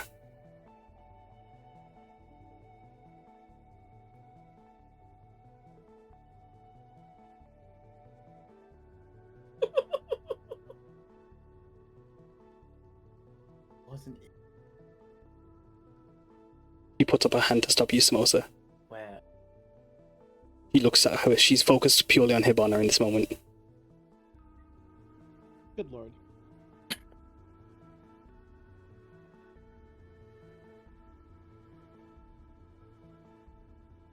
Does Hibana say anything or do anything?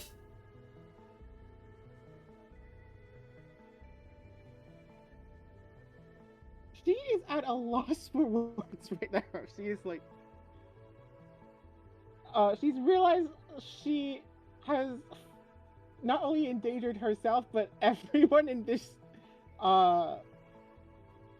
everyone in the train, especially when she literally, before they boarded the train, was like, hey, yeah, we could just keep an eye out. And then in the middle of like fun times, she let that slip. And so she's just at a loss for words right now, and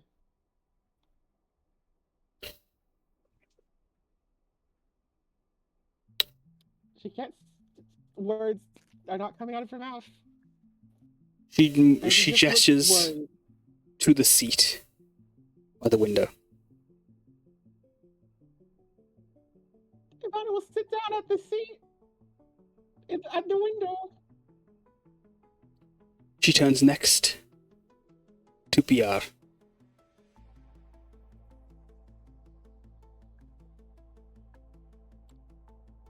You have anything to say for yourself? All PR can feel is that they are in danger, right? Mm-hmm. Okay. PR doesn't have any insight other than that.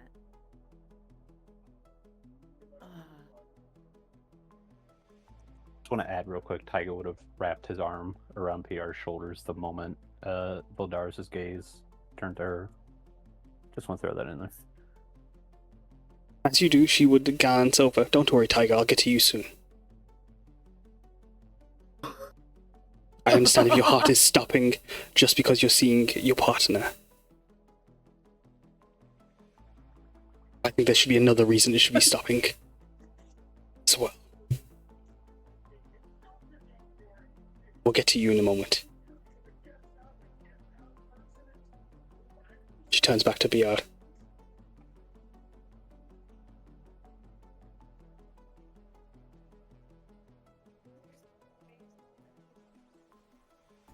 Because she basically just threatened Taiga.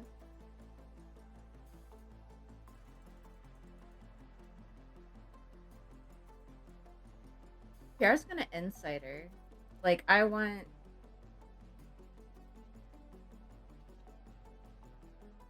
Fuck! God damn it! Could I, since Taiga is trying to, like, comfort her, I guess, can that be, like, the help action? I am going to actually say, like... so Taiga, yeah, so like Taiga, as you're, are you like, how are you trying, like, in this situation, you are aware of how bad it is, of how for all the danger you guys face as a community, this is a very similar scale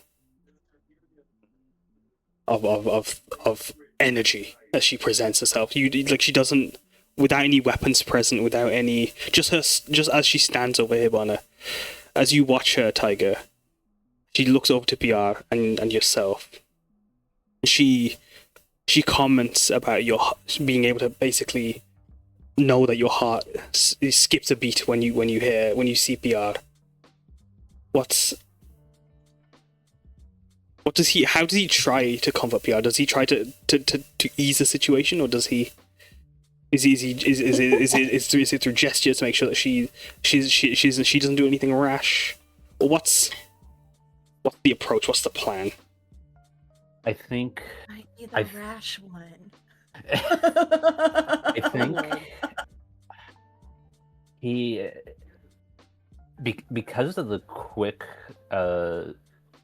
such quick tonal shift, Taiga hasn't really had a moment to compose himself, so he's trying to keep things calm, but he can't. When PR kind of gets thrown in the spotlight, he can't help but speak up a little bit, and I'm trying to think what he would say. I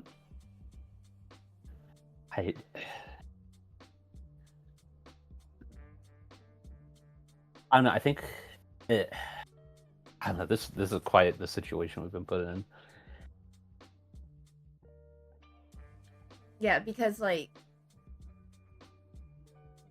okay, so from PR's perspective, Kaz, did she? Because I may not have heard you correctly. Did she without so many words, basically just threaten Taiga? Whenever she told him she will get to him, and said something else about not just about his heart stopping.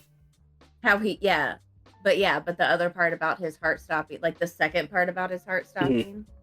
Yeah, it's although your heart stops when he glances PR, there's another reason for it to be stopping right now. So Yeah. Okay, so there's So I was hoping she would be able to figure out how dangerous she is.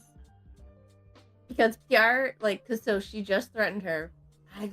How much did Piyar get from that? With an 8? Well, she's made Hibana sit down. Yeah. You can feel the tension in the air. As she looks to you, with what she said, she can hear Taiga's heart, basically. Oh, yeah, okay, so never mind. Piyar's not going to do anything rash. Piyar's going to tell her what she wants to know, because it's already too late. We're already in the lion's den. Mm-hmm. So do we have? I would put you further into the lion's mouth myself, but in the lion's claws. Yes. Do you wait till she goes around to everyone else, or do you speak up? So she was talking to me or to Piyar, so Piyar will give her just she's basically going to be like, if you can hear his heartbeat, and you can talk to my rabbit, do I even need to tell you? She steps forward. Or do you forward. want to see if I'm telling you the truth? And she steps forward. Sitting down, she matches your eye level. As she looks to you.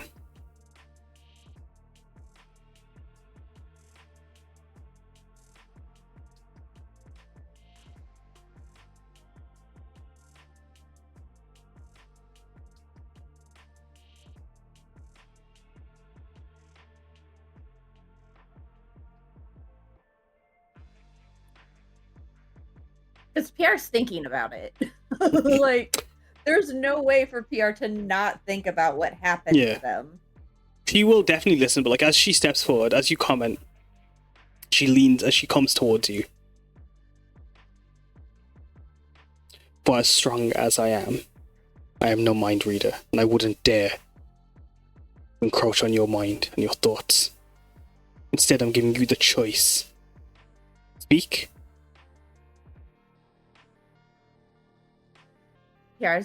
She's gonna give her the wave tops of what happened. There was the trail that came, some of them died, some of them were able to come back from Haroma. She grimaces at the mention of Piyar trails. understands how, right? Yeah, she can tell. As she insights with her insight, she can tell. And she grimaces at the mention of the trail.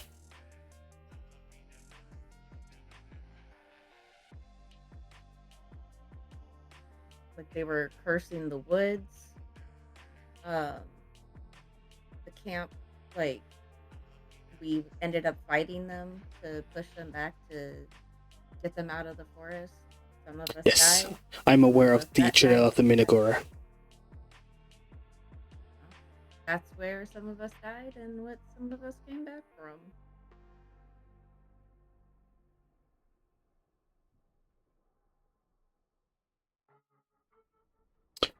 She leans up and her stance shifts slightly. The tension in the air eases up slightly. It's still there, but it does ease up. I can thank you for getting rid of that nuisance.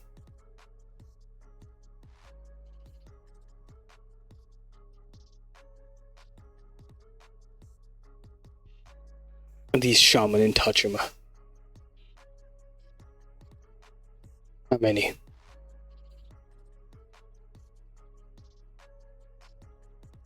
3. Well, yeah. Yarly knows of 3, Yeah, right? it's 3. Yeah. And where is Yome? They used to be 4. Oh, there used to be 4. Yeah, Oron left though, so 3. Oh, okay, so Where is Yome?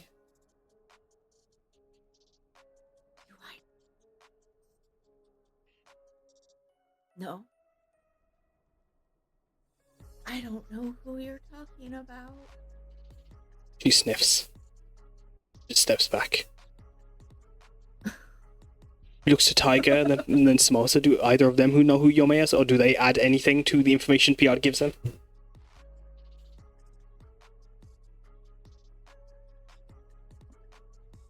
Could I do like a history check on the name? You can. Probably not though, if it's related to shaman. Yeah, kind of the same. Taiga does not really keep up with the shaman stuff. I will say Taiga and yourself might. Samosa, you guys. Let's fucking go. You guys, you two would have advantage. Oh, not advantage. You guys would be able to roll only because you guys have spent a fair time with Sakura, specifically yourself, Taiga, recently. So you could also roll a history check. Coast super fan. Yeah. Nah, you stupid. Samosa, though, you know Yome is Sakura's grandfather, and he passed away at least a decade ago. Samosa's eyes would light, realizing, what do you intend to do? I tend to speak to them.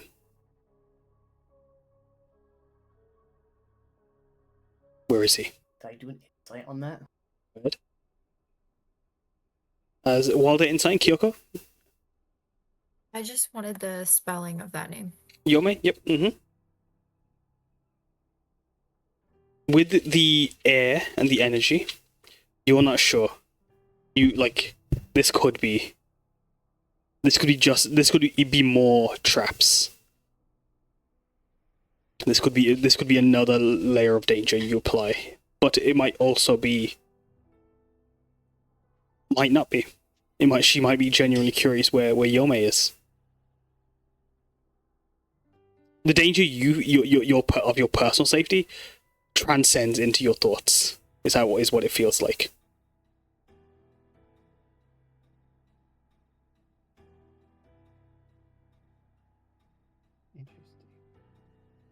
With that, I am going to have to dip because I am very sleepy and I have something I'm to so do sorry. tomorrow. That is more than fair. I was just about to ask for your gems as well, but not to worry. You sleep as Sayaka. how does Sayaka just pass out on the table? Yeah, I'm just gonna pass out on the table. It's fine. She just lays down, off to bed. Shocked stiff. Yeah. Overwhelmed. Have a I'm good sorry, night, everyone. You two. I'm sorry we missed out on your shells. Thank you for playing. Thank you. You're fine. Well, hand wavy that Vidaris did enjoy your shells when you guys were friends earlier. Yeah. Aw. Have a good night, y'all. Good night. Good night. Like, As yes, Kyoko, as she turns to you last. Sayaka puts her on the seat next to her, where she could kind of be a wall because she's asleep. As you try to go pick up Sayaka, lift her. Roll a strength for me. Actually, don't roll a strength, because as you go to lift her up, Vidaris is already there. She's also helping you lift her and place her into the seat. Kyoko gives her a very cold look. And then she looks down at you as she stands between the both of you. At the rest as Samosa, she will gesture to you for you to take a seat as well.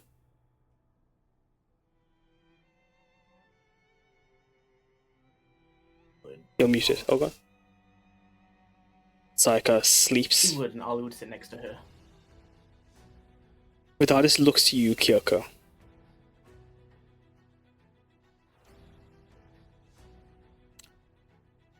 Now what of you, Aiden? What of me? You don't smell Tajima. Why are you here? I'm Tajman now. That is why I am here. Roll either a intimidation, persuasion, or just a flat charisma for me. Whatever you think. If you want to roll it as a whisper to me, there's a button to click to GM if you want to keep it a secret. And based on what you roll, it will be what your reflection of it is. Okay.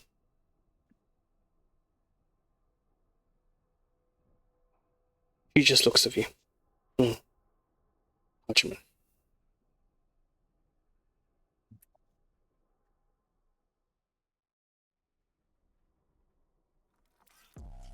As she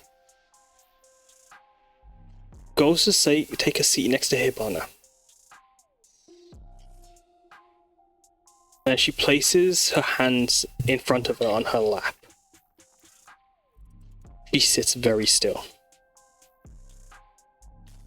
She just every now and then watches you all. As I'm going to go around the table and ask, what are you thinking? What are you doing? And for the rest of the train ride, are you stiff? Are you tense? Did they stop questioning Samosa? Because Samosa did recognize. Oh, Samosa did? Yeah, sorry. Then what did Samosa respond? Well, Samosa said, "What do you intend to do with this information?" Mm-hmm. And she said, "Speak to." And then Samosa rolled a 10 on her insight. Yes. Past that. Then what would you? She says she would speak to them. I assume I don't glean anything from it.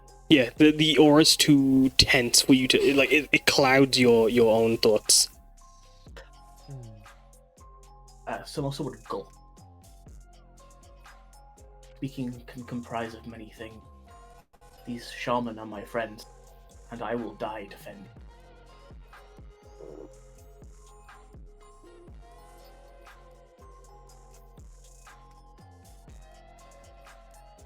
Please be more. Sorry, please be more specific. I don't know if my mic caught that. Speaking quite quietly.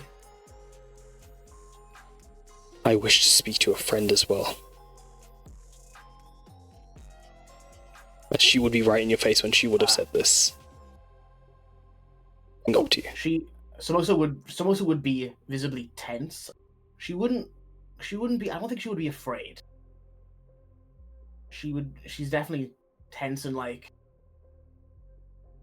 she glances over to Taiga, should I tell them this information? She's looking for mission, basically. Yes, Kyuko? Can I insight check when she said, I wish to meet your friends too? No, she said, I wish to speak with a friend, is what she said. Okay. If you want insight that you can. But do you say anything else, Samosa? She glanced at Taiga. She's looking at Taiga. Yeah. Almost avoiding Vidaris' gaze. Which is really difficult since she's right in my face. Yeah. Vidaris will turn to follow your gaze to look to Taiga. Tell your healer I would like a meeting with him and the shaman.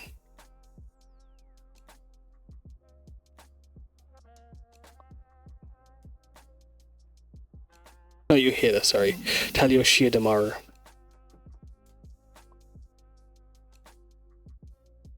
I will pass the word along. That is all I can promise you at this moment. Sure, that you do.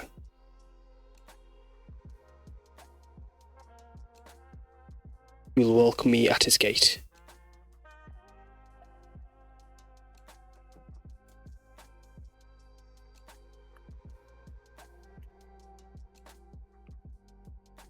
Taiga.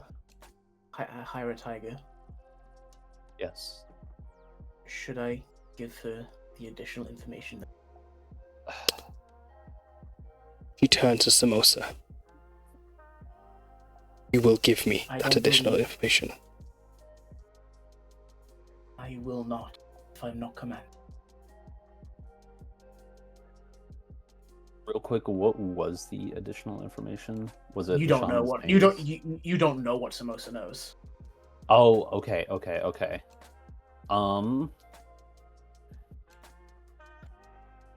guess Samosa clearly knows the shaman they're talking about. Yeah, okay.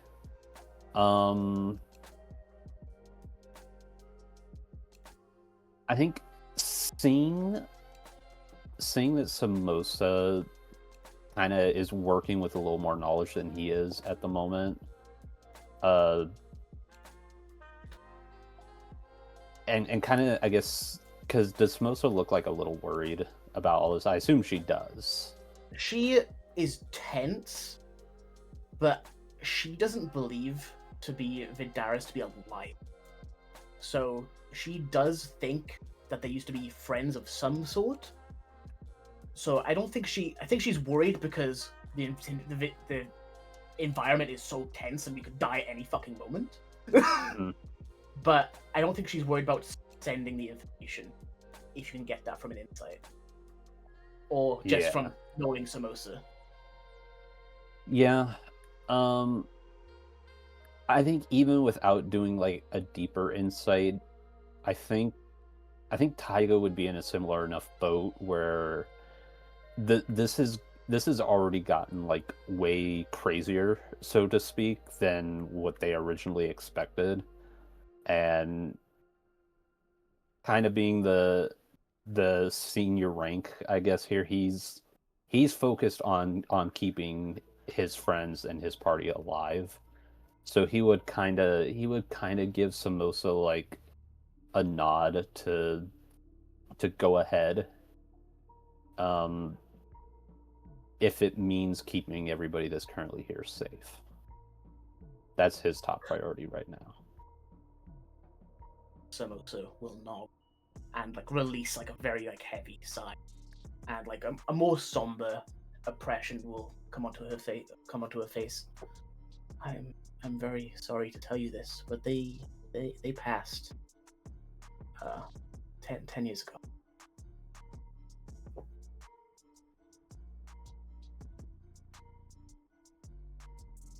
I'm very sorry.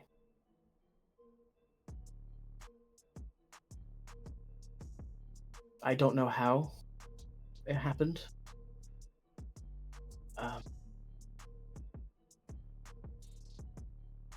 I did not know them personally.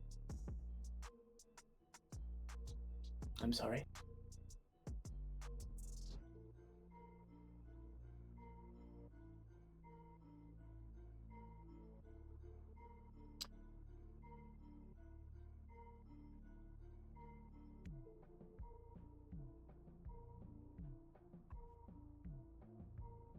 You watch as her eyes become bloodshot, as they start to the Slayer become black for a moment.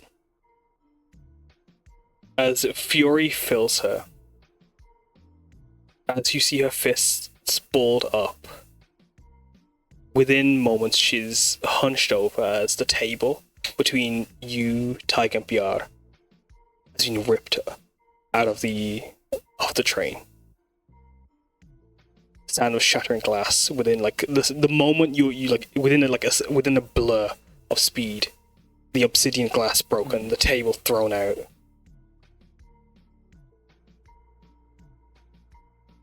You can feel like her blood boiling as you feel steam coming, as you guys see steam coming off of her.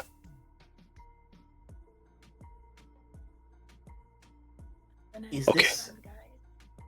this like grief? Roll insight. I would like to roll insight too. Go ahead, yeah, please. As God. As she I'm actually, pretty sure Piyar just pulled a fucking code brown. yeah, if Let's you go, all, Samosa. if you guys want to roll this. for insight, you guys are more than welcome to. Sorry, Kyuko. Yes, as I'd actually like to correct her. She's pulled both tables off. When she does that on instinct, because Kyoko was holding her sides, Okay. she doesn't yeah. get out of her seat, but she pulls them out. You see her looking over her shoulders. Put those away, girl.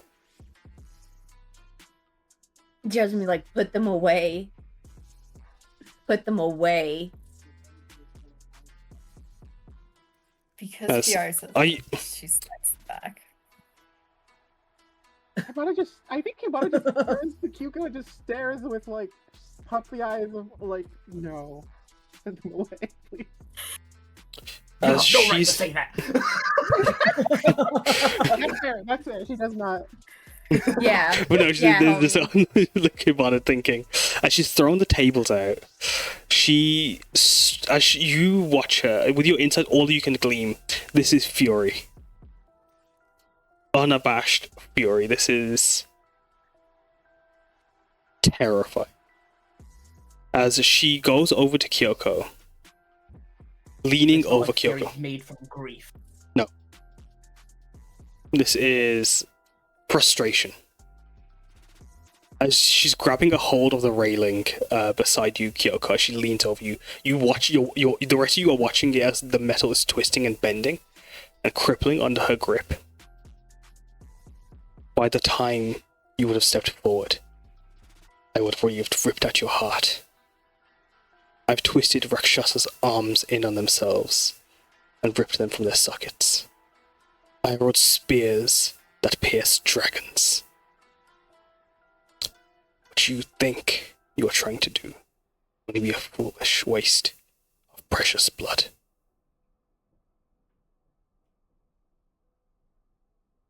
Perhaps, but I don't take kindly to those who threaten my friends. Threats and facts are two different things.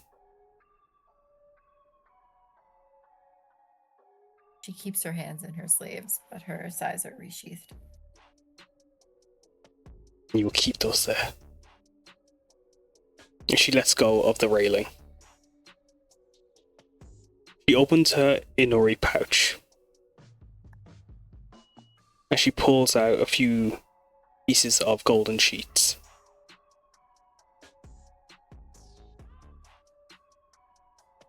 Hands them to Kyoko.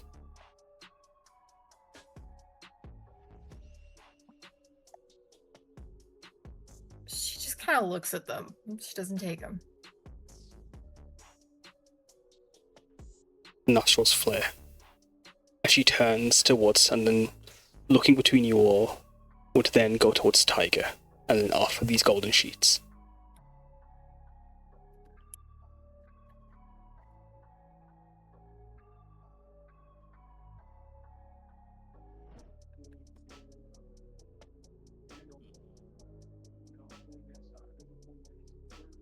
Yeah, I guess Taiga will very, very hesitantly accept them.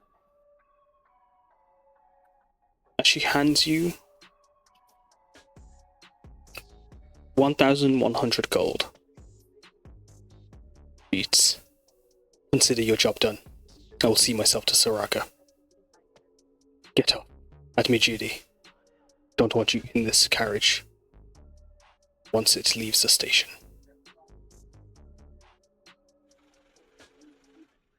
Very sorry that this journey has soured the way it has. But if that's your wish, then we will do as you ask. She looks over her shoulder, her eyes furiously as they stare at Hibana. You watch as her body heaving as she looks to Hibana. And then back to you, Taiga, and then to Samosa. Cannot blame time. Souring this experience.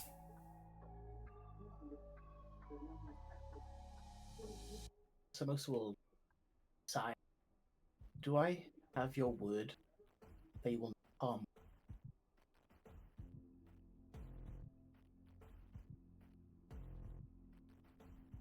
You have proven yourself to be an honest and rational person.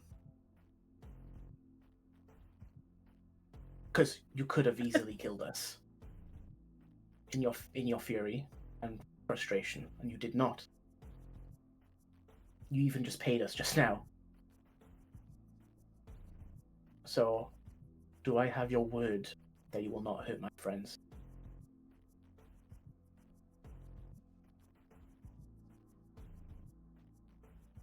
Or the other shaman? Or Tajima? Be very specific. Don't harm anyone that resides in Tajima. Here we go.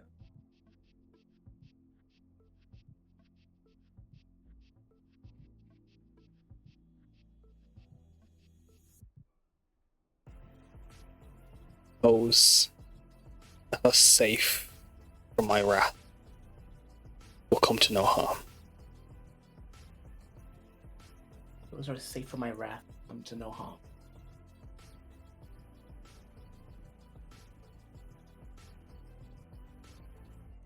Very specific words.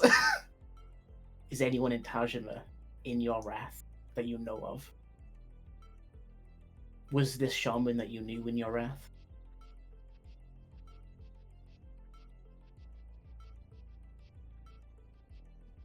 He scowls at you. He doesn't respond. Have my word. No one within my wrath, or no one outside of my wrath. Well, yes, no one outside of my wrath will be hurt.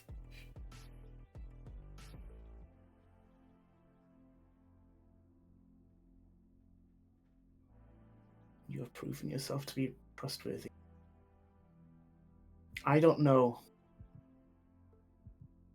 what your relationship was or what you were missing,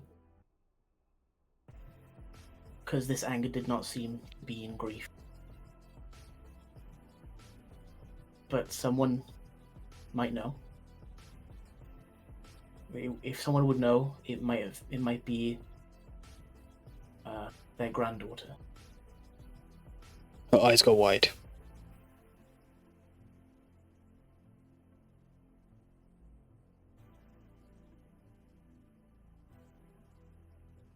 And she's in Tajima.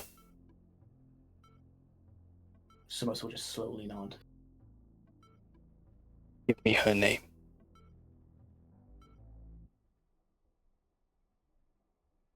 She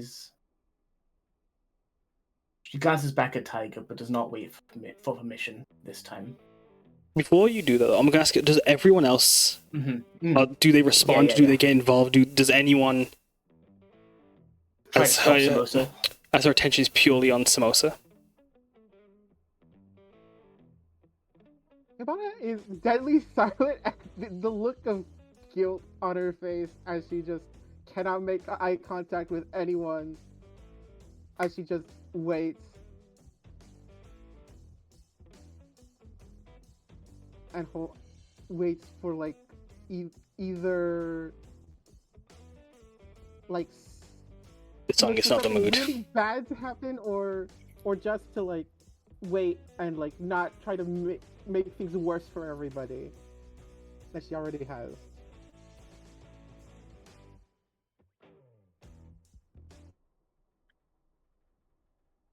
It's a tense place to be.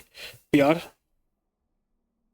She's keeping her eyes on fucking Stabby McStabberson across the fucking Kyuko fucking suck. Yes. Fucking. That one's got a trigger dagger figure. Yeah, no. Like, Piyar already knows. This lady, Piyar can't do nothing about that. However, if she sees Kyuko flinch, Piyar is going to tackle her. What? It's like when you're trying to distract her. Reaction scream to like try to create a distraction. Yes, Kyuko. Kyuko would telepathically message Samosa. And just, again, no context. I don't think she's even met Sakura, but she would be like, don't tell her her name.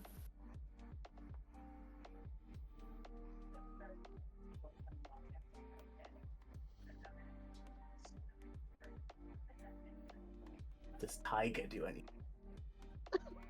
Big Tigers. I think... You heard this bitch ripped off Rakshasa's arm. She's gotta go. I'm joking. Sorry, go on.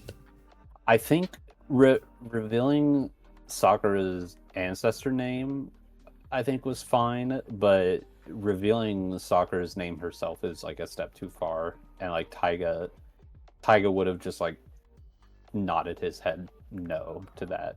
He doesn't like the idea of that specific information being revealed. right now with everything that's happened.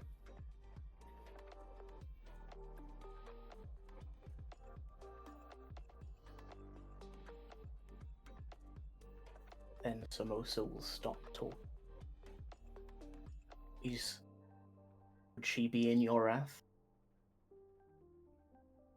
She would ask. You watch as the fury and frustration melt away. As the heaving slows down, he looks out the window at the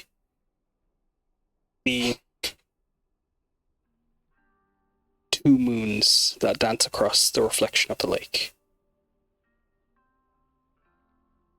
No.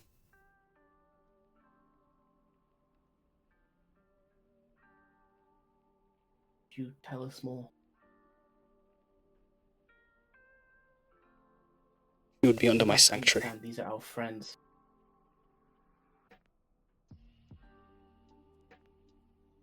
Oh, she used the magic words. Sanctuary. I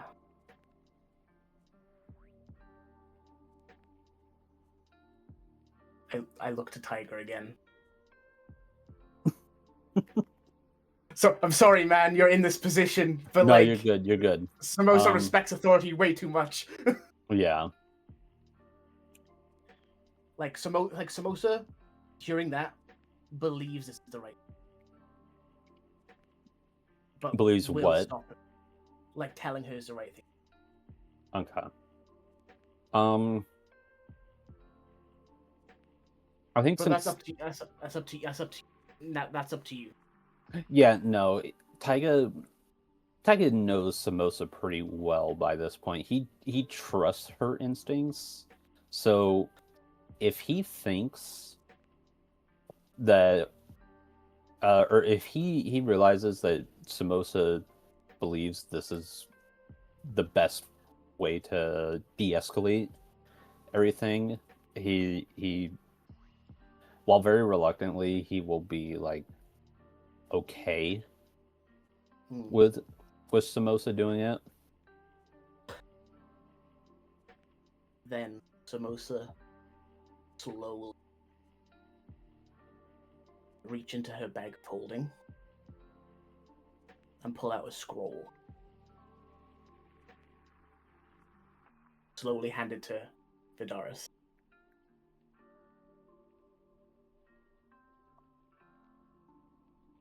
What's on the scroll? It is a comic. It is a goofy painting of all of us in Oniko, where Sakura, Leanne. No, yeah, it was Sakura. Leanne, I think.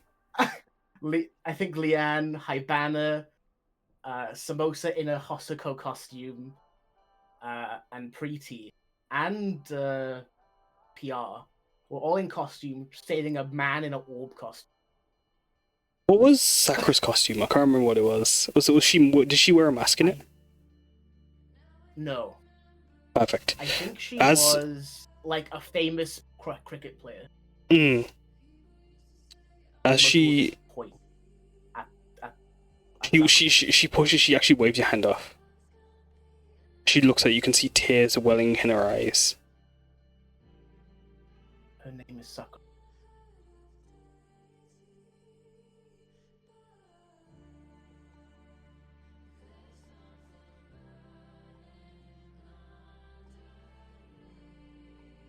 As you see the tears welling down, reflecting the moonlight on her face, she looks at the paper. She tries to pat out all the creases as she looks at it, and then folds it, and not itself, but specifically keeping Sakura the focus. And she looks to you, Samosa. Kyuko, Hibana, Piyar, and Taiga. That fear, that anxiety, that dread she brought with her is gone.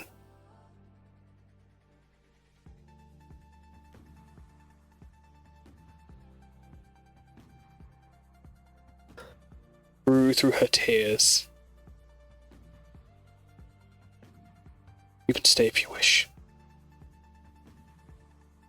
She grabs a hold of the twisted glass shards of the obsidian. She pushes them out of the way to create more space. As she climbs up, out through the window, and then and you hear her walking onto the ceiling of the train.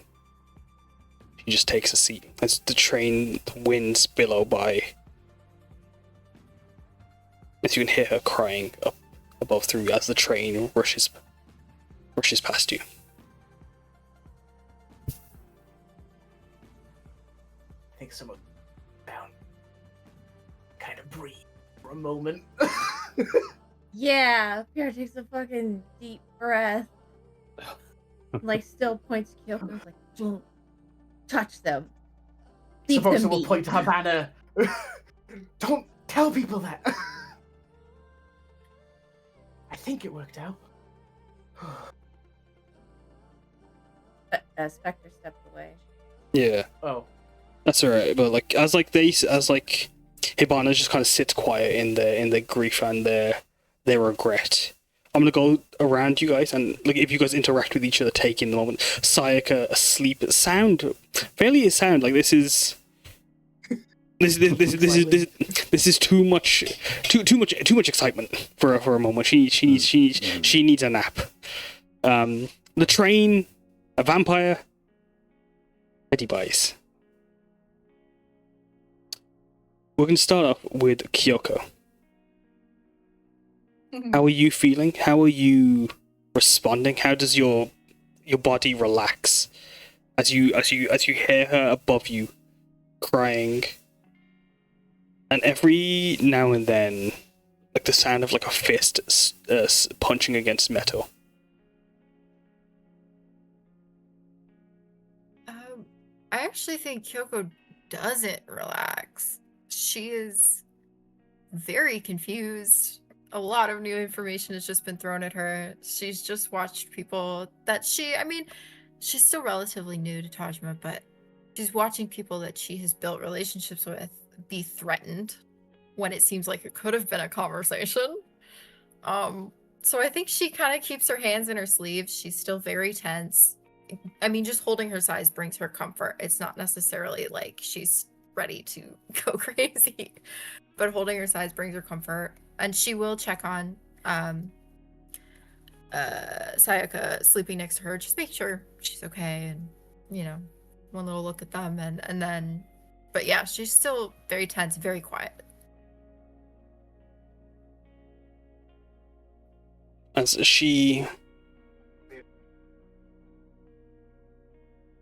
your Sayaka sleeps soundly beside you, I am going to then move over to Piyar. Can you come back to me? I can more than like I can. No, it's okay. It's okay. Yeah. Well, I'll do Samosa, then I'll do Taiga, then I'll do yourself. Okay. It's hard because like they both might RP with you, and like it's a gambit is what it is. Yeah. Samosa will breathe heavily, like nod, and hearing like the banging and crying is like, "I'm sorry, Kira Taiga. I think that was. I think that was the right decision. She seems like a woman that is trustworthy and honest, and I believe in the law of sanctuary above all. I don't think she was lying about that.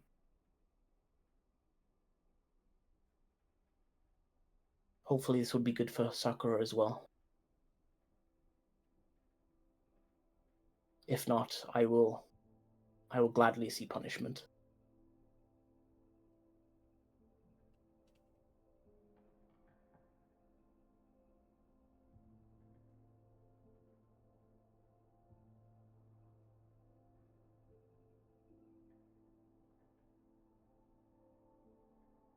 What about you, Taiga?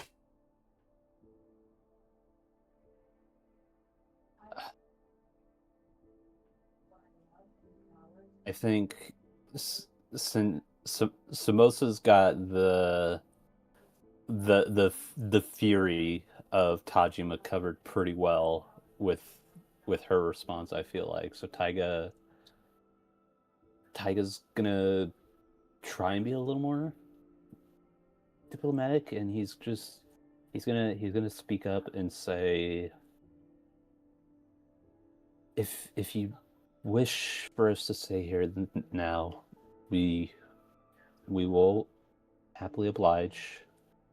Again, I know it was not in our control, but I'm very sorry for how this trip has turned out. I really... Tajima is... As long as you are not an enemy to us, Tajima is not an enemy to you. And I hope Tajima is not within your wrath.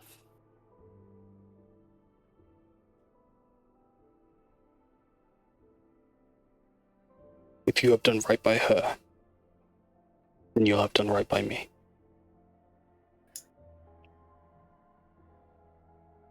I don't think she could ask for anywhere else better to be. We all treat Sakura like family back at Tajima.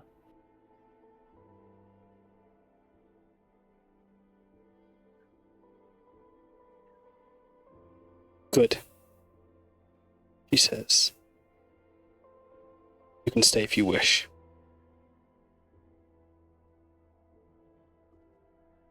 I'll ask your excuse for my appearance and my absence.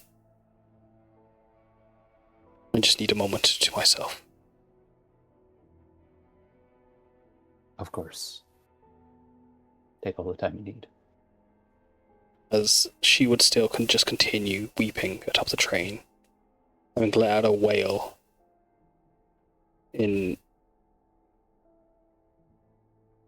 just an array of emotions as she takes in everything that's happened. The waters beneath it rippling and reverberating from the train rushing by, but also her shrieks. As lastly, Piyar.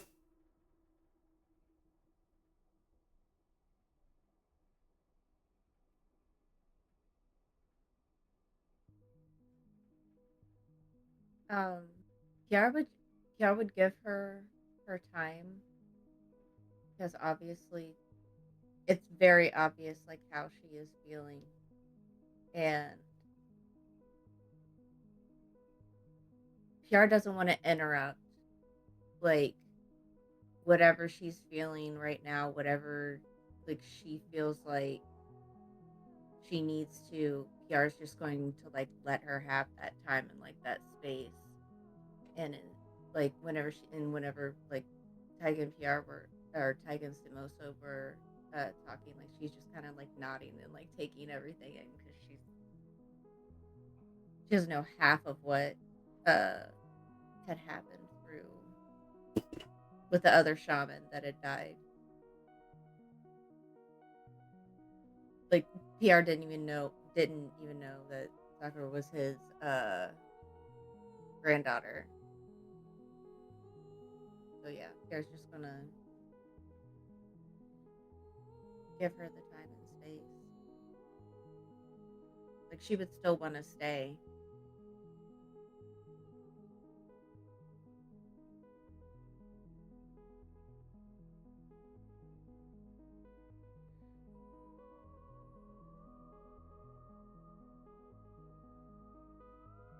As you would, you wait as you listen. She's up there for a few hours. As you feel like she's letting out years of emotions, a decade of feelings that have come up all at once. But eventually she does return, as... Give me a moment.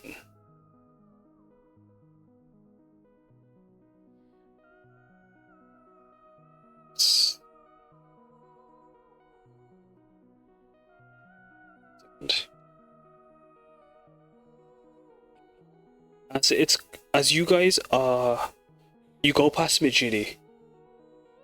She doesn't come down. But as the train begins to leave Majidi, the sun begins to rise, and Vidaris comes down. Her eyes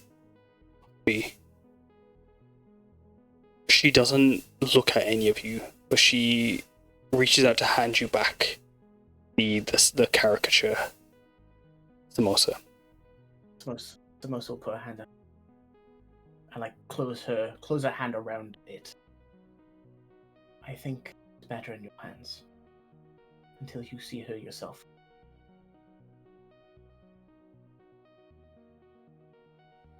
She nods.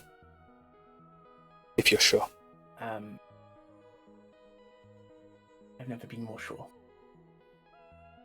As she looks at the window as the sun begins to rise,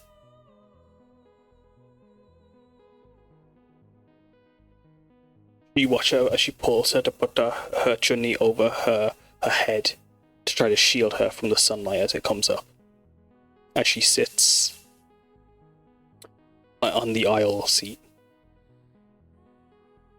As Sanchito comes as you guys begin to come through Sanchito, this old village, this tiny, very traditional small town. Just give me a second, as I just need to check something to make sure. If the sunlight is making her uncomfortable, I'll have Alu stand blocking the sun from her, since he's a being made out of shadow. Hopefully that will help. Also, he's very big. That helps too. And he's very charming. He's also very charming. Alu is the perfect gentleman. Because he doesn't speak.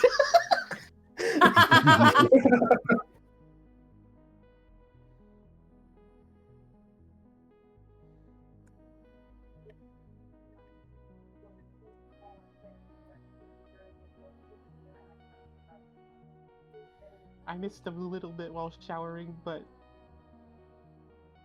It's okay. Vidaris has calmed down. She's learned that Sakura is under her sanctuary. oh, And as Alu helps protect her from the light, she just sits, keeping to herself. You needn't entertain, she tells you. But she doesn't look at the window anymore.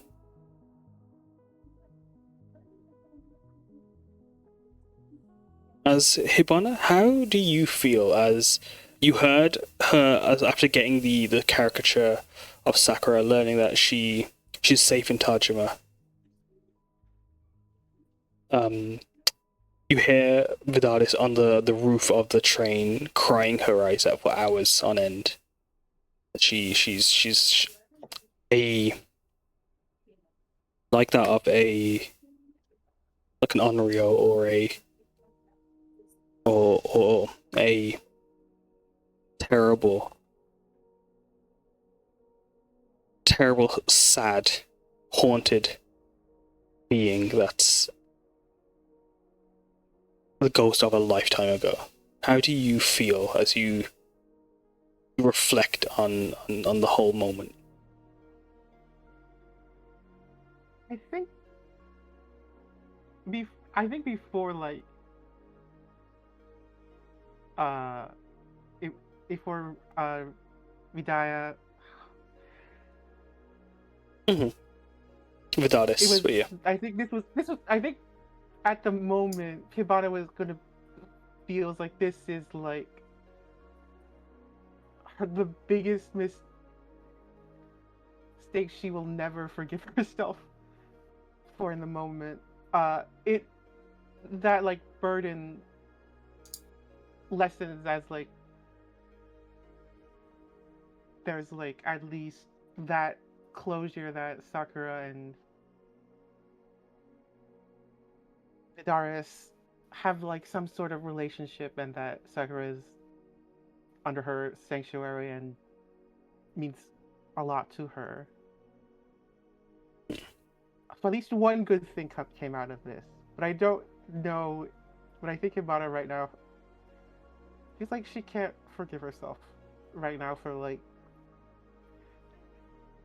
spilling this secret out to like a client, especially.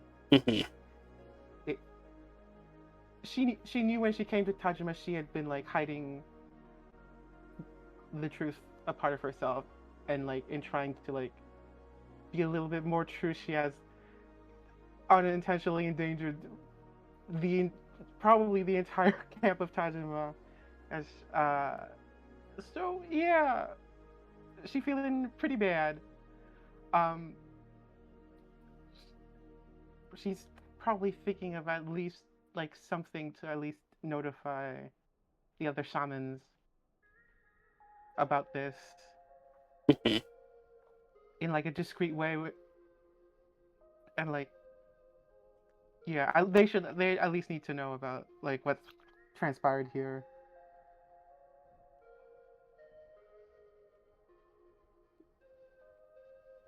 And yeah, basically Haruki, the shaman, probably need to know about this. Do you say that while Vidaris is like crying on the cart on top?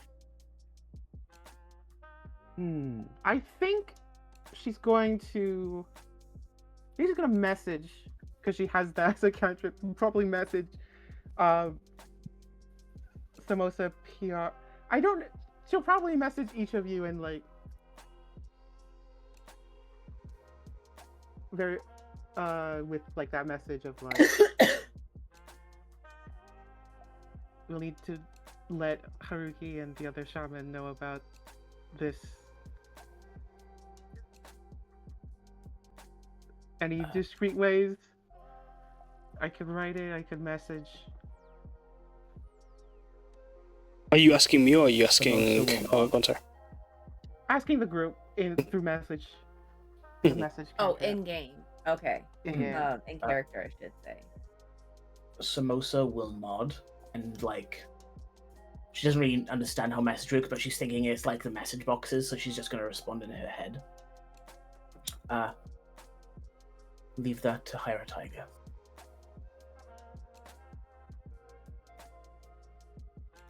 All right.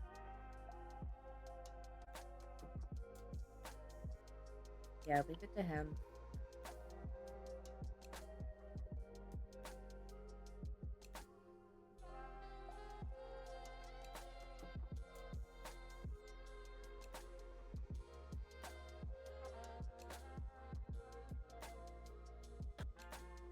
As she would have returned to sit with you for a moment, but in silence.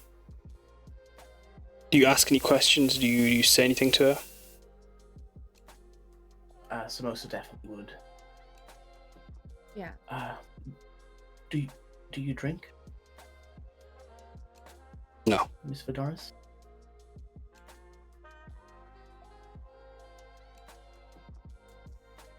Thins the senses.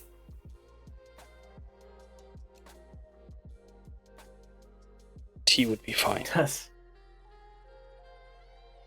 I will get you some.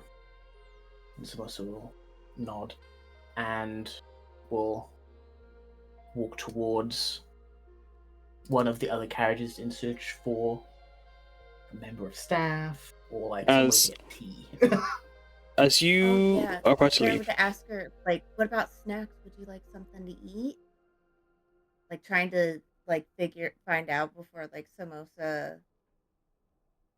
Samosa leaves to see if there's anything else that we can get for her. No, I'm fine. As she would actually hand you a lavender and orange tea bag of the Hummingbird and Sage Company. Steep it at 80 degrees. And run off.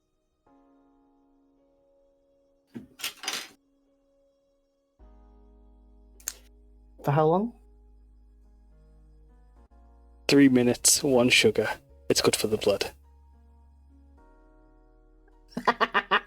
Wait, now does Samosa take these take down these instructions in their medical notes or in their recipe book? Do they have their recipe? Does she have her recipe book on her?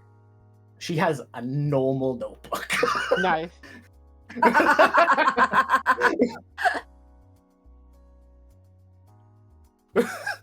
She has many a book. And Samosa does exactly that. But anything else? Other than that, because she will stay silent unless addressed. She just stares at the floor.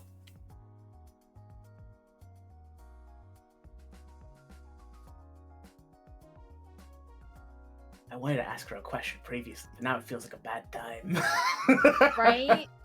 You're welcome to ask her just before, when you guys reach Sarhaga. Does she seem like she's better? Not better, but like You go, less angry. Yeah. less angry and more like calm down. Roll insight if you would like to gather that. As yeah, like there is out of curiosity, out of character, like does she feel tense? Is that like would it be correct in assuming that you still feel tense around the character?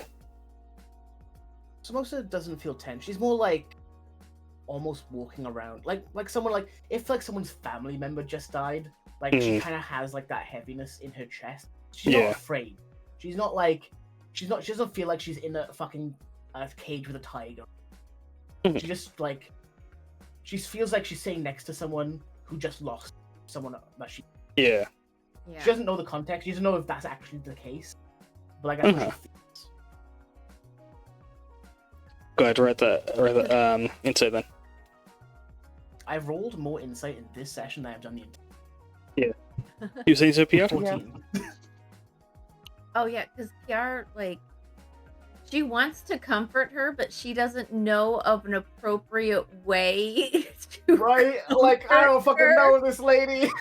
Like, Piyar doesn't know her well enough. Also, there's like no privacy. Like, they're in an open, like, an empty, like, passenger car of the train. Like, and it's Yeah, the window is broken, so I'm imagining the wind is just rushing. Yeah, there's shit broken The wind is rushing in the train. Like, that's like you guys. I can't sit there and have like a heartfelt, like fucking conversation with this woman she barely knows.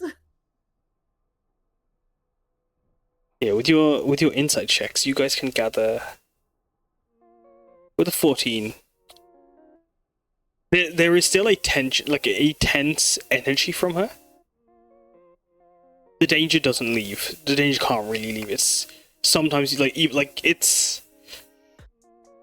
Taiga still has. Yeah, exactly. The Taiga still has claws. You can still say something that will set her off.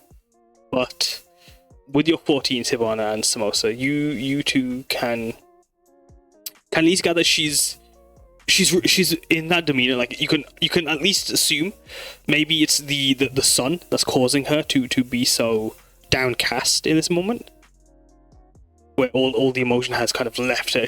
Like it's also like an exhaustion maybe. Piyar, she's having a great time. She's fine. No, in all seriousness, yeah, Piyar, what you gather, like, yeah, she's just still. You're still not sure where to sit with on her emotions, on her approach as a person.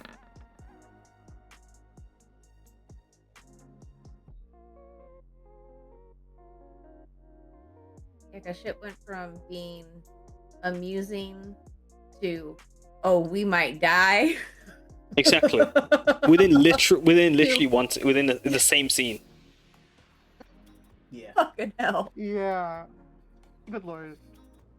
What did I do?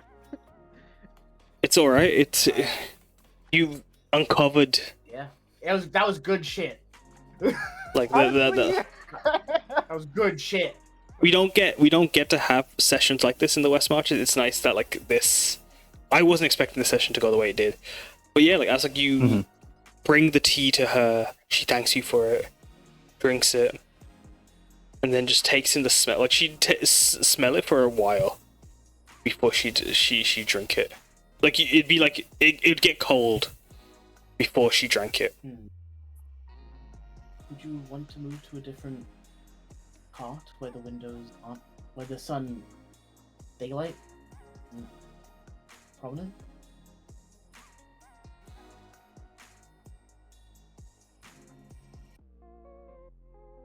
Not a helpless child. You can take one ray of sun.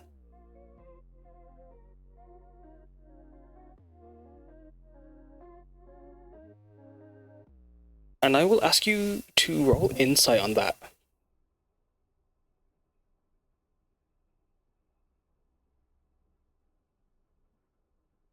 Yeah, like this insight business. You guys ain't slowing down.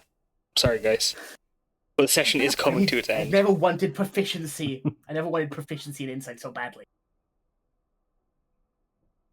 I have proficiency, but my wisdom is ass. Funnily enough, Kyoko, you're the only one that succeeds. Actually, no, yeah, you're the only one that succeeds. As Kyoko, you see yourself in this moment. This is pride. Her pride keeps her from wanting to leave. You, although her eyes are closed, you can feel. You do see a wince here and there, but she takes it anyway in the moment. She sits still, steady. When the shade of the trees come in, she opens her eyes. But when the sun is able to beat down, they shut once more. But what might feel like forever for her in this moment is maybe only an hour or two for you. As the train begins to slow down as it comes into Sarhaga. Let me say I'm gonna put some music on for you guys. As before the train comes to its stop, anyone want to talk to her, ask her a question, or do you let her sit in her silence as the train comes to its end? Hibana's gonna try to fix the damage to the train so they don't have to pay for the damages to the train. No, of course. Cast mending. It's rough. Mending.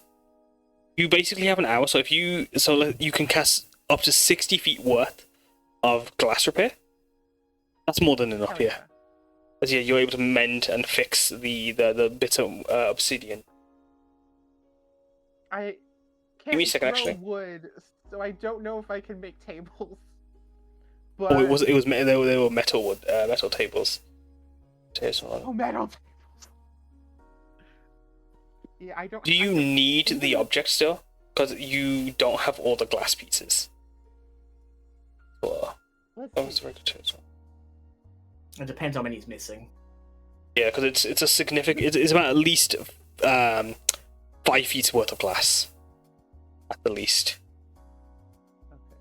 You are only able to repair like the edges and smooth out, but there's still a patch of obsidian that can't be replaced. You sadly do not have all the pieces for the obsidian, but you are able to. Especially in the ocean.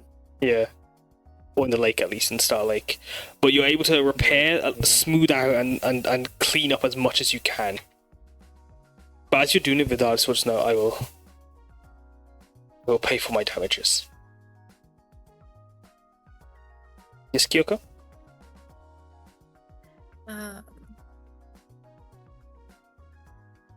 Sayaka is like 2 feet tall, right? Yes.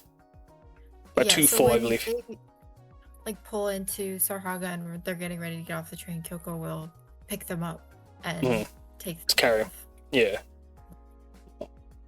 Yes, Samosa, Big Mos. I think Samosa will just try, like, if she seems like she's getting annoyed, Samosa will stop. But Samosa will try and keep her mind a little occupied by asking her some history questions.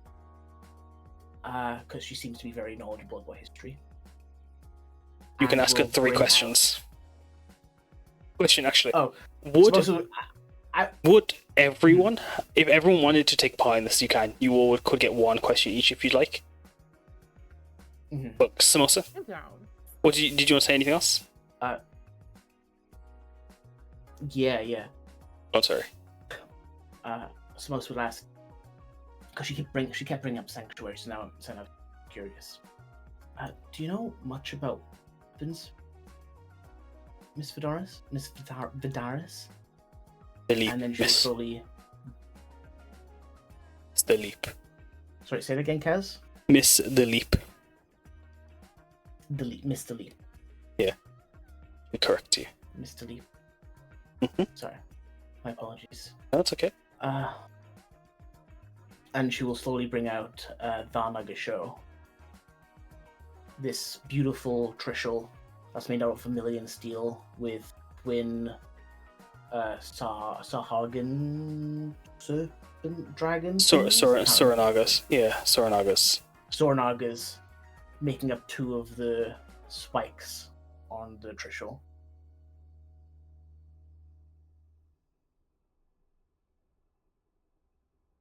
She nods as she looks at it. This was made during the Nagana Betsu no Gita.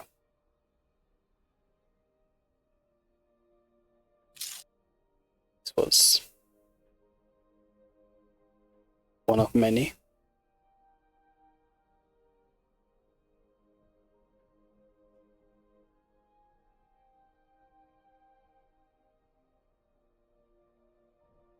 And when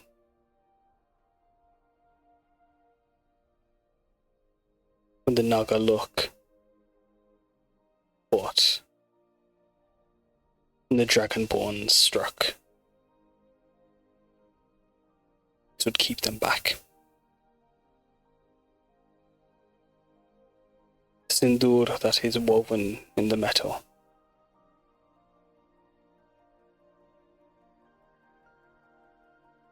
How do you spell that, Kaz? Sindur, S-I-N Yeah. D-O-O-R. S-I-N. D-O-O-R, which it just means vermilion. Okay. We had woven in through our prayers, through our songs, sung to our fires.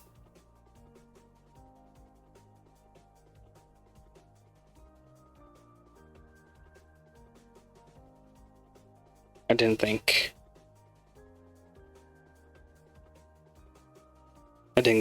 we'd be able to see more. Though it all had been melted and made put in the walls of Funaha.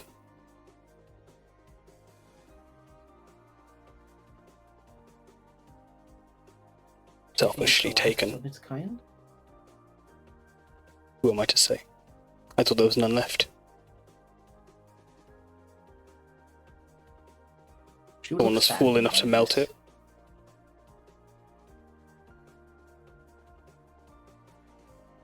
Can I make a hint? Like, sorry. when she talked about them multiple being made, Samosa kind of looked happy or like hopeful.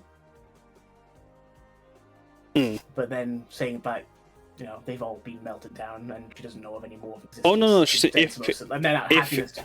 if they've been melted down. So like it's if someone melted them down. Right. Yeah. I mean, Hibana, you actually, like when she mentions the Funhole, she actually refers to it being the city selfishly melted down most of their weapons to decorate the walls. Yeah, she speaks of them. That's with your history, you would know that, yeah, like the Vermilion Reserve was used to decorate the city walls, and it wasn't. Although the decorations are these thin streaks in a very few buildings, it was the remainder of Vermilion steel that was used to make these ornaments that symbolize the city. But as she speaks of Danagosho and its history. Those fires made from Peach Boy's hearth, is what they say. The Sarhaga that came to him taught him how to make the steel. But that's what they say. Or calamity struck.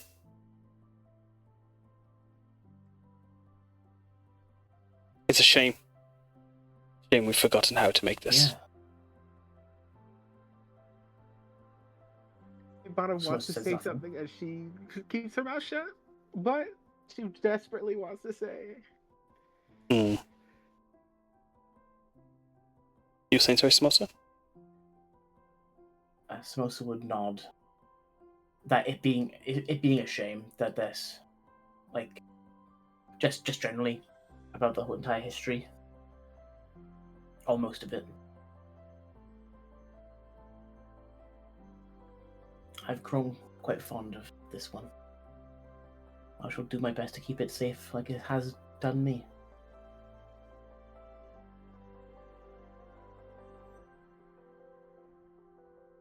She traces the scales and the feathers are designed into the metal. They've been wrought into the mold that makes it as you should be. Its previous owner definitely looked after it. If it wasn't loved, it wouldn't be here. This is very true. I wish I knew the previous owner so I could have got that blessing. He looks to you.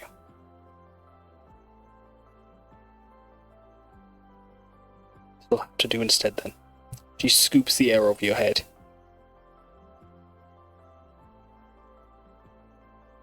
Oh. Thank you.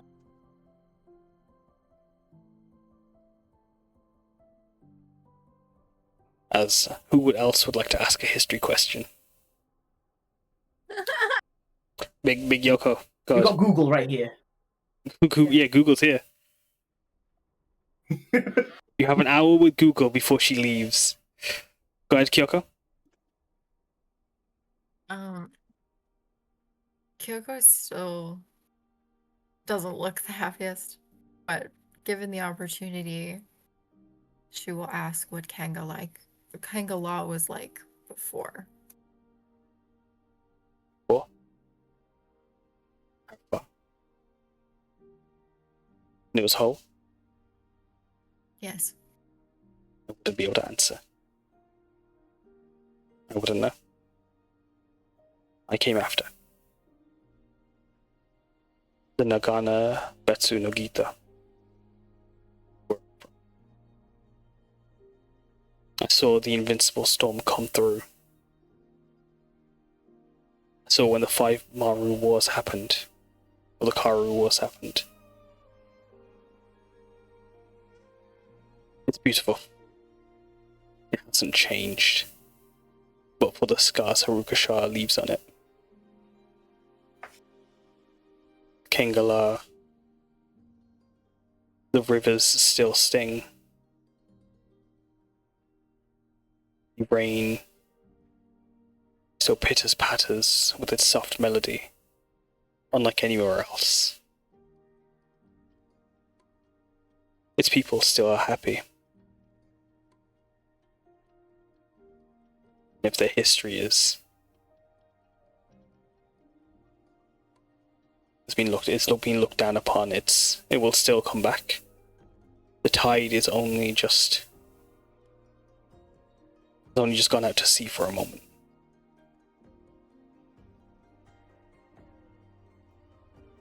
Everything must return to the water.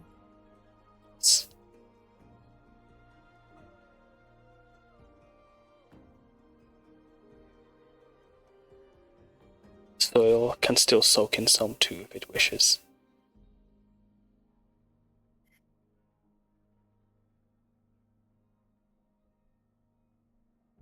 Kengala is a fine place. It was then.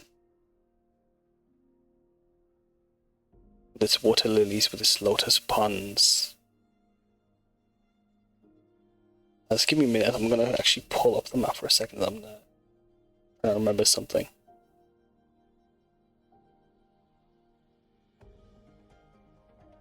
You can hear the flute mountains sing into Hashmare when the trumpets sung on their conches, in Kengala.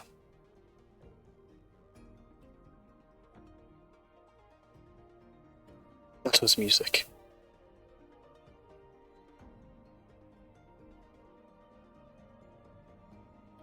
She's going to then, who would else have asked Google for Vidaris for a question about history? Taiga. Oh, Piyar, gone. Go ahead, Piyar. All right. With all of the stuff that you gave me from the book, I can paste it or copy the link to or whatever. Mm-hmm. Can she tell her like all of that she found in there and ask her just what she knows about Roll history. any of it? Let's see how much you can ask her and how much she will give you.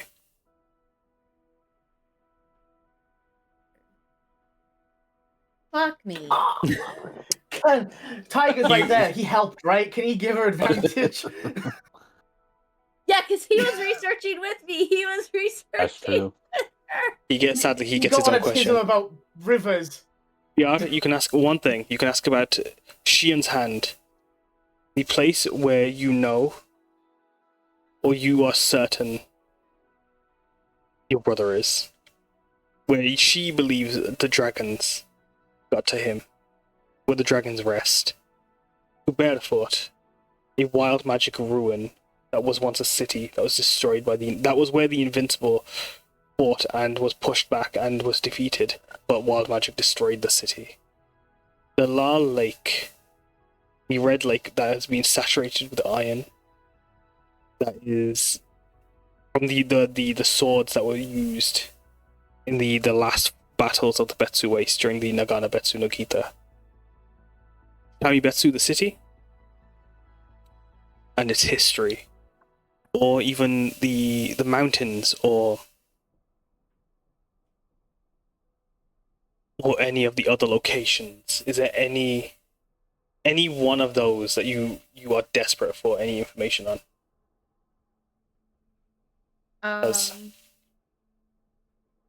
Yeah, I'm gonna go with the hand ruin. I guess, or because I already know the temple in the honor of the four wisdom kings.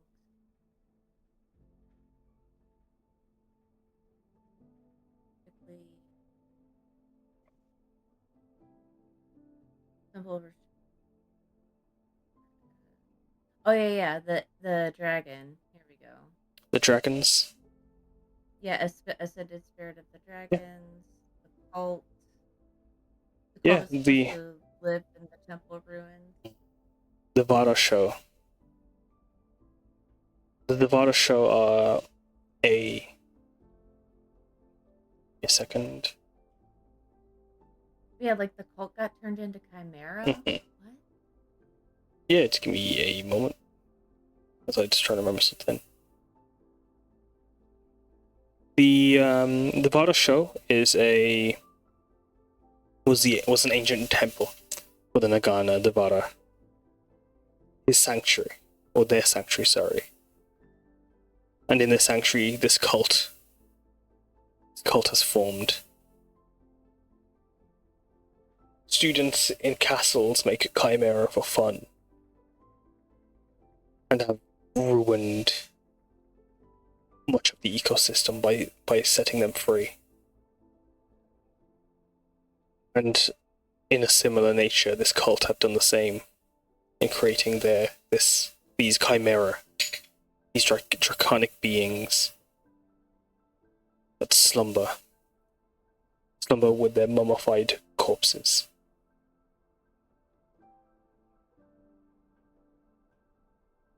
Maybe they petrified some of those chimera and froze them in their own stones in realizing what mistakes they must have made. Maybe those chimera are just twisted forms of their own worship.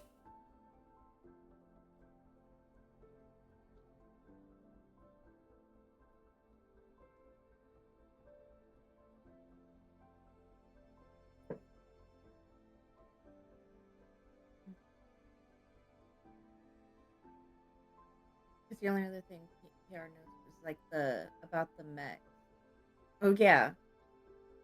I'm sorry, my girl. That they be reactivated. I don't know. She doesn't know like that. I hadn't engineered them myself. I hear one still walks lonely. As she reflects on the hooded hearer, you can hear this very solemn, sad tone. This very deep form of mourning in her tone, as like that emotion returns as she had spoke with you earlier. He wanders with no dragons left to slay. Aimlessly, just a soldier without a war to fight anymore. A world without purpose. I hope to see him. And when I go to visit, I shall see if I can gather anything about your brother. Thank you. She gives you a nod. Piyar like do like a bow for in gratitude. There we go. I know words. Words. Yeah. What about you, Taiga? Or Hibana, do either of you have a question?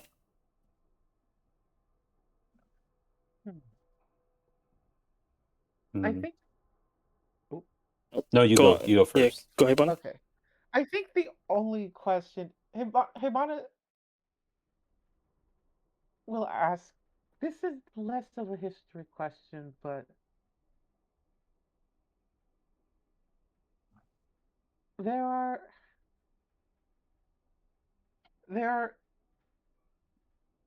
people whose legacies may change with whoever is in charge. Something I'm worrying about with the recent conquest of Funaha. Yeah. And its history. There. Do you still read of its past?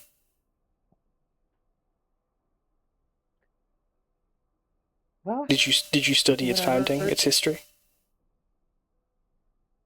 I did. I still have some texts in Ikedasen over there. If I asked you what group found Funaha, would you be able to answer that for me?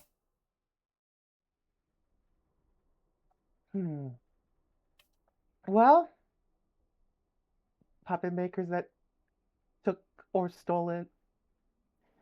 It was Funaha was made by puppet makers who either some say was stolen or some say was given a phoenix egg from one of the volcanoes of Nagahara and brought it to where the pagoda was be built.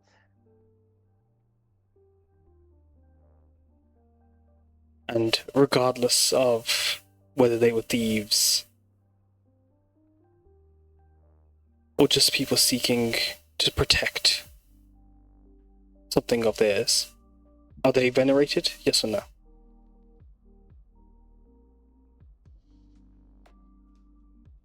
I think many would venerate them. Does Funaha still... Does Funaha still have its furnace? Its pyre? It does. And does the walls shed any of its history? Is there any cracks that formed on its illustrious walls over these past millennia, these past Gita. Well, other than melting down Vermilion steel weapons. That was their choice. They chose to do that with their history. They chose to do that with all of our history. They weren't the only makers of Vermilion steel, but they chose to celebrate it through their walls. And that is the legacy they chose to craft for themselves. History is spoken and written by the victors. But as times change, as times come and go, who those victors are change also. But Funaha still remains. Its legacy still stands. And for as long as there are people that can speak of Funaha, that can visit, that can see its history, read its history, share its story. Its legacy might change on those lips, but it will stay. The city will remain. As have thousands before it, come and gone.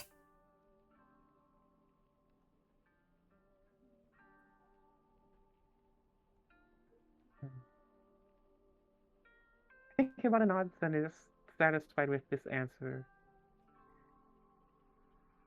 Even if Idosha will change what Hiradaru Shinya Hikana means to Funaha, it won't change what she means to me and those who remember.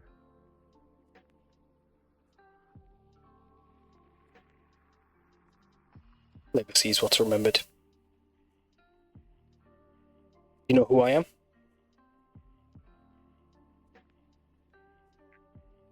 You are Miss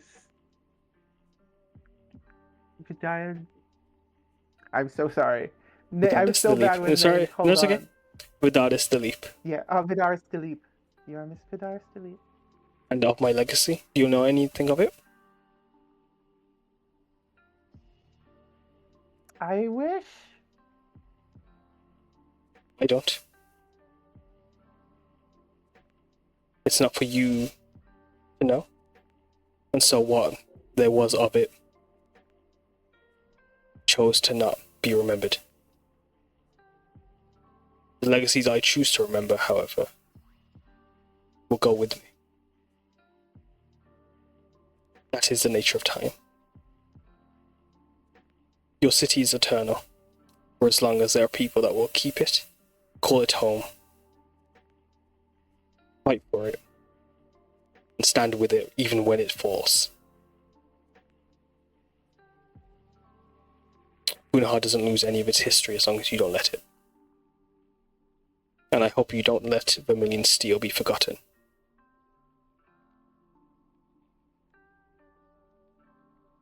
It will not be. I've made it so.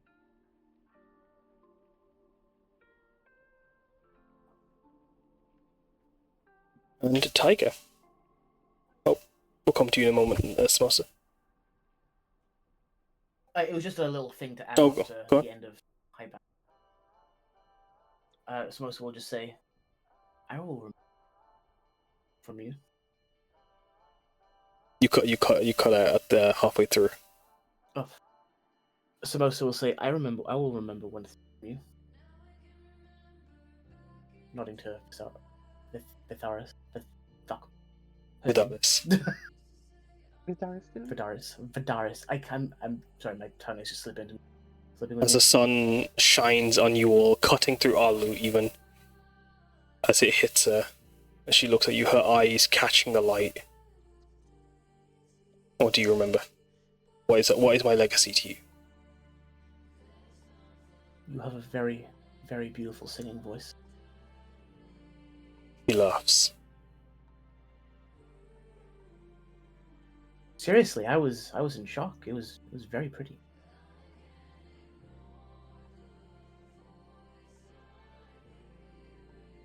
I hope to hear it again. She laughs, but she brushes you aside. It is just entertainment.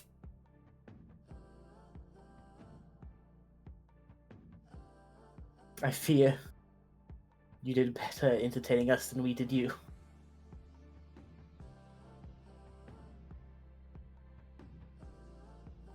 Especially without singing. Time has passed, has it not? As it does.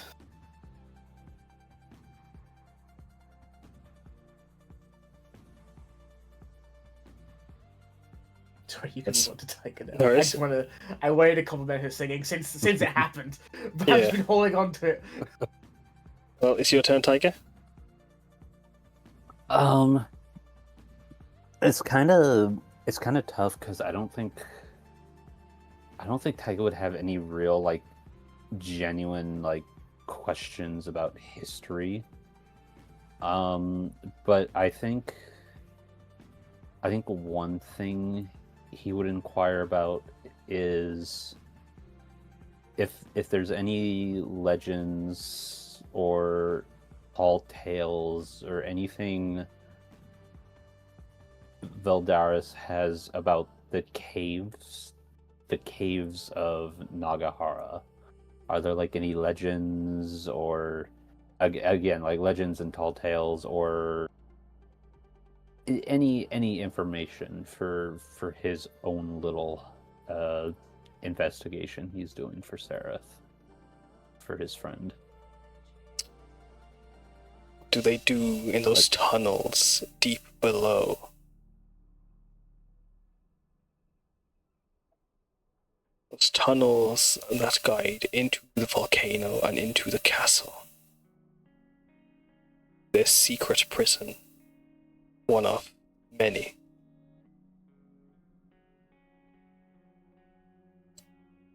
What do those tunnels hide? As they move gold men in.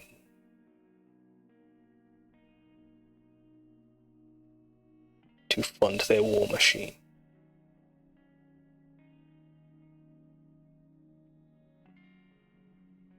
Those tunnels hide a desperate secret. Taiga.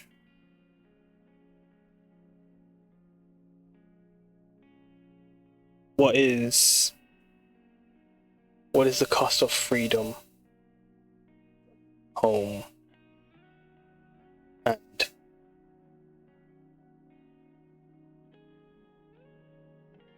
what's rightfully yours? How desperate do you think you would go to get what you want, what you need, and what was yours? They hide in those tunnels.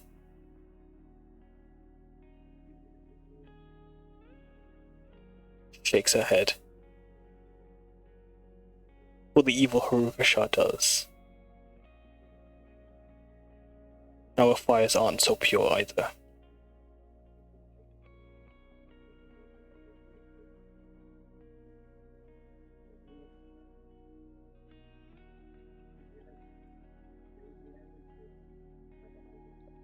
I wish they were as pure as I want them to be, but I've seen firsthand just how true that can't be sometimes. Mm-hmm. Be the purity you want to see. I will do my best to achieve that goal. Thank you.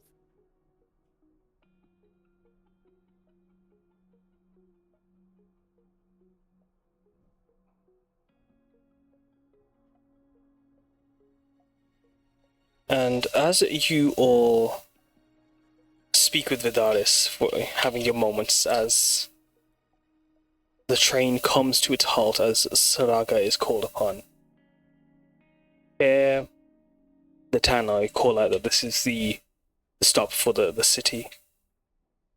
Vidaris getting up as she gets her luggage. Giving you a bow, she hands you another 1,100 gold as thank you, as you complete your mission. She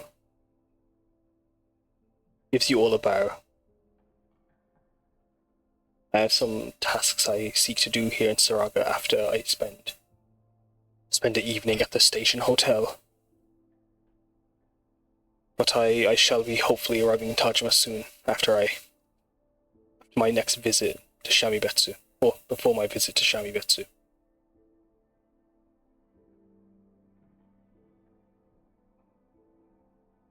Please, no. Sorry, I need to move closer to my microphone. Sure. Please let us know. We'll be happy to welcome you in our sanctuary. He nods. And thank you again. Places a hand on her heart. As stepping off the train, the sun being luckily within the Sarhaga train station.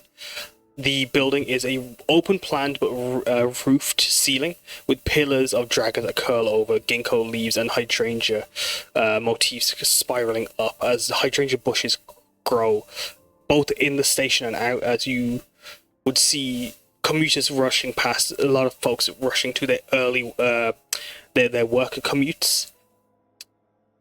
Vidaris would thank you all as she would head to a hotel built that's within the station, a little tea house that's built just outside, just off the platform past the toll gates.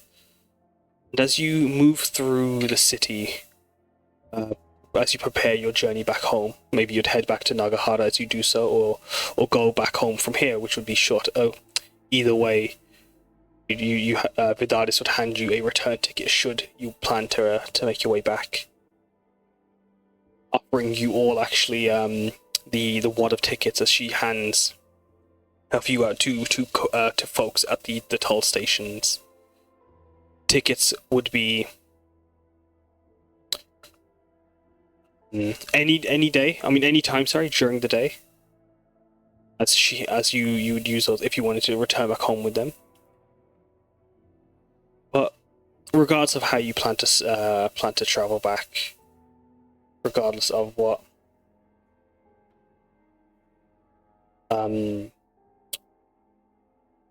thoughts run through your mind, Vidaris. Wait, howdy. Vidaris is where she asked you to deliver her. With heavy thoughts on the mind, with tensions extremely high, and an air of apprehension very thick in the air. Have you brought danger to Tajima, or have you just brought another helping hand? As that's where we end the session. Thank you all for playing. Oh my god. Jesus fucking Christ. I'm gonna send you guys the feedback stuff. If you guys do have time to give me feedback for the session, it's beyond appreciated. Thank you all for playing. Yeah. I understand this was a lot longer than expected. I'm going to hit stop recording.